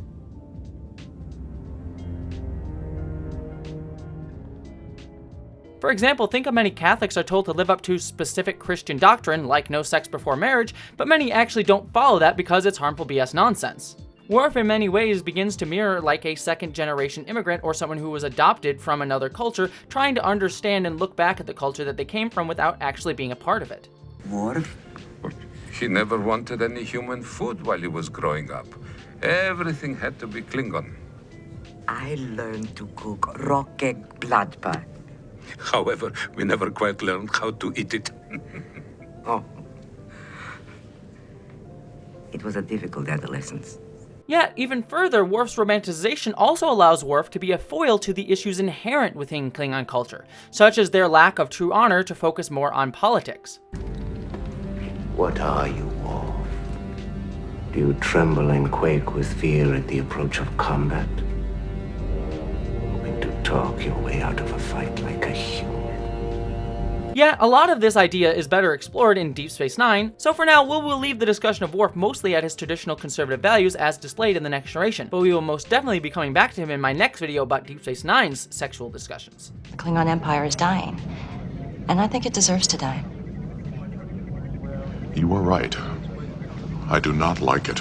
Moving on though, Chief Engineer Geordi LaForge actually had a lot less sexual encounters throughout the series than most of his male counterparts, with many of his stories being about his failures or awkwardness around dating women, the most notable of which is with Leah Brahms. We first meet Leah in the episode Booby Trap, where Geordi creates a holographic version of Brahms, who was the lead designer of the USS Enterprise D, in order to help him save the ship. But during their work, Geordi becomes infatuated with the holographic version of Brahms.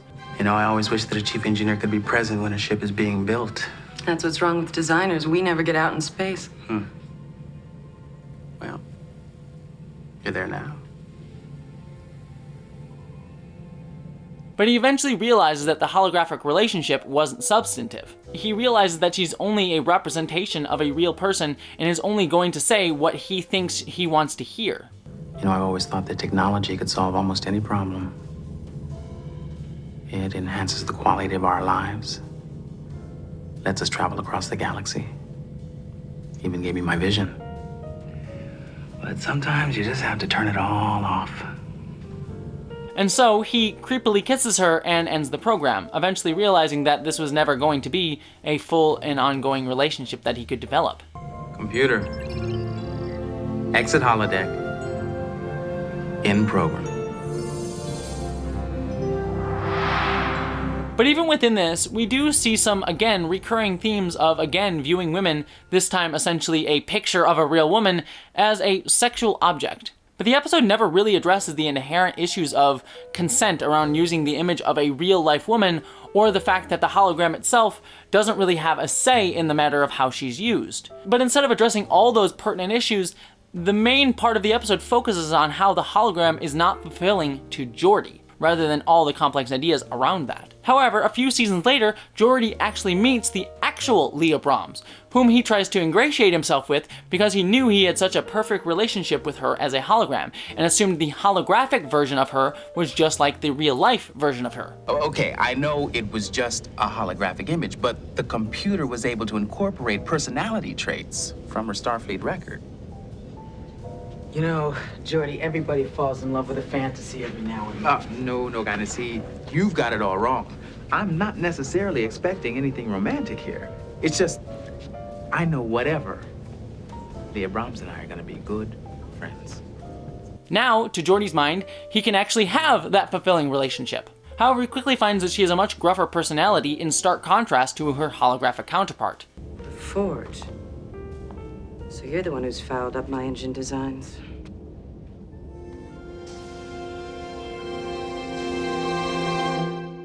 And he eventually becomes flustered and is unable to actually emotionally connect with her, but keeps trying because he has this fantasized version of her in his head. What it is we want to accomplish here, how we might best go about that, maybe even get to know each other a little bit. It might make this easier. Maybe you're right. Okay, great. How about my quarters? 1,900 hours? However, it immediately becomes clear that Geordi's overly familiar with her and makes her incredibly uncomfortable without realizing it. Oh, you've changed. Yeah, the uniforms are so formal.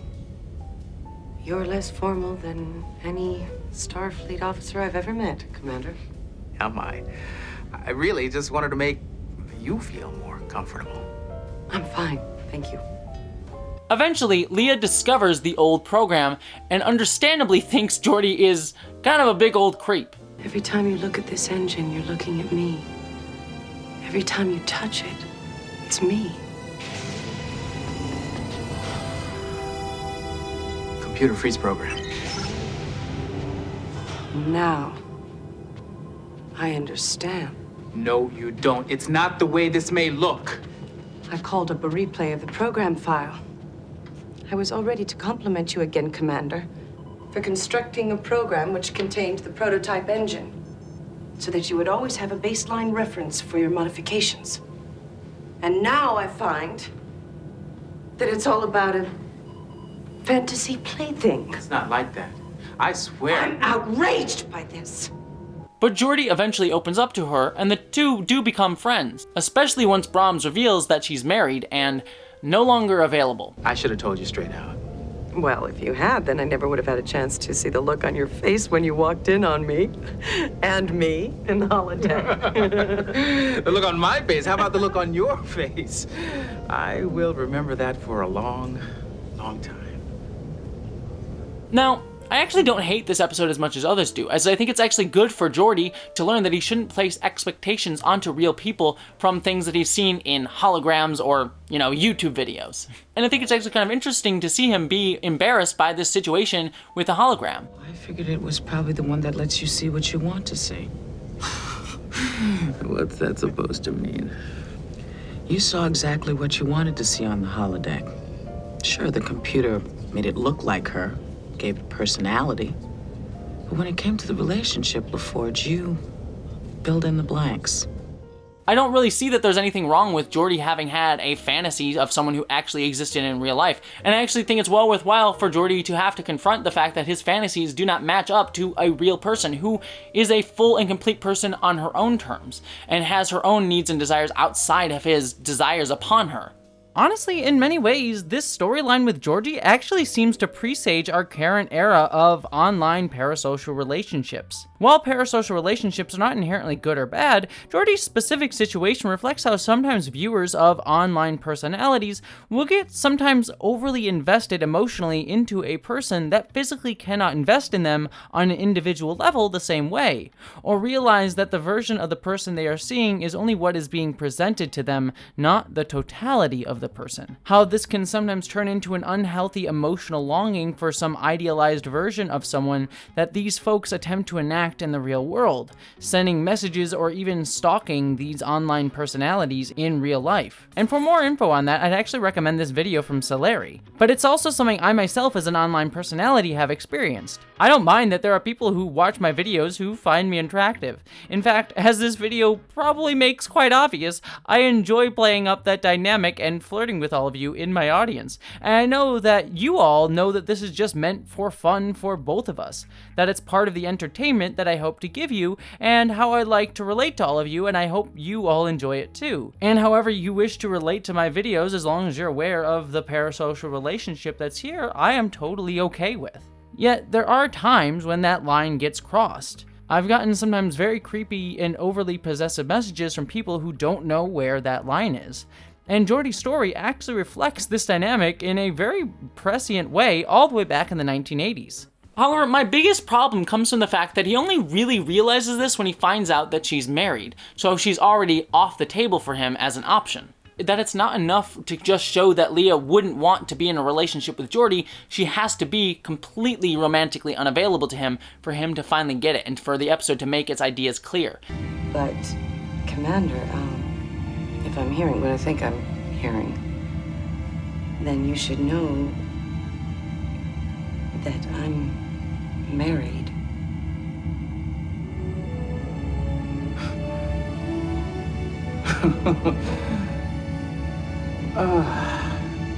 I think it actually would have been much more powerful if Leah had been single but just been like, Geordi, I really don't want to date you. I don't think we're compatible. And Geordi having to confront that fact instead of it just being the fact that she's not available. And the episode does all that work. It just sort of has that final twist of the knife that I think ultimately undoes a lot of its more powerful implications. Certainly, it's not awful. I'm not condemning it. I actually love these two episodes together. But Leah, despite being a starship engineer of the freaking most advanced Starfleet ship ever at that point, is still only mainly defined in both of her appearances by her availability or lack thereof for Geordi.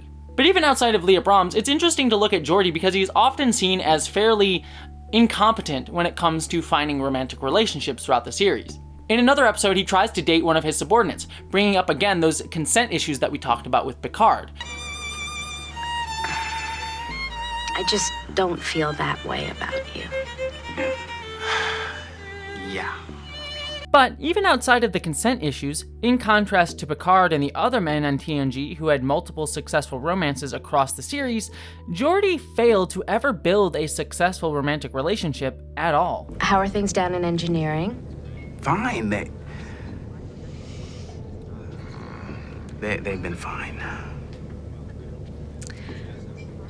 Well, I'll see you around.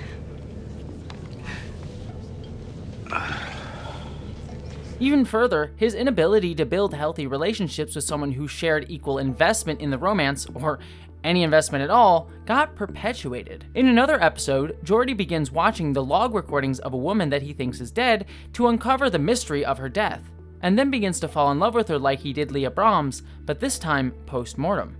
There you go. By the time you get this, the Batarial will be over. This is the first time I haven't been there. I've been wondering, who's singing the Harath in my place? Chumael Hanalia. Again, showcasing this tendency of Geordi as a character to fall in love in parasocial relationships. But then when that same woman is discovered to be alive, Geordi is still shown to not really be able to fully relate to her. You called me complicated. You're right. I don't make friends easily.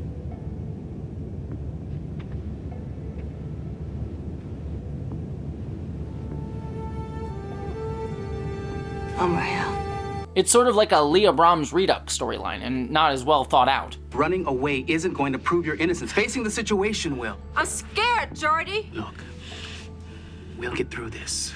I promise you, okay?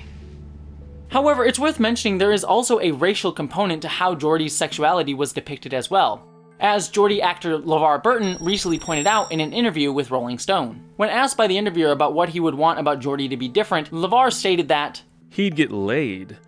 It's insulting that Data, an android, got laid more than Geordie.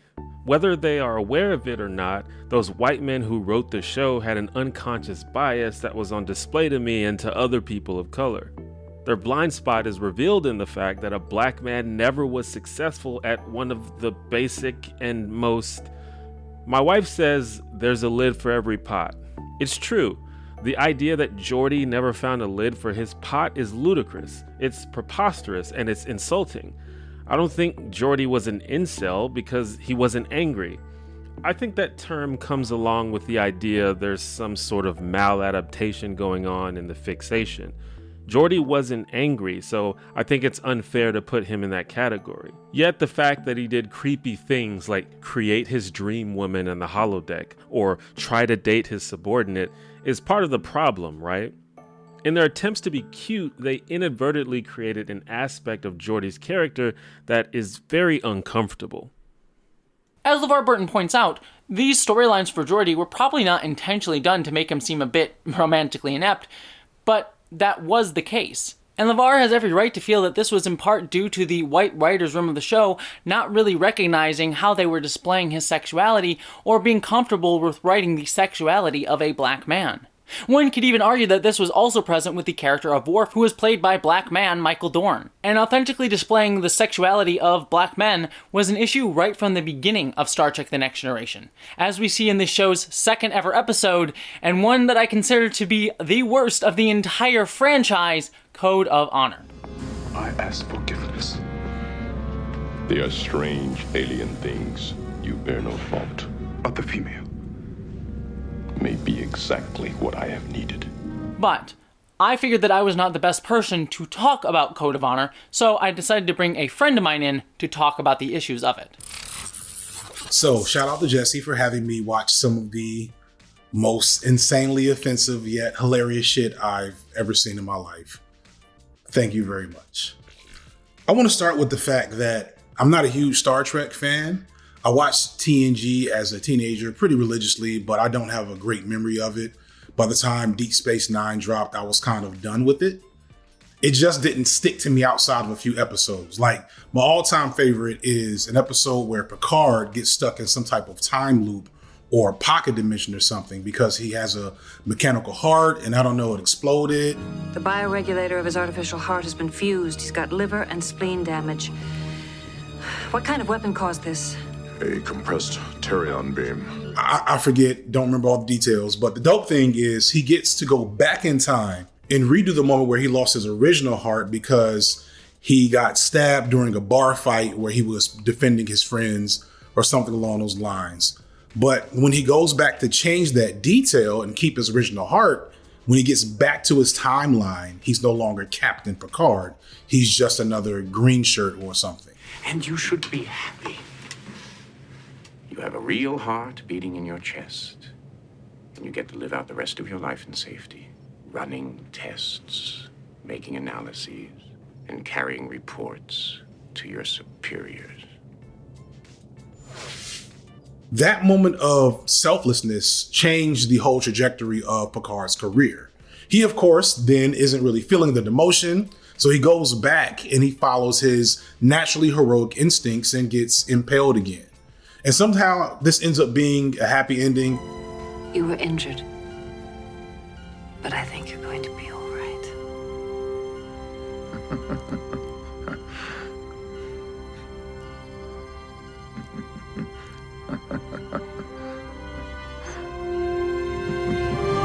Again, don't remember all the details, but the point is that Star Trek was capable of some really awesome and imaginative storytelling. The ability to just really do anything and say, oh no, it makes sense because technology or aliens. I loved that. That was great. But there is a downside, and we see it in the episode Code of Honor.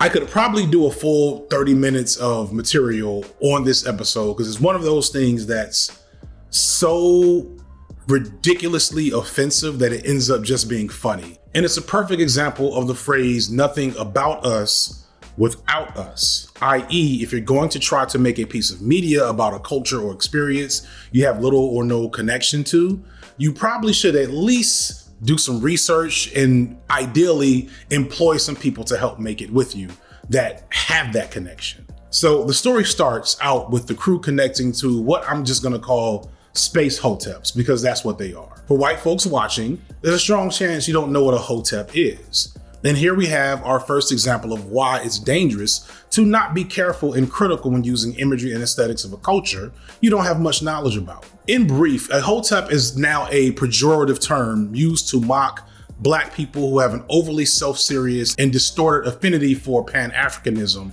and often use Pan-Africanism ideologies and aesthetics in the process, making it all look silly and at times problematic. It's an entire meme discourse that's really only fully understood in Black Twitter circles because it stems from a shared experience a lot of Black people are very familiar with. Sadly, the movement itself comes from Pan-Africanism, a real actual political and social movement that's been around for half a century. And it's a pretty cool thing, but sadly now it's more known for being mocked in a lot of circles than it is for its original purpose. And even this explanation is a gross oversimplification. That said, the subtle Middle Eastern imagery, the quasi-African accents, I am merely a spectator, the tribal scars on the cheeks, all of these things are well-known iconography adopted by Pan-Africans at the time. But what makes these dudes hoteps, which is again not a good thing, is the subtle misogyny. A woman? Your chief of security? And the fact that this dude falls in love with and kidnaps the first white woman he sees. I find it odd, Captain, that a man of your experience has such difficulty in understanding ordinary politeness. Such as the politeness of saying please before abducting someone? The expression pleased is used only when requesting the person back. Yours is a different world. With clear and simple ways, deeply rooted in our culture. It's like a skit made by Black Twitter, y'all. Go watch the episode. It's hilarious.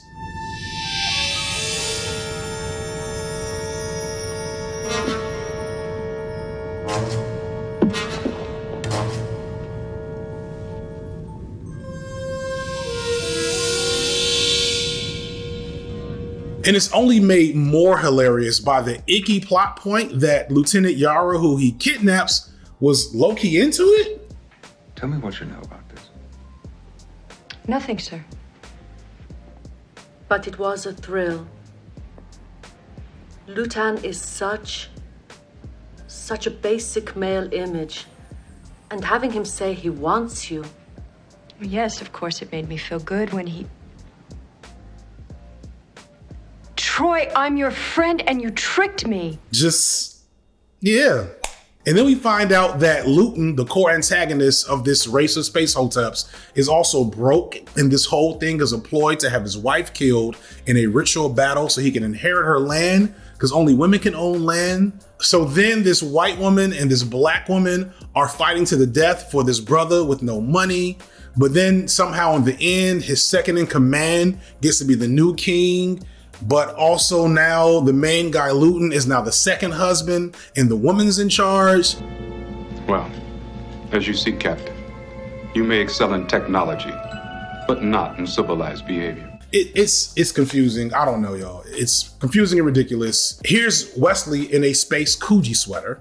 And again, if you're not Black, you may not understand why that's funny as hell. The funny thing is that while now all of this awfulness elicits a laugh, I'm sure that at the time, a lot of Black people were deeply offended because the imagery and cultural references would have been taken more seriously back then, and in a perfect world would be taken more seriously now. But back then, Kathleen Powers, the writer, probably thought she was doing something special and interesting and serving diversity, and that's, you know, the spirit of Star Trek. So we're gonna cast the aliens as all Black people, and they're gonna be from Africa by way of Egypt. And just, yeah, aren't I great? And didn't think about the fact that making this primitive planet a all Black planet with backwater customs might have came off the wrong way. She really just revealed her colorblind racism. Colorblind racism is basically when people, mostly white people, say, I don't see color. And it's something that you hear a lot of white people say that sounds good, sounds like equality, sounds like what we should be striving for. I'm sure Martin Luther King said that one day. He didn't. But in reality, not seeing color erases a lot of important context around race and the experiences of people of color. Had this been a cast of white people or maybe some type of, I don't know, non-human race, this wouldn't have been so uncomfortable. And this isn't because it's okay to show white people in a derogatory light. It's because showing white people in this light wouldn't have been seen as derogatory. There is no historical baggage in America that normalizes seeing white people as primitive or white men as bestial and unable to control their sexual urges. In the case of Lutan, however, I did feel other needs. What kind of needs? Some sexual attraction from all the males. Lieutenant Yar is physically very attractive. Or showing white women as aggressive and savage and willing to kill over a man. Like, this whole episode is literally a microcosm of colonialism. White people travel to a foreign land with less technological prowess to extract a valuable resource. Oh, by the way, the only reason they're here is to get a vaccine for a disease or something. I'm not sure how that works. But they're coming to extract a valuable resource and in the process destabilize the society that they just came to. The TNG crew even joke a few times about how nice would it be if they were just to genocide them and just take the resource they needed. How simple all this would be without the Prime Directive. That thought had passed through my mind, Counselor. Yeah. It's so gross that after a point, I couldn't help but laugh at the tone deafness of it all. And there seems to have been no consequences. The episode still airs to this day. In fact, the same writer that made this episode did the exact same thing with Asian people in an episode of Stargate some years later. Among our people, it is death for a woman to show her face in public, or to wear the clothes of a man. I'm not saying, and I think the core of the video is not to say that white creatives cannot write non-white characters or stories. But it's important to acknowledge that this outsider position can be a big deal and that at the minimum you need collaboration and research on the experience you're trying to engage in. And that having this dream that you're going to fix racism with your perfect idea for a story is likely going to end up backfiring if you don't really understand how racism works or the people that you're trying to save in the process. It's important to acknowledge that an outsider position can be a big deal and that at a minimum you need to collaborate and do the research on the experience you're trying to engage in. Otherwise, you end up with some classic colorblind racism that ends up doing far more damage than good.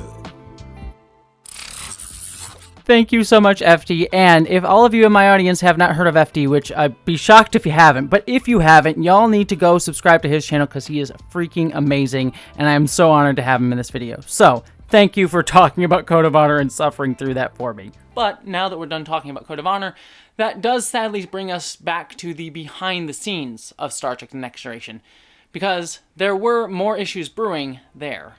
But before we deal with that harder stuff, why don't we deal with some hard stuff and get this Jahamarung going, if you know what I mean? I mean, we're already here on this nice bed. In fact, before we get going, I think the only question that I really have for you is, do you want to use 3 nacelles or do you want to use 4?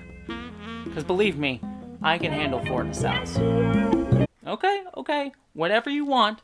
But with that said, I think it's time we get our whore gone.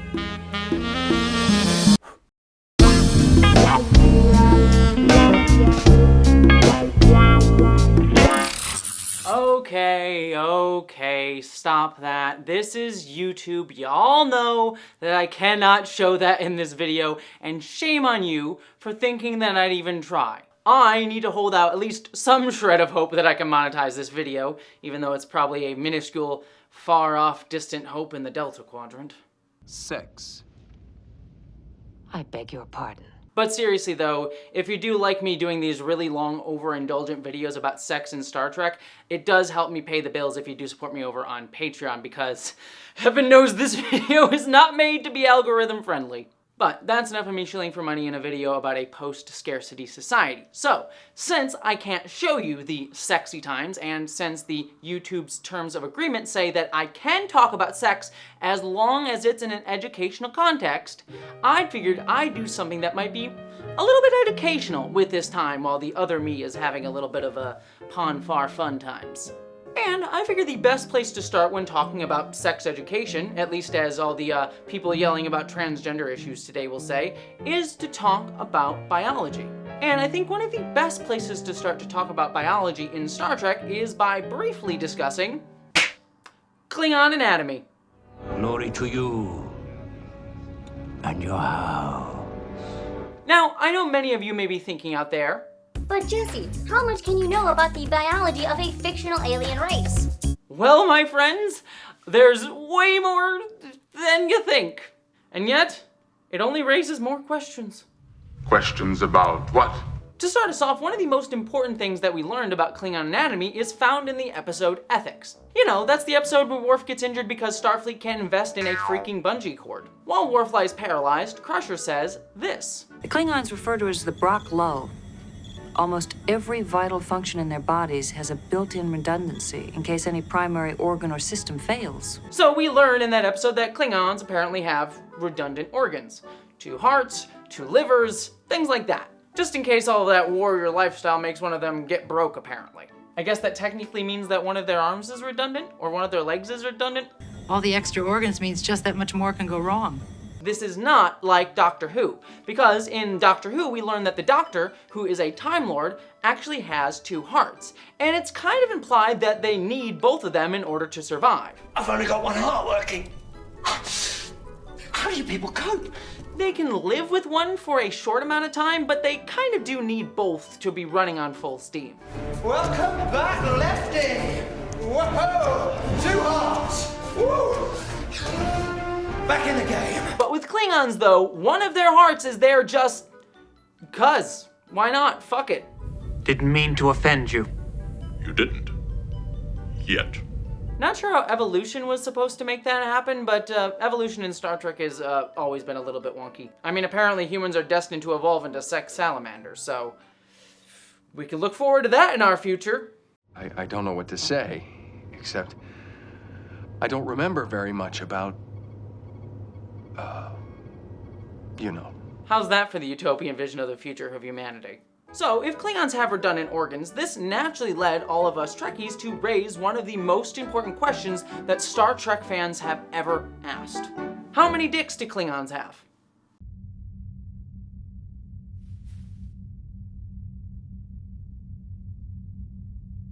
These are the questions that Trekkies need to know. I was just being polite, sir. Ah. Commendable, Lieutenant. Now, all of you normal folks out there who, by the way, thank you for making it so long into this video. You are a champ, you. But you may be thinking, Okay, Jessie, calm down. It's all very funny, but we'll never actually know how many dicks a Klingon has. Maybe some weirdo fan fiction out there will answer that for you, but we'll never know for sure. well, to that, like Kahless did to the Klingon gods, I laugh at, because we know officially in Star Trek canon how many dicks a Klingon has. In the season 1 finale of Star Trek Discovery, the crew of the USS Discovery visits the Klingon home planet of Kronos, or Kronos, depending on how you want to spell it, and they teleport to the surface. In one scene, the ineffable Sonequa Martin Green is walking around town like the freaking boss that she is, after having visited a brothel that is run by Ron Howard's brother.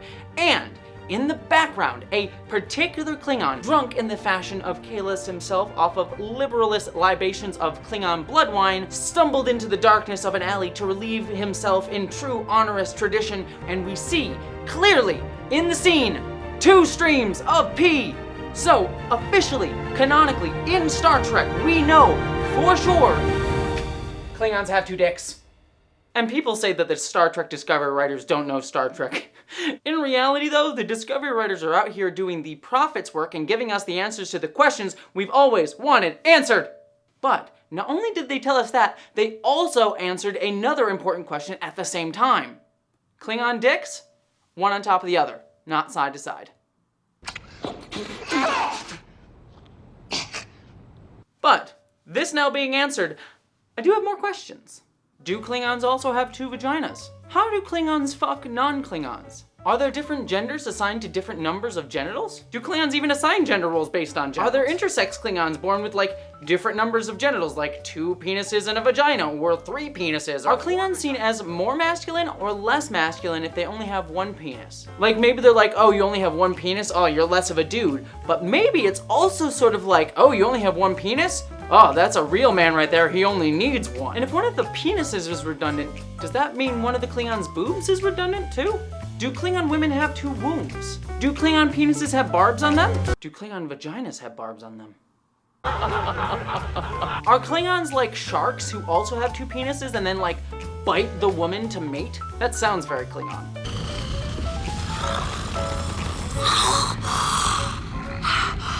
So many questions, and sadly, only folks brave enough like Mike McMahon will answer. This is a call out. I'm calling you out, Mike McMahon. Answer these questions for me. Give me the Lower Decks episode about it. But despite all those questions, I do have one last one that I want to have you be thinking about for the rest of this video. Just kind of have it lingering over the air as we continue our journey about sex in Star Trek: The Next Generation. Something that I just want you to constantly, always have ever present in your mind anytime that you watch The Next Generation from now on.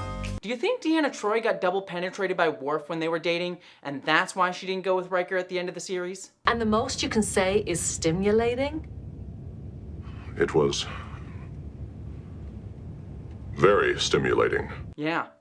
Be thinking about that every single time you're watching All Good Things now. You're gonna be going, oh, oh, oh, oh, oh. Kinda makes the whole Worf Deanna Troi romance thing make a whole lot more sense now, doesn't it? Do you regret what happened last night? No, of course not. Anyways, this has been a Klingon biology lesson with Jessie, and it's been about 5 minutes or so, and that seems like enough time for me to have had Jaha Marone and plenty of time to spare, unless they get caught in a time loop thing, in which case, good for them. But with that being said, let's jump back to your regularly scheduled, way over long look at Star Trek: The Next Generation.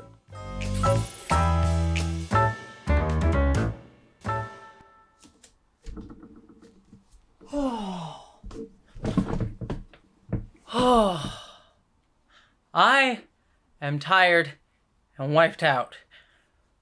I hope that was good for you, because it was most certainly good for me.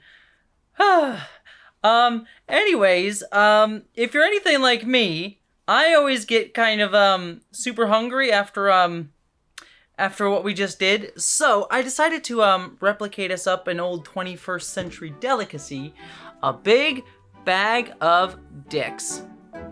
Dick's hamburgers. What did you think I meant? Dick's was a fast food chain in the Seattle area back on 21st century Earth, and every time that I have a little bit of fun, I get a little bit of a hankering for cleansing my palate with some Dick's. I mean, who doesn't like to cleanse their palate with a little bit of Dick's? Also, I got myself some bourbon, because bourbon is the truly sophisticated way to end an evening such as ours. Wow, love bourbon. It's great. Sadly, we have to talk about another type of Dick, because we need to talk about one Rick Berman. Yeah, not the first thing that I want to talk about post Jaha Marone, but here we are. At least today I got to enjoy 2 out of the 3 types of Dicks that I like. Okay, this is me, real Jessie, breaking character for a hot second. I put this whole Dick's bit into my script because I just thought it was too funny not to put in, but now I realize that I'm really stretching to justify eating a hamburger in a Star Trek video, so just roll with me. At least I made it worth it, I think, for the Rick Berman Dick joke, but I know I'm stretching. Just roll with me for a little bit.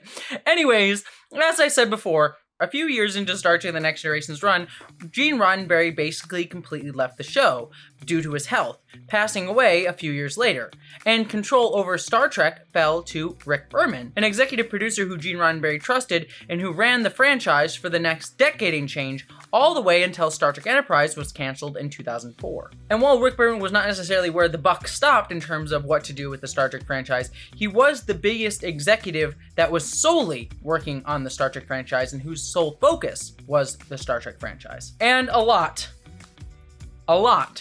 has been said about Rick Berman over the years. Most of it, not good. Now, to be fair, I'm not going to cover everything with Rick Berman because we'll be talking a lot more about him as we get further into the Sex and Star Trek series. And even further, there's a lot more to be said about him in many areas surrounding Trek, and I'm mainly going to be focusing on him in the context of sex and sexuality. But I also will recommend the wonderful Renegade Cuts excellent video on the issues with the man, because Rick Berman had a lot of issues. But most importantly, for our discussion today, it's important to note that Rick Berman was actually not a man who believed in Gene Roddenberry's vision for Star Trek. As later Star Trek Enterprise co-executive producer Chris Black said, Rick Berman was very ambivalent about Star Trek, in my opinion. He took his role as steward of the franchise seriously, but had complete contempt for it at the same time. You see, Rick Berman was a friend of Gene Roddenberry's during his time on The Next Generation, but he was a producer, not a writer. And that's fine. Producers are an important part of any production, but Berman didn't really have an affinity for Trek's ideals or type of storyline, and he kind of knew it. The next day, I got a call from Maislish, who said that Gene wanted to have lunch with me. So we went to the commissary and we had lunch, and we didn't talk about Star Trek at all. And he kind of found it pleasant that I knew nothing about Star Trek, because I really had never seen a Star Trek movie, and I had never watched Star Trek when it was on television. So because he knew he couldn't really invest in Gene's vision, he instead doubled down on it, saying that everything needed to be part of Gene's vision on the franchise, because he didn't really have a vision of his own. And I certainly thought it was essential to keep that vision going, and we all did our best. I know one thing that I often said is that Gene set some very stringent rules, and we did bend them a lot, but we tried never to break them. Even with Deep Space Nine and later with Voyager and Enterprise, I felt that it was important, as long as something had the Star Trek name on it, that it stayed true to Gene's belief of what Star Trek was all about. Sometimes that got me into trouble with the writers too. But as we've talked about this entire video, Gene's vision had a lot of problems in it, and so it made the franchise seem immovable. You were always pulling back from something. You were never given a note saying, go farther, go wilder, this needs to be more shocking. It was always, pull it back, be safer. Many writers felt that Rick Berman had a more conservative, don't push the envelope too hard mentality that limited what was originally so progressive and forward-thinking in the franchise. So in many ways, Rick Berman paused the franchise and its ability to move forward. And in a franchise that was all about looking to the future, that was a major problem and caused it to get mired into the same problems that Gene Roddenberry had always had in his writing. And in one way this felt very much the case was in Rick Berman's attitudes towards sex and sexuality. You see, before his death, Roddenberry wanted to include gay people within the franchise. It is entirely fitting that gays and lesbians will appear unobtrusively aboard the Enterprise, neither objects of pity nor melodramatic attention. And honestly, what Roddenberry is talking about there is what many LGBTQ people are still fighting for in representation, to just exist as part of the worlds of our science fiction and TV shows. Not necessarily like overly focused on for our sexuality, but just getting to be part of it. And hearing Roddenberry say something like this actually encouraged many gay writers at the time. As a result, gay writer David Gerrold, who was working on The Next Generation during its initial stages, wrote a script called Blood and Fire, which is supposed to be a metaphor for the growing HIV epidemic that was sweeping the United States in the 1980s, and especially hitting the gay community incredibly hard. So within the episode, which focused on a future version of an epidemic, had a fleeting reference to the main couple the episode focused on being gay. Yet, because Roddenberry was ill at the time, Rick Berman ultimately was given the final say on the episode moving forward.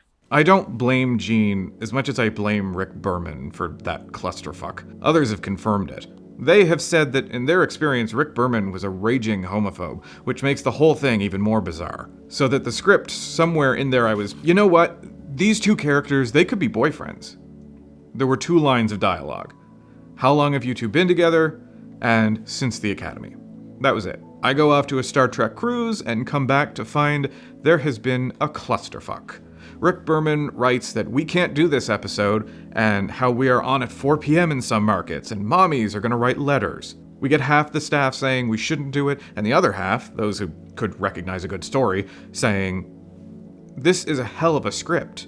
We gotta do this and demonstrate we are the Star Trek that everybody's been waiting for. Because of Rick Berman, Star Trek, a show about reflecting present-day issues within alien metaphor, wouldn't even touch upon the AIDS epidemic, one of the defining events of the end of the 20th century, until 2002 with Star Trek Enterprise's episode Stigma. Long after, the impact of such a story would have been its most potent, and might possibly have changed people's minds about helping the gay community during such an important event. There are no rules telling you to oppress minorities. You'd rather let them spread their infections. That's exactly why you're being recalled. No, I'm being recalled because you're afraid of anything that doesn't conform to your idea of acceptable behavior. Unfortunately, you don't know what you're talking about. You see, Star Trek was a franchise that many people cited as having changed their mind about many different issues. For example, many people cite the original series for helping them think about racism in a new context and new way. So for the next generation to have done an episode about the HIV epidemic within the 80s would have been incredibly important. The 80s were a time when President Reagan was continually making fun of and belittling the HIV epidemic because it was specifically most predominantly affecting the gay community.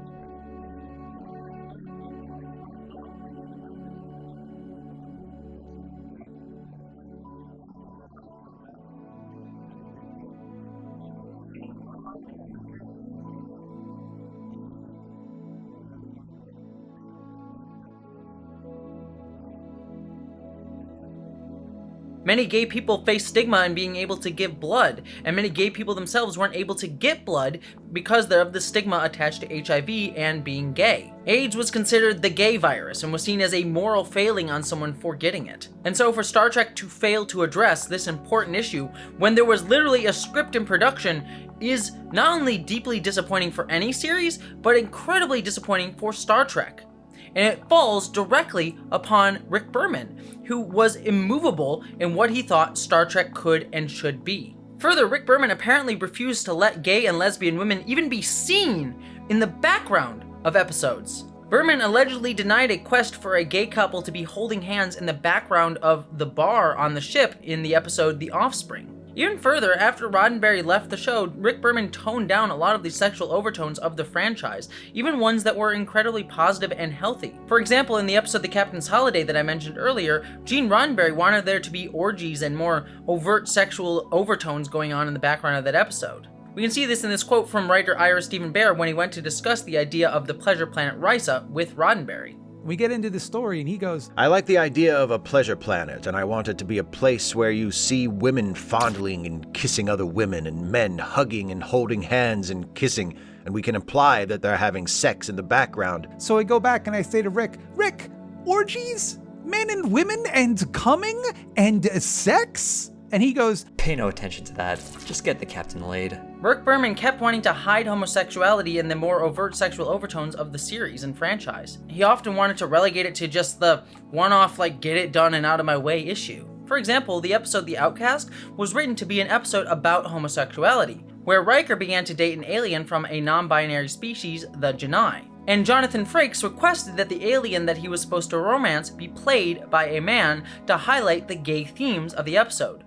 But Rick Berman denied this request. So even in an episode ostensibly supposedly about homosexuality, it features Riker dating a character played by a woman. So in some ways it's still coded as a straight relationship. Even further, if you look behind the scenes about The Outcast, it seemingly only got made to sort of just be done with the gay issue. Rick Berman just wanted to get the issue out of the way and say that Star Trek had done it so they don't have to talk about it again. We can even see circumstantial evidence of this in other ways. For example, TNG writer Renee Evangeria proposed a 6-season episode where Wesley Crusher, who was then off at the Academy, would become closer to his friend Lost from the episode The First Duty. However, it would be eventually revealed that Lost, due to their species, would switch genders from time to time, leading Wesley to have to explore, in the writer's own words, complex LGBTQ gender and sexual themes, which some have speculated was probably why the episode was rejected. And as a result, queer themes of Starfleet cadets wouldn't get explored in live action at all, an issue that would sadly repeat itself in a Star Trek comic book line that we'll discuss when we reach Deep Space Nine. And speaking of ancillary media and queerness though, even as Star Trek The Next Generation left television, it still failed to include queer people in any of its follow-up movies. Lieutenant Hawk, a new character played by Neil McDonough introduced in Star Trek First Contact, was rumored to be playing the first ever gay Star Trek character, but sadly this didn't appear in the film. Though given that he dies in the movie and it would have been a bury your gays storyline, it would have been frustrating even if he had been made explicitly gay in the film. However, a 2001 non-canon novel, Star Trek Section 31 Rogue, which is a banger of a book by the way, did depict Hawk as gay. But sadly it's not clear if this choice was made due to the character originally being intended to be gay in the film, or just caused by the authors Andy Mangels and Michael A. Martin reacting to the rumors.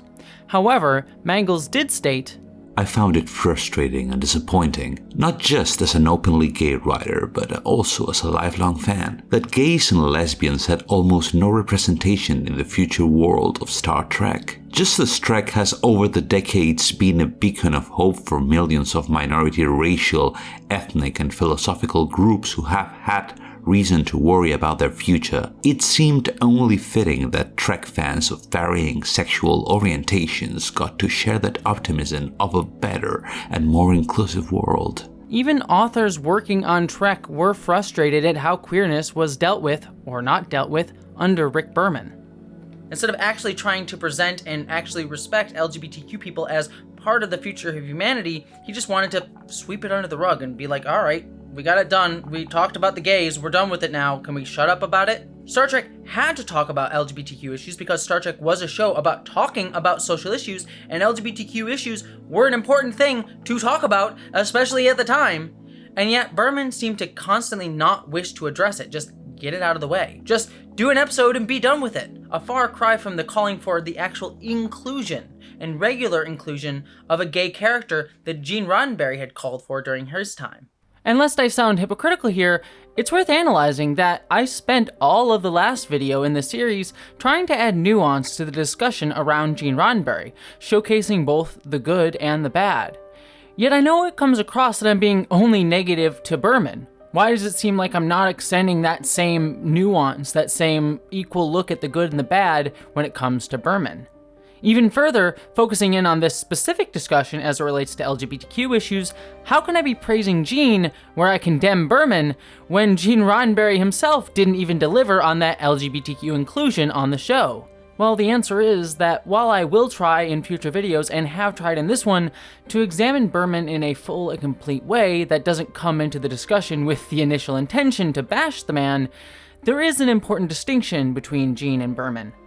For Gene, as we spoke about last video, his lack of inclusion of gay characters, especially on the original series, seemed to stem more from his worry that it would get his already precarious series cancelled. It wasn't that he didn't care or didn't wish to address LGBTQ topics, as his constant discussions around them showcase. This isn't to let him off the hook of failing to get LGBTQ inclusion on the show both in the 60s and the 80s, but that his intention does play a role in why that was the case. Meanwhile, in contrast, while Berman did get LGBTQ issues onto the Next Generation, he also didn't seem to care about LGBTQ issues at all, and wanted to just sweep it under the rug. As his canceling of Gerald's more pertinent LGBTQ-focused script showcases, the episodes that did get made seemed to come more from societal pressures forcing him to do so, rather than Gene's more earnest desire to actually want to showcase these issues that were being pushed down due to societal pressures of the early 1960s. And we can see this especially considering that while gay issues were never really addressed on TV during Gene's run on Star Trek, showcasing gay storylines was becoming more and more common in the 1980s and 90s during Berman's tenure. The show Cheers, for example, had an episode about homosexuality in 1983, and so did The Golden Girls, Seinfeld, Friends, and many other contemporaries of The Next Generation. And they were explicit representations of homosexuality, compared to the Outcast's more metaphorical versions of homosexuality. Will you tell me why you want to put yourself and Doug through this? You know how people can be. And if my own sister can't accept our relationship, what chance would I have with anyone else, right? Right. No. No, what I mean... We get what you mean. Blanche, we don't have to worry about what the world thinks about our relationship. It just doesn't matter because we're there for each other. I'd do anything for Doug, and he'd bend over backwards for me.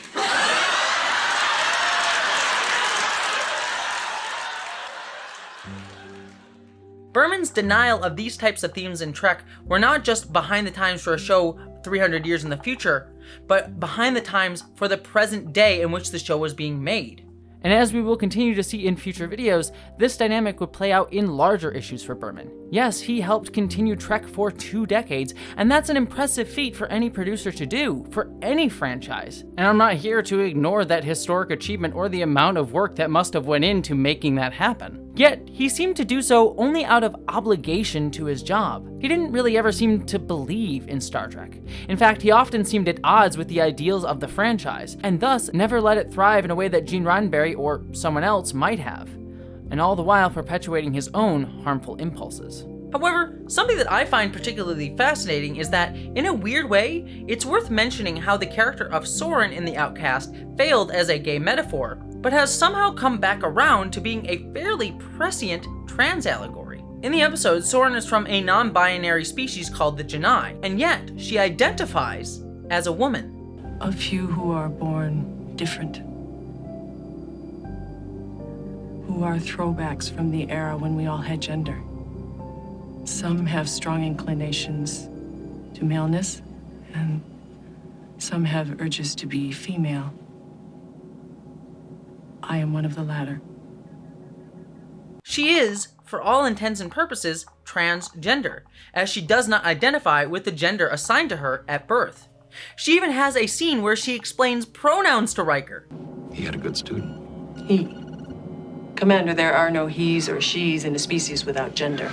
Okay. For 2 days, I've been trying to construct sentences without personal pronouns. Now I give up. What should I use? It? To us, that's rude.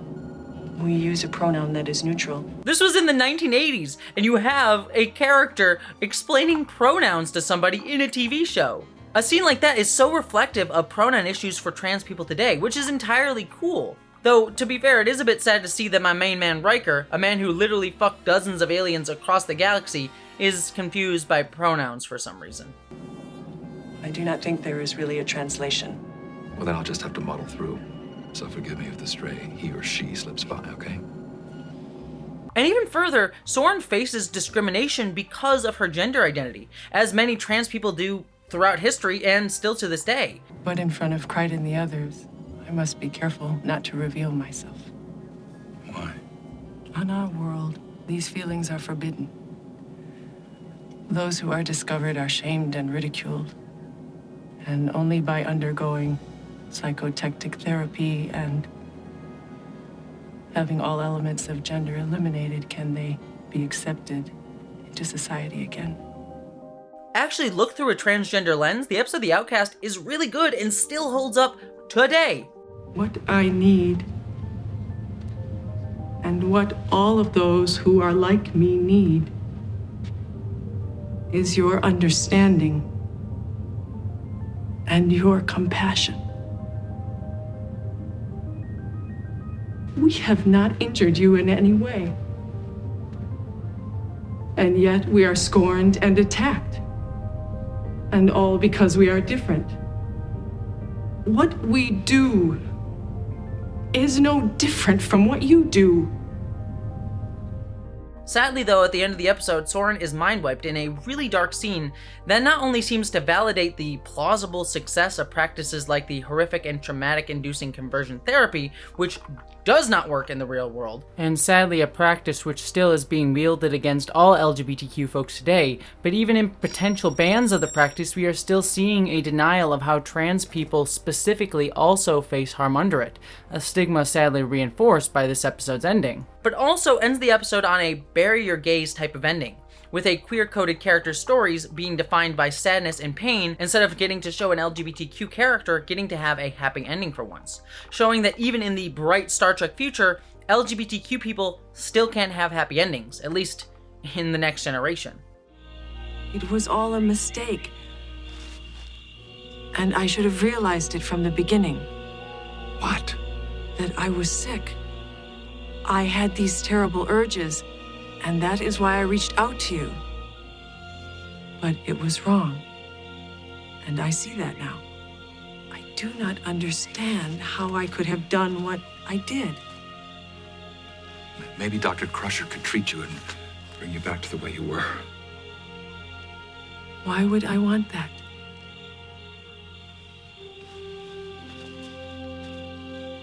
Soren, I love you. I'm sorry.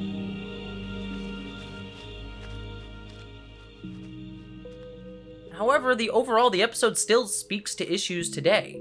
Yet, while the trans reading of The Outcast is still surprisingly relevant, as some of the best Trek episodes still are, it was not the intention of the episode. The episode was meant to address homosexual issues. What makes you think you can dictate how people love each other?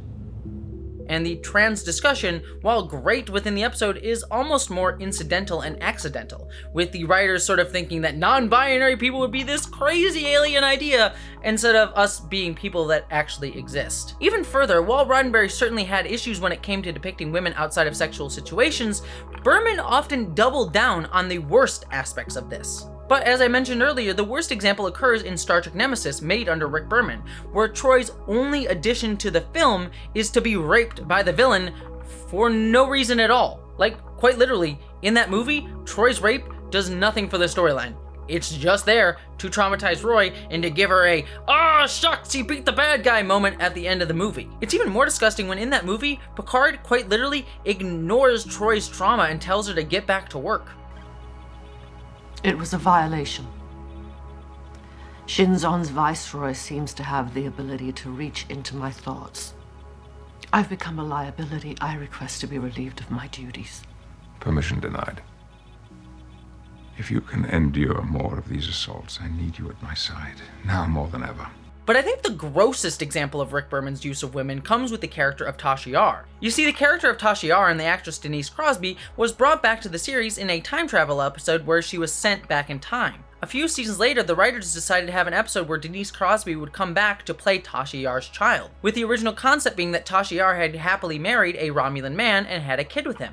Berman, however, changed the idea, so that instead, Tasha Yar hadn't been happily married to a Romulan man and had a kid, but instead been made a concubine of the Romulan and repeatedly raped, and then forced to give birth to a daughter who would eventually betray Tasha Yar when she tried to escape her horrific fate and had her killed when she tried to run. She was among those few who survived. They were all to have been executed after the interrogation, but a Romulan general saw her and became enamored with her. So a deal was struck. Their lives would be spared if she became his consort. I was born a year later. I want to meet your mother. Can you arrange that? One night when I was 4 years old, she came to me. She bundled me up and she told me to stay quiet as we left the compound. I realized she was taking me away. She was taking me away from my home, my father. So I cried out. My father offered her life. He gave her a home. He gave her a child. And how did she repay him? By betrayal. They executed her.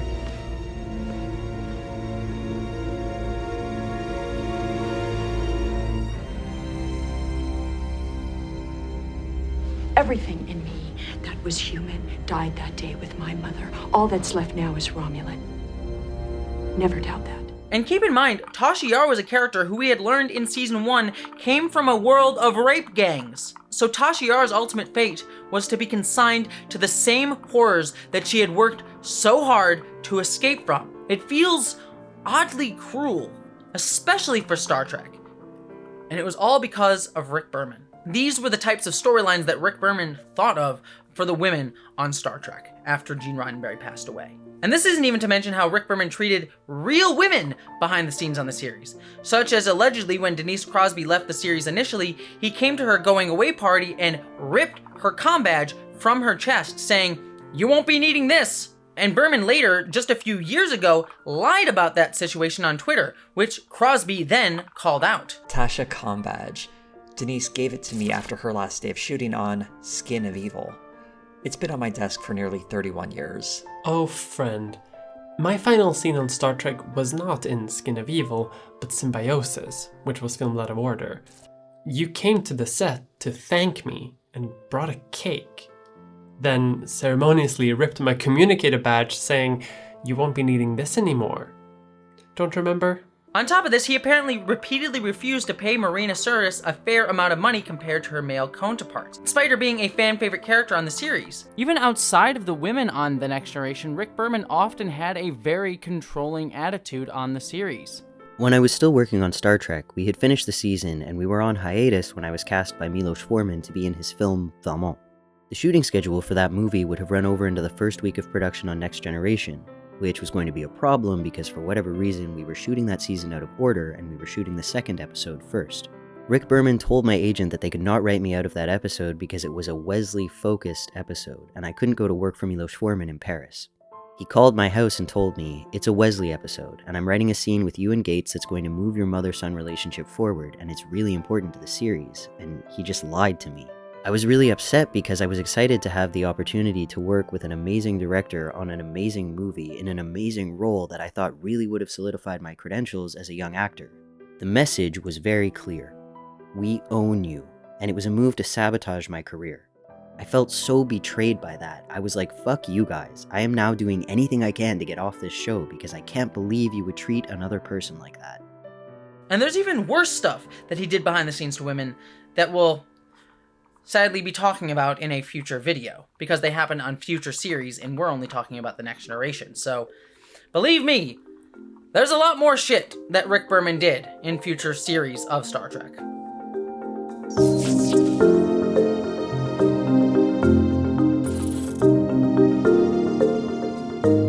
And so, as we wrap out our time on Star Trek The Next Generation, I think it's important to discuss, again, why I find talking about sex in Star Trek to be so revealing, if you pardon the fun pun there.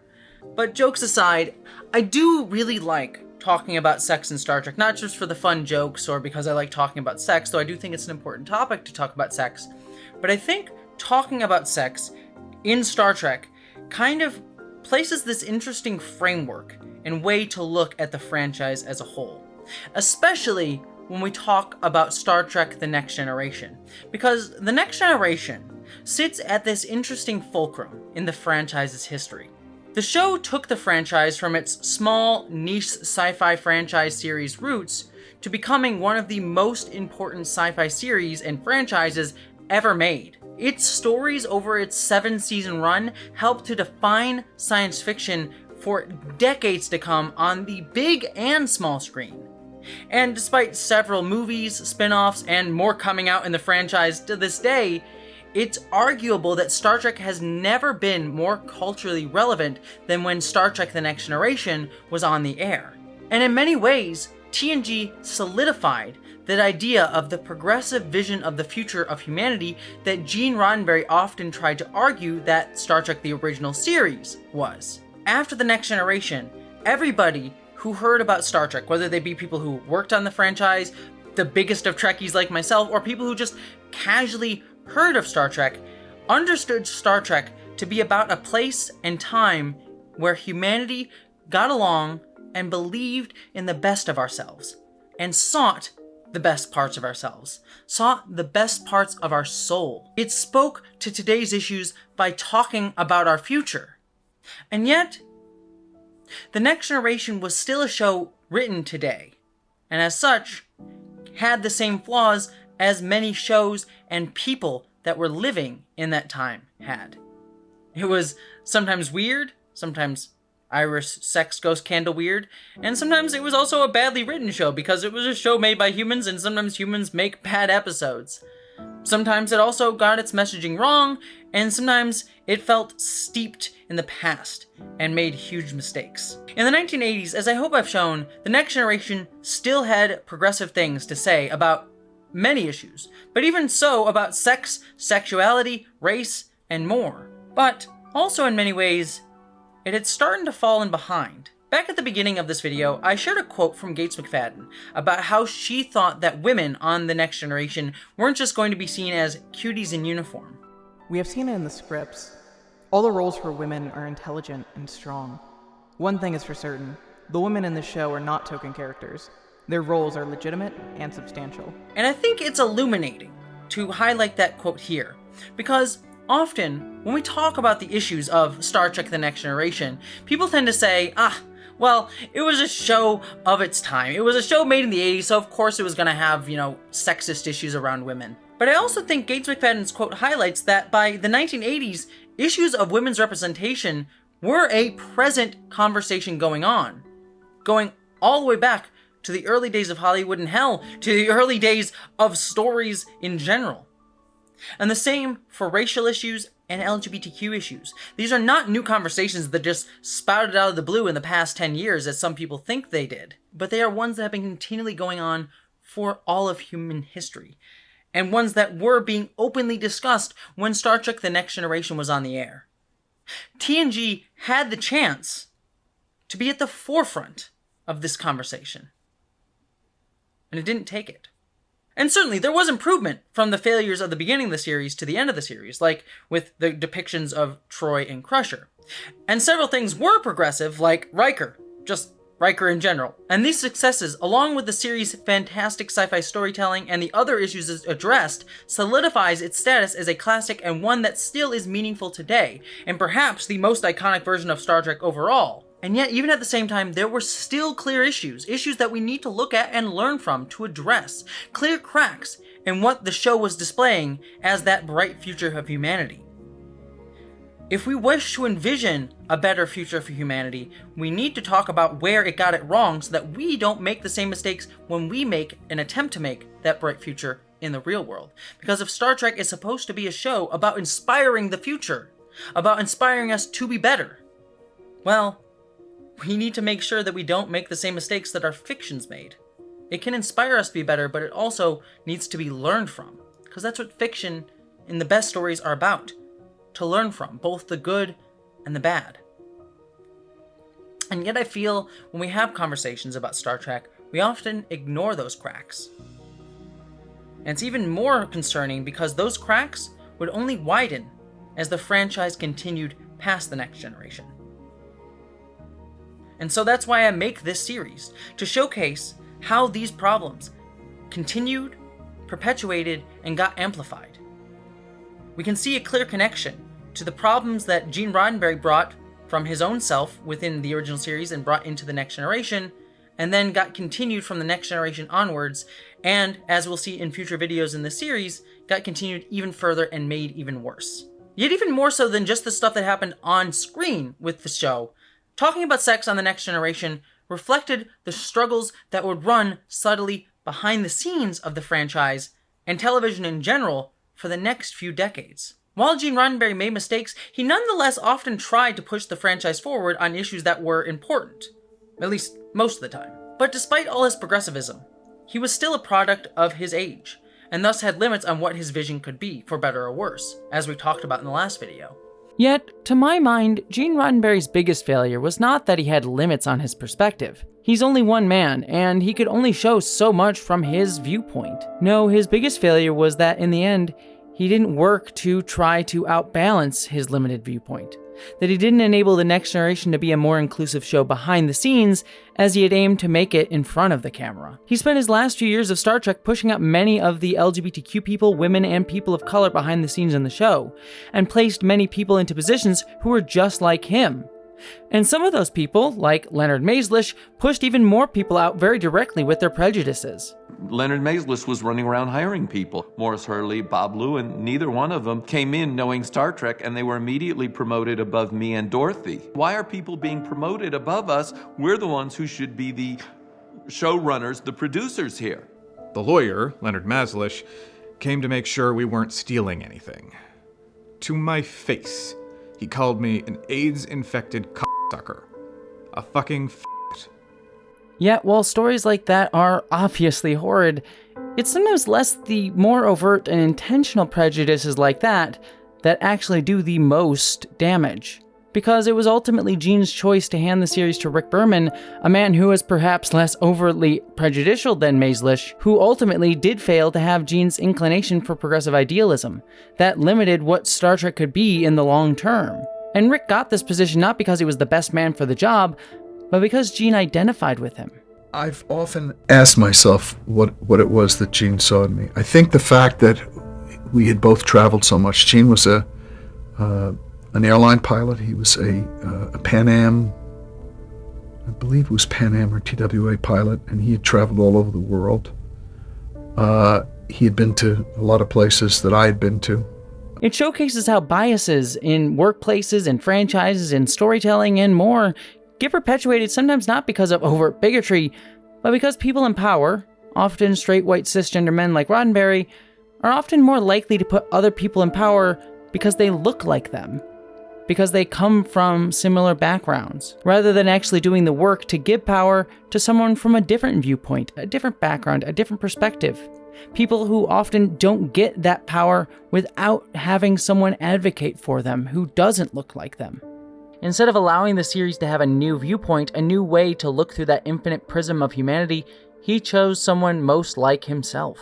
So, when Rick Berman came in, and he held Star Trek to Gene's vision, a vision that he made unwavering and unyielding, despite the need for Trek to move forward without Gene, caused the franchise to continue to be held to a vision that began to be more and more outdated. And we see that clearly in how he treated sex, gender, and sexuality. Star Trek would still be a thriving franchise for many years after this, but as the story of Star Trek continues, despite it being about that bright, optimistic future of humanity, it seemed to get more and more dated as it went along. And that's the idea that I really want to hone in on for my entire Sex and Star Trek series. It's this very idea for which I wanted to make this series in the first place. How the problems inherent in a piece of art, or in a singular creator like Gene Roddenberry, while not excusable at the time they were made, or at least in context of their time. But how, when these creators and works continue, when they become deified, when they become static, when we hold them to themselves and don't allow them to evolve, how the issues inherent in them continue to get perpetuated into the future. How we ignore them, and how real people get hurt as a result. And further, and if you take nothing else away from this video, let it be this. That this issue that we see with the perpetualization of the issues of Roddenberry being carried through Berman and brought forward, denying the art the ability to evolve, is not just a Star Trek problem, but a problem with how we think about art as a whole in our modern age. How by not letting art evolve by only allowing those with a certain identity to tell stories, and those with identities only passing off the ability to tell stories to more people just like them, like the straight white men like Roddenberry and Berman were, means that the art slowly begins to fall apart. Not because it's bad, but because it fails to make itself stronger directly due to a lack of what Star Trek has always told us to fight for: infinite diversity and infinite combinations. This is not me vilifying straight white men like Roddenberry or their perspective, but it is me saying that we needed more than just their perspective. It's me using Star Trek and how it evolved into the next generation and beyond, and how the problems of one man constantly got amplified and made worse and worse because he only chose to pass off the story to those who were like him, and to focus the story on characters who were like him as well, and how those after him did the same because they were just like Roddenberry. Art can be multiple things at once. It's not just good or bad all at the same time, but can have multiple facets and sides to it. The Next Generation was amazing. It's considered a seminal classic of science fiction for a reason, and it did so many wonderful things, but think of how much more it could have done if it had featured gay people like in the script Blood and Fire, or had featured storylines for male characters that didn't just center their viewpoints in sexual situations, or had more people of color write these characters authentically, or allow the women on the show to get to be centered in their own stories, or direct and write episodes behind the scenes in the ways that many of the men got to. These were all opportunities that Next Generation had right in front of it and failed to take, and instead hurt many of these same identities along the way in favor of a sole perspective, one that matched up with Gene Roddenberry, whether he was there or not. By aggrandizing Roddenberry's vision, it failed to allow that vision to evolve and encompass others like Trek has always said we should. But as we continue forward with talking about sex in Trek, we will see the cracks, the ones that were in Roddenberry's writing inherently, begin to widen, when they so easily could have been fixed if only the show had trusted its own message behind the scenes as it tried to extol in front of it. It forced all creators who came after to work on Star Trek to react to them, to either fix them, as TNG tried to do in its later seasons, to perpetuate them, as Rick Berman did, or to actively react against them. Something that our next video in this series will focus on with the controversial Deep Space Nine, a show which we could basically describe as the Next Generation's kinkier cousin. Star Trek is a series that both seeks to inspire and sometimes falls in the mud when it tries to. Yet what I love most about Star Trek is that it invites us to not only talk about its successes, but where it failed. Because learning from failure is part of what makes us human, what makes us better. We don't just learn from the successes. In fact, we sometimes learn much more from the failures. And so, as always, this video is not made to spit on the legacy of the Next Generation, but invite us to see it as it truly is. A flawed masterpiece. And one that can teach us even in its failures. Because Star Trek The Next Generation always shot for the stars. And sometimes it missed its target. And sometimes it was way off. But it always ended up in the heavens, exploring humanity in new ways.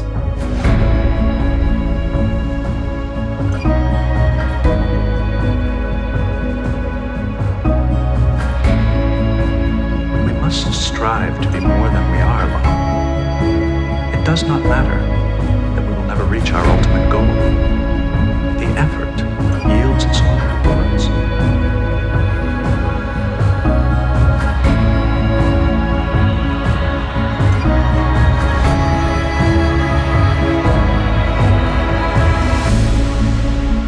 Live now. Make now always the most precious time. Now will never come again. I learned today that humans like to hold hands. It is a symbolic gesture of affection. This isn't the end. You say that with remarkable assuredness. As long as there's a handful of you to keep the spirit alive, you will prevail.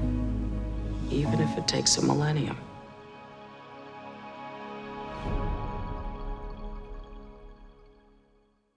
Alrighty, everybody. You have officially reached the end of this, dear God, over 5-hour-long video on sex in Star Trek The Next Generation. And first off, I just wish to say, congratulations. You should be prouder than a Ferengi who celebrates a successful business deal with a little bit of a self-umoxing session. And also, by the way, for all you nerds out there who are wondering why I didn't talk about the holodeck in this video, don't worry, that's coming in part 3. I can't be like Nero up in here and fire everything. I gotta save some fun for later. So be like Pike and hold your horses on that one. But third, and honestly most importantly, I do wish to just say, very earnestly and honestly, like not in character at all, not joking, this is truly me, like the actual person Jessie, saying to all of you out there, thank you so much for sticking with me and watching this 5-hour video. It really does honestly mean a lot to me. And if you're this far in, I hope you'll indulge me just a few more minutes, because I just want to tell you why this video was so meaningful for me to make, and why it means so much to me that you watched all 5 hours of it. Because Initially, this video was actually supposed to end at that last section. I mean, there was the whole montage, the whole video got very emotional and all that fun stuff. But I filmed that section months and months ago, and as I've been editing this video, a few things have happened that I really just need to talk about because it really made me reflect on why I made this video and why it's important to me. After I did my first Sex and Star Trek video, where I tried to discuss the good, the bad, and the human of Gene Roddenberry and Star Trek the original series, there was a surprising number of people, not the predominant amount, but a certain number of people who watched that video, who then took to Twitter or my comments or even made their own whole reaction videos about it to say that that video was somehow indicative of how much I must hate Gene Roddenberry and hate Star Trek and hate anything made before the current series. I'm just an SJW who only likes Star Trek Discovery because it has the transgenders in it. I mean, honestly, some people are even saying that I must despise Star Trek for making a video like that, even though, you know, I've been a Star Trek fan since before I was 10 years old, and that I got into Star Trek from the Nemesis audiobook. Like, I am here through thick and thin on this franchise. Though I do wish to say, if you are someone who only likes the new stuff or only certain segments of Star Trek, you're just as much a Trekkie as anyone else. But anyways, those criticisms are obviously ridiculous, but they did indicate to me how much people today equate criticism of something with hate. That to critique something in any way is tantamount to saying, thing is horrible. And this mindset speaks to how our society today, through things like capitalism and stuff like that, requires that we essentialize everything into these binaries that are at polar opposites of each other. That things need to either be wholly perfect or absolutely irredeemable. And we see that with so many of our discussions today, not just with pop culture, but with everything. Even people's basic humanity. But if there's anything that Star Trek taught me, is that that's not the truth of the world. Because, and blame my neurodivergent, hyperfixated brain for this, but Star Trek, to me, is the thing that informed the entirety of my life. My entire worldview and my belief that not only can humanity do better, but that we will do better, was created and formed and molded by Star Trek. It gave me my earnest and honest conviction that we will have a positive future as long as we understand that taking delight in the infinite diversity of others and reveling in the differences of humanity is not only the best way to create a brighter future, but the only way. And that is specifically why I cherish and adore Star Trek, because it gave me that. But Star Trek has never been perfect, because Star Trek is human. It made mistakes, and I love it not despite its mistakes, but because of them. Because those mistakes show me that even despite our flaws, our imperfections as human beings, we can still make and be something greater. And I adore that Star Trek not only allows, but actively invites these discussions of its successes and failures. This is gonna sound funny given the title of this video, but truly, to me, to look at the flaws of something, to really reckon with the totality of it, the good and the bad, is truly an act of love. Because it means that we recognize something's humanity. And it does Star Trek and anything a disservice to only see it as perfect. And if we accept that, we also need to recognize that one of Star Trek's biggest flaws has always been that sometimes, especially in older shows like The Next Generation, it never let certain identities be seen as fully human. Even when it tried to talk about marginalized identities positively, it still otherized us and didn't include us in the story. And as a result, it perpetuated issues and stigmas and stereotypes. It let people like me, a trans person and a woman, as well as many other marginalized people, be seen as different, as other, as aliens. But in truth, I'm just human, like all the rest of you out there are. And that's beautiful. Yet because of this binarized view of the world, of needing to see something as wholly perfect or wholly bad, and the fact that Star Trek has this big flaw, has blinded many people in the Star Trek fandom. I see all of this toxicity of people saying Star Trek has gone woke, or that the explicit diversity in modern Star Trek is just SJW nonsense, simply because we're now being included not just as aliens, but as ourselves. Because trans people and other marginalized folks are actually getting to be included in the conversation about humanity. And these people pushing back against that feel this vitriol today because until now, They didn't have to look at any marginalized people like trans folks as anything other than alien. They only had to see women, for example, as people whose bodies could be traumatized, but whose personal pain we didn't have to care about. This isn't to say that alien metaphors can't be powerful, but that those metaphors can't just be told by people looking from outside a community looking in if they're hoping to talk about a community, because it can lead to this exact otherization. But that's not what I wanted to talk to you about, because the important thing to note here, and what I wanted to get to, is that I'm not talking about Star Trek at all right now. This morning, as I was getting up to go about my day, I turned on a live stream of Republican lawmakers in Ohio debating about passing an anti-transgender legislation.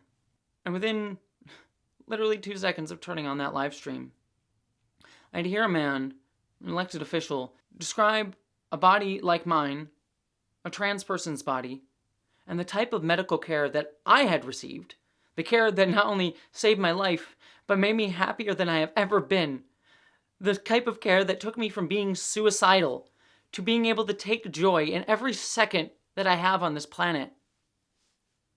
I had to hear this elected official describe my body as other, weird, gross, disgusting, mutilated, alien. To him, trans people and our bodies are this weird alien thing. But not only that, as directly oppositional to him, and as a result, wrong, bad. Sounds familiar, doesn't it? It's the same dynamic that we've been talking about this entire video with Star Trek. To be very frank with you, these past few months have been very difficult for me. At the time of this recording, here in the United States, trans people, LGBTQ people, women, black people, and other people of color, and so many other marginalized groups are under direct attack. And it's been deeply soul-crushing, to be honest. As someone who does and will always believe in that better future of humanity found through delighting in our differences, I can't tell you how much it hurts when people refuse to see the humanity of others, especially when it's done by those in power who stoke prejudice for their gain. I've spent many of these past few nights simply crying and worrying for myself and for those who I care about who are in even more danger, and fearful for what might happen next. And honestly, while I will always make videos directly talking about those issues, as I have done numerous times on this channel, it's hard to make those videos. It takes a lot out of me. And sometimes I just need to talk about all these horrific things happening in a way that makes me feel joyous. Otherwise, the horrors will truly consume me. So that's why I make videos like this, why I take way too much time to talk about sex in Star Trek The Next Generation.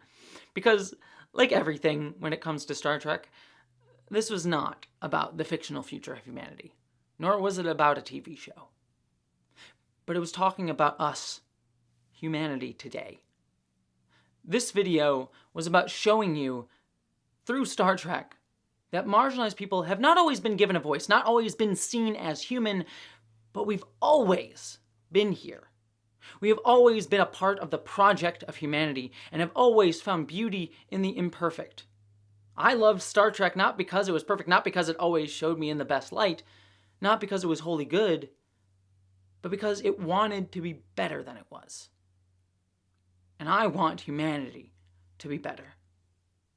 So this video was trying to use a conversation about a TV show to find a fun way to talk about deeper issues in a way that didn't crush my soul, but brought me joy.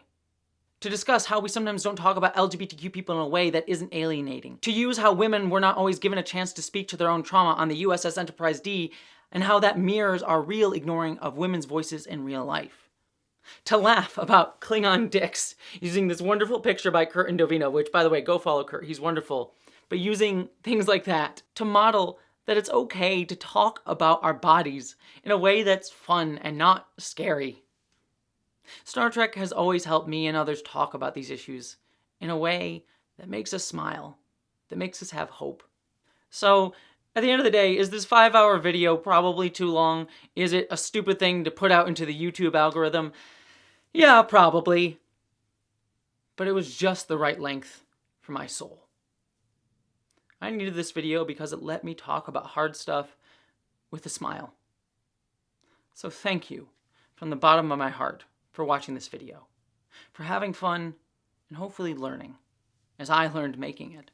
And to wrap out, just to say one more thing, I do also wish to thank all of you because this is going to be the last video that I am going to be filming before I have my very last and final transgender transition related surgery at the beginning of June 2022, my facial harmonization surgery.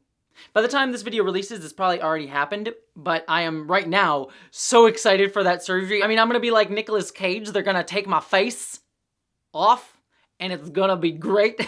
I mean, honestly, it's gonna suck for a little bit because I'm gonna be all like bruised, like I got beat up, but after that, it will be a fun time and it makes me so, so happy.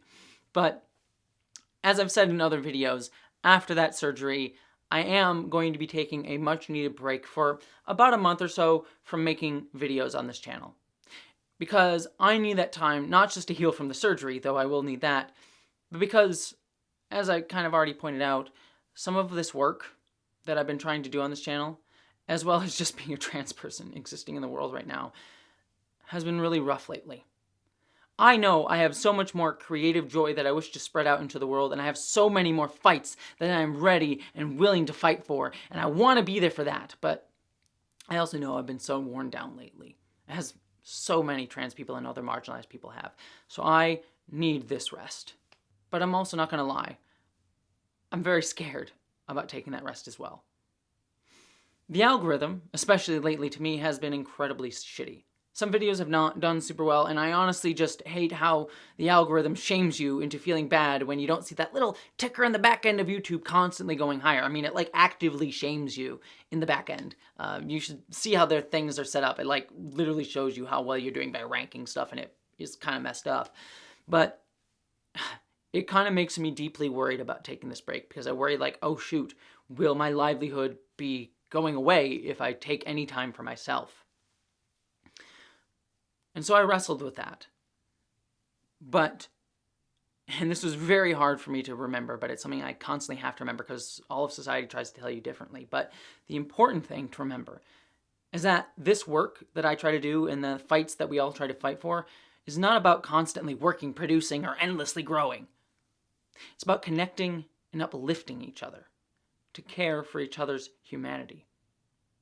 And that's what you've all done for me. And so I just wish to say an extra special thank you to all of my patrons out there, because the reason that I'm able to take this break is because you support me. You not only allow me to pay the bills, allow me to eat, allow me to not worry about whether I'm going to pay my rent, but you allow me the freedom to make these videos that say what I want to say, to try to bring a little joy to myself and hopefully to others, but also to try in my weird, nerdy, dorky way, to try to make the world a little smidgen better. So thank you for the gift of the ability to do this work. I hope I live up to what you've given me.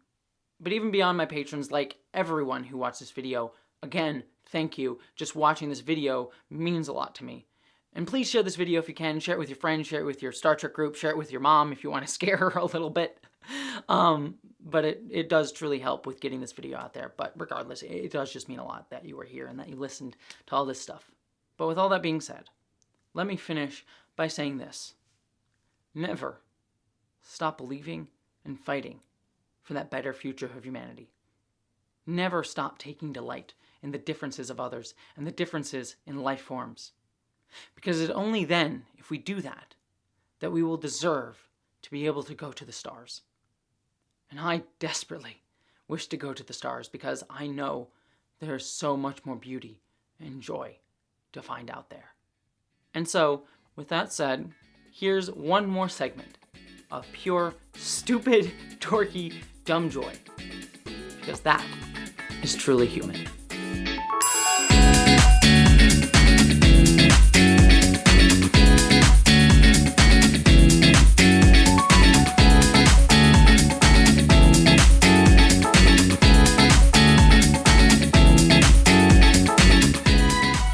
This chair is so deep to get into. Gotta get the boobs ready to present.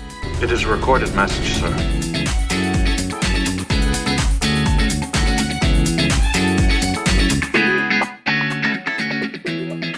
Dorian Ale? Pretty solid stuff. Like, dang.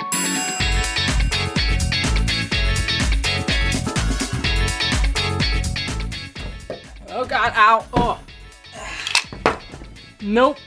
No. God, that was awful. Good thing I don't have balls anymore, or else this would be much worse.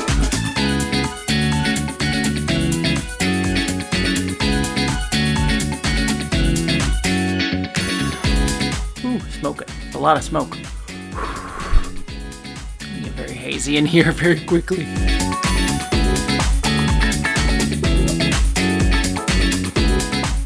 Hey. Welcome. God damn it. Motherfucker.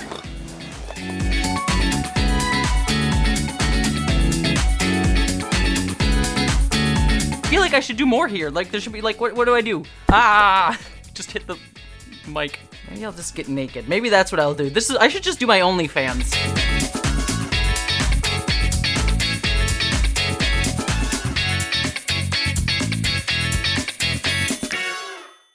Okay, back up. Let's try again. Nope.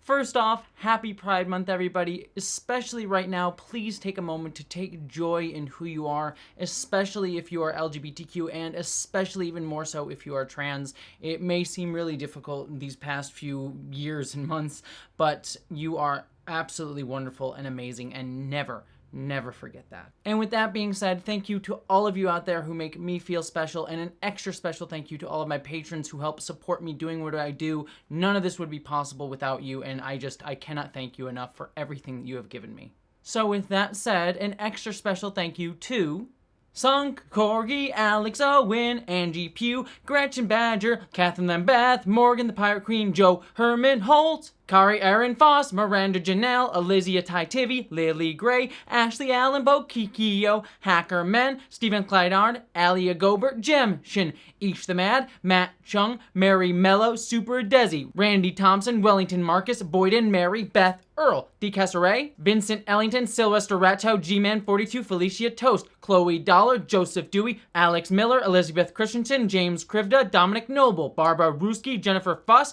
Zone 1 Librarian, Andy with an I, Jessica Wright, Joanna Oakley, Sonia Nero Perdo, Nathaniel Fraughton, Alicia Stice, Chris Bodie, Farangato, Transit Toronto, Wendizzle Bizzle, Sasha M, Shield Maiden 4444, W Randy Edie, Zoe Kerr, Melinda Walters, John Weatherby, Drew Bach, Piston Twister Garage, Steven Richardson, Kevin Frotag, Beatrix Purvis, Ulysses the Pagan, Cyber Quaker, Willow B, Fox E, Tiffany Danger Flynn, Lysa, Sean Piper, Casual Observer, Jedi Indiana Jones, Julie Mason, Meadow Whisper, Oddest Odd, Sarah Leslie Hutchkins, Sarah Bystam, Becky Sparks, William Stewart, Blueberry Hill, Nathan Steele, Sarah Lemetro, Troy Stull, Leotha Boyd, Kay Liss, Melody Ann, Winters Good, Justine, Hieresis, Jason Knott, Maeve, Sky Skinner, Hey Shindra, Laura Demeraux, Luna T, Verdux Kai, Spooky Heather, Sylvia,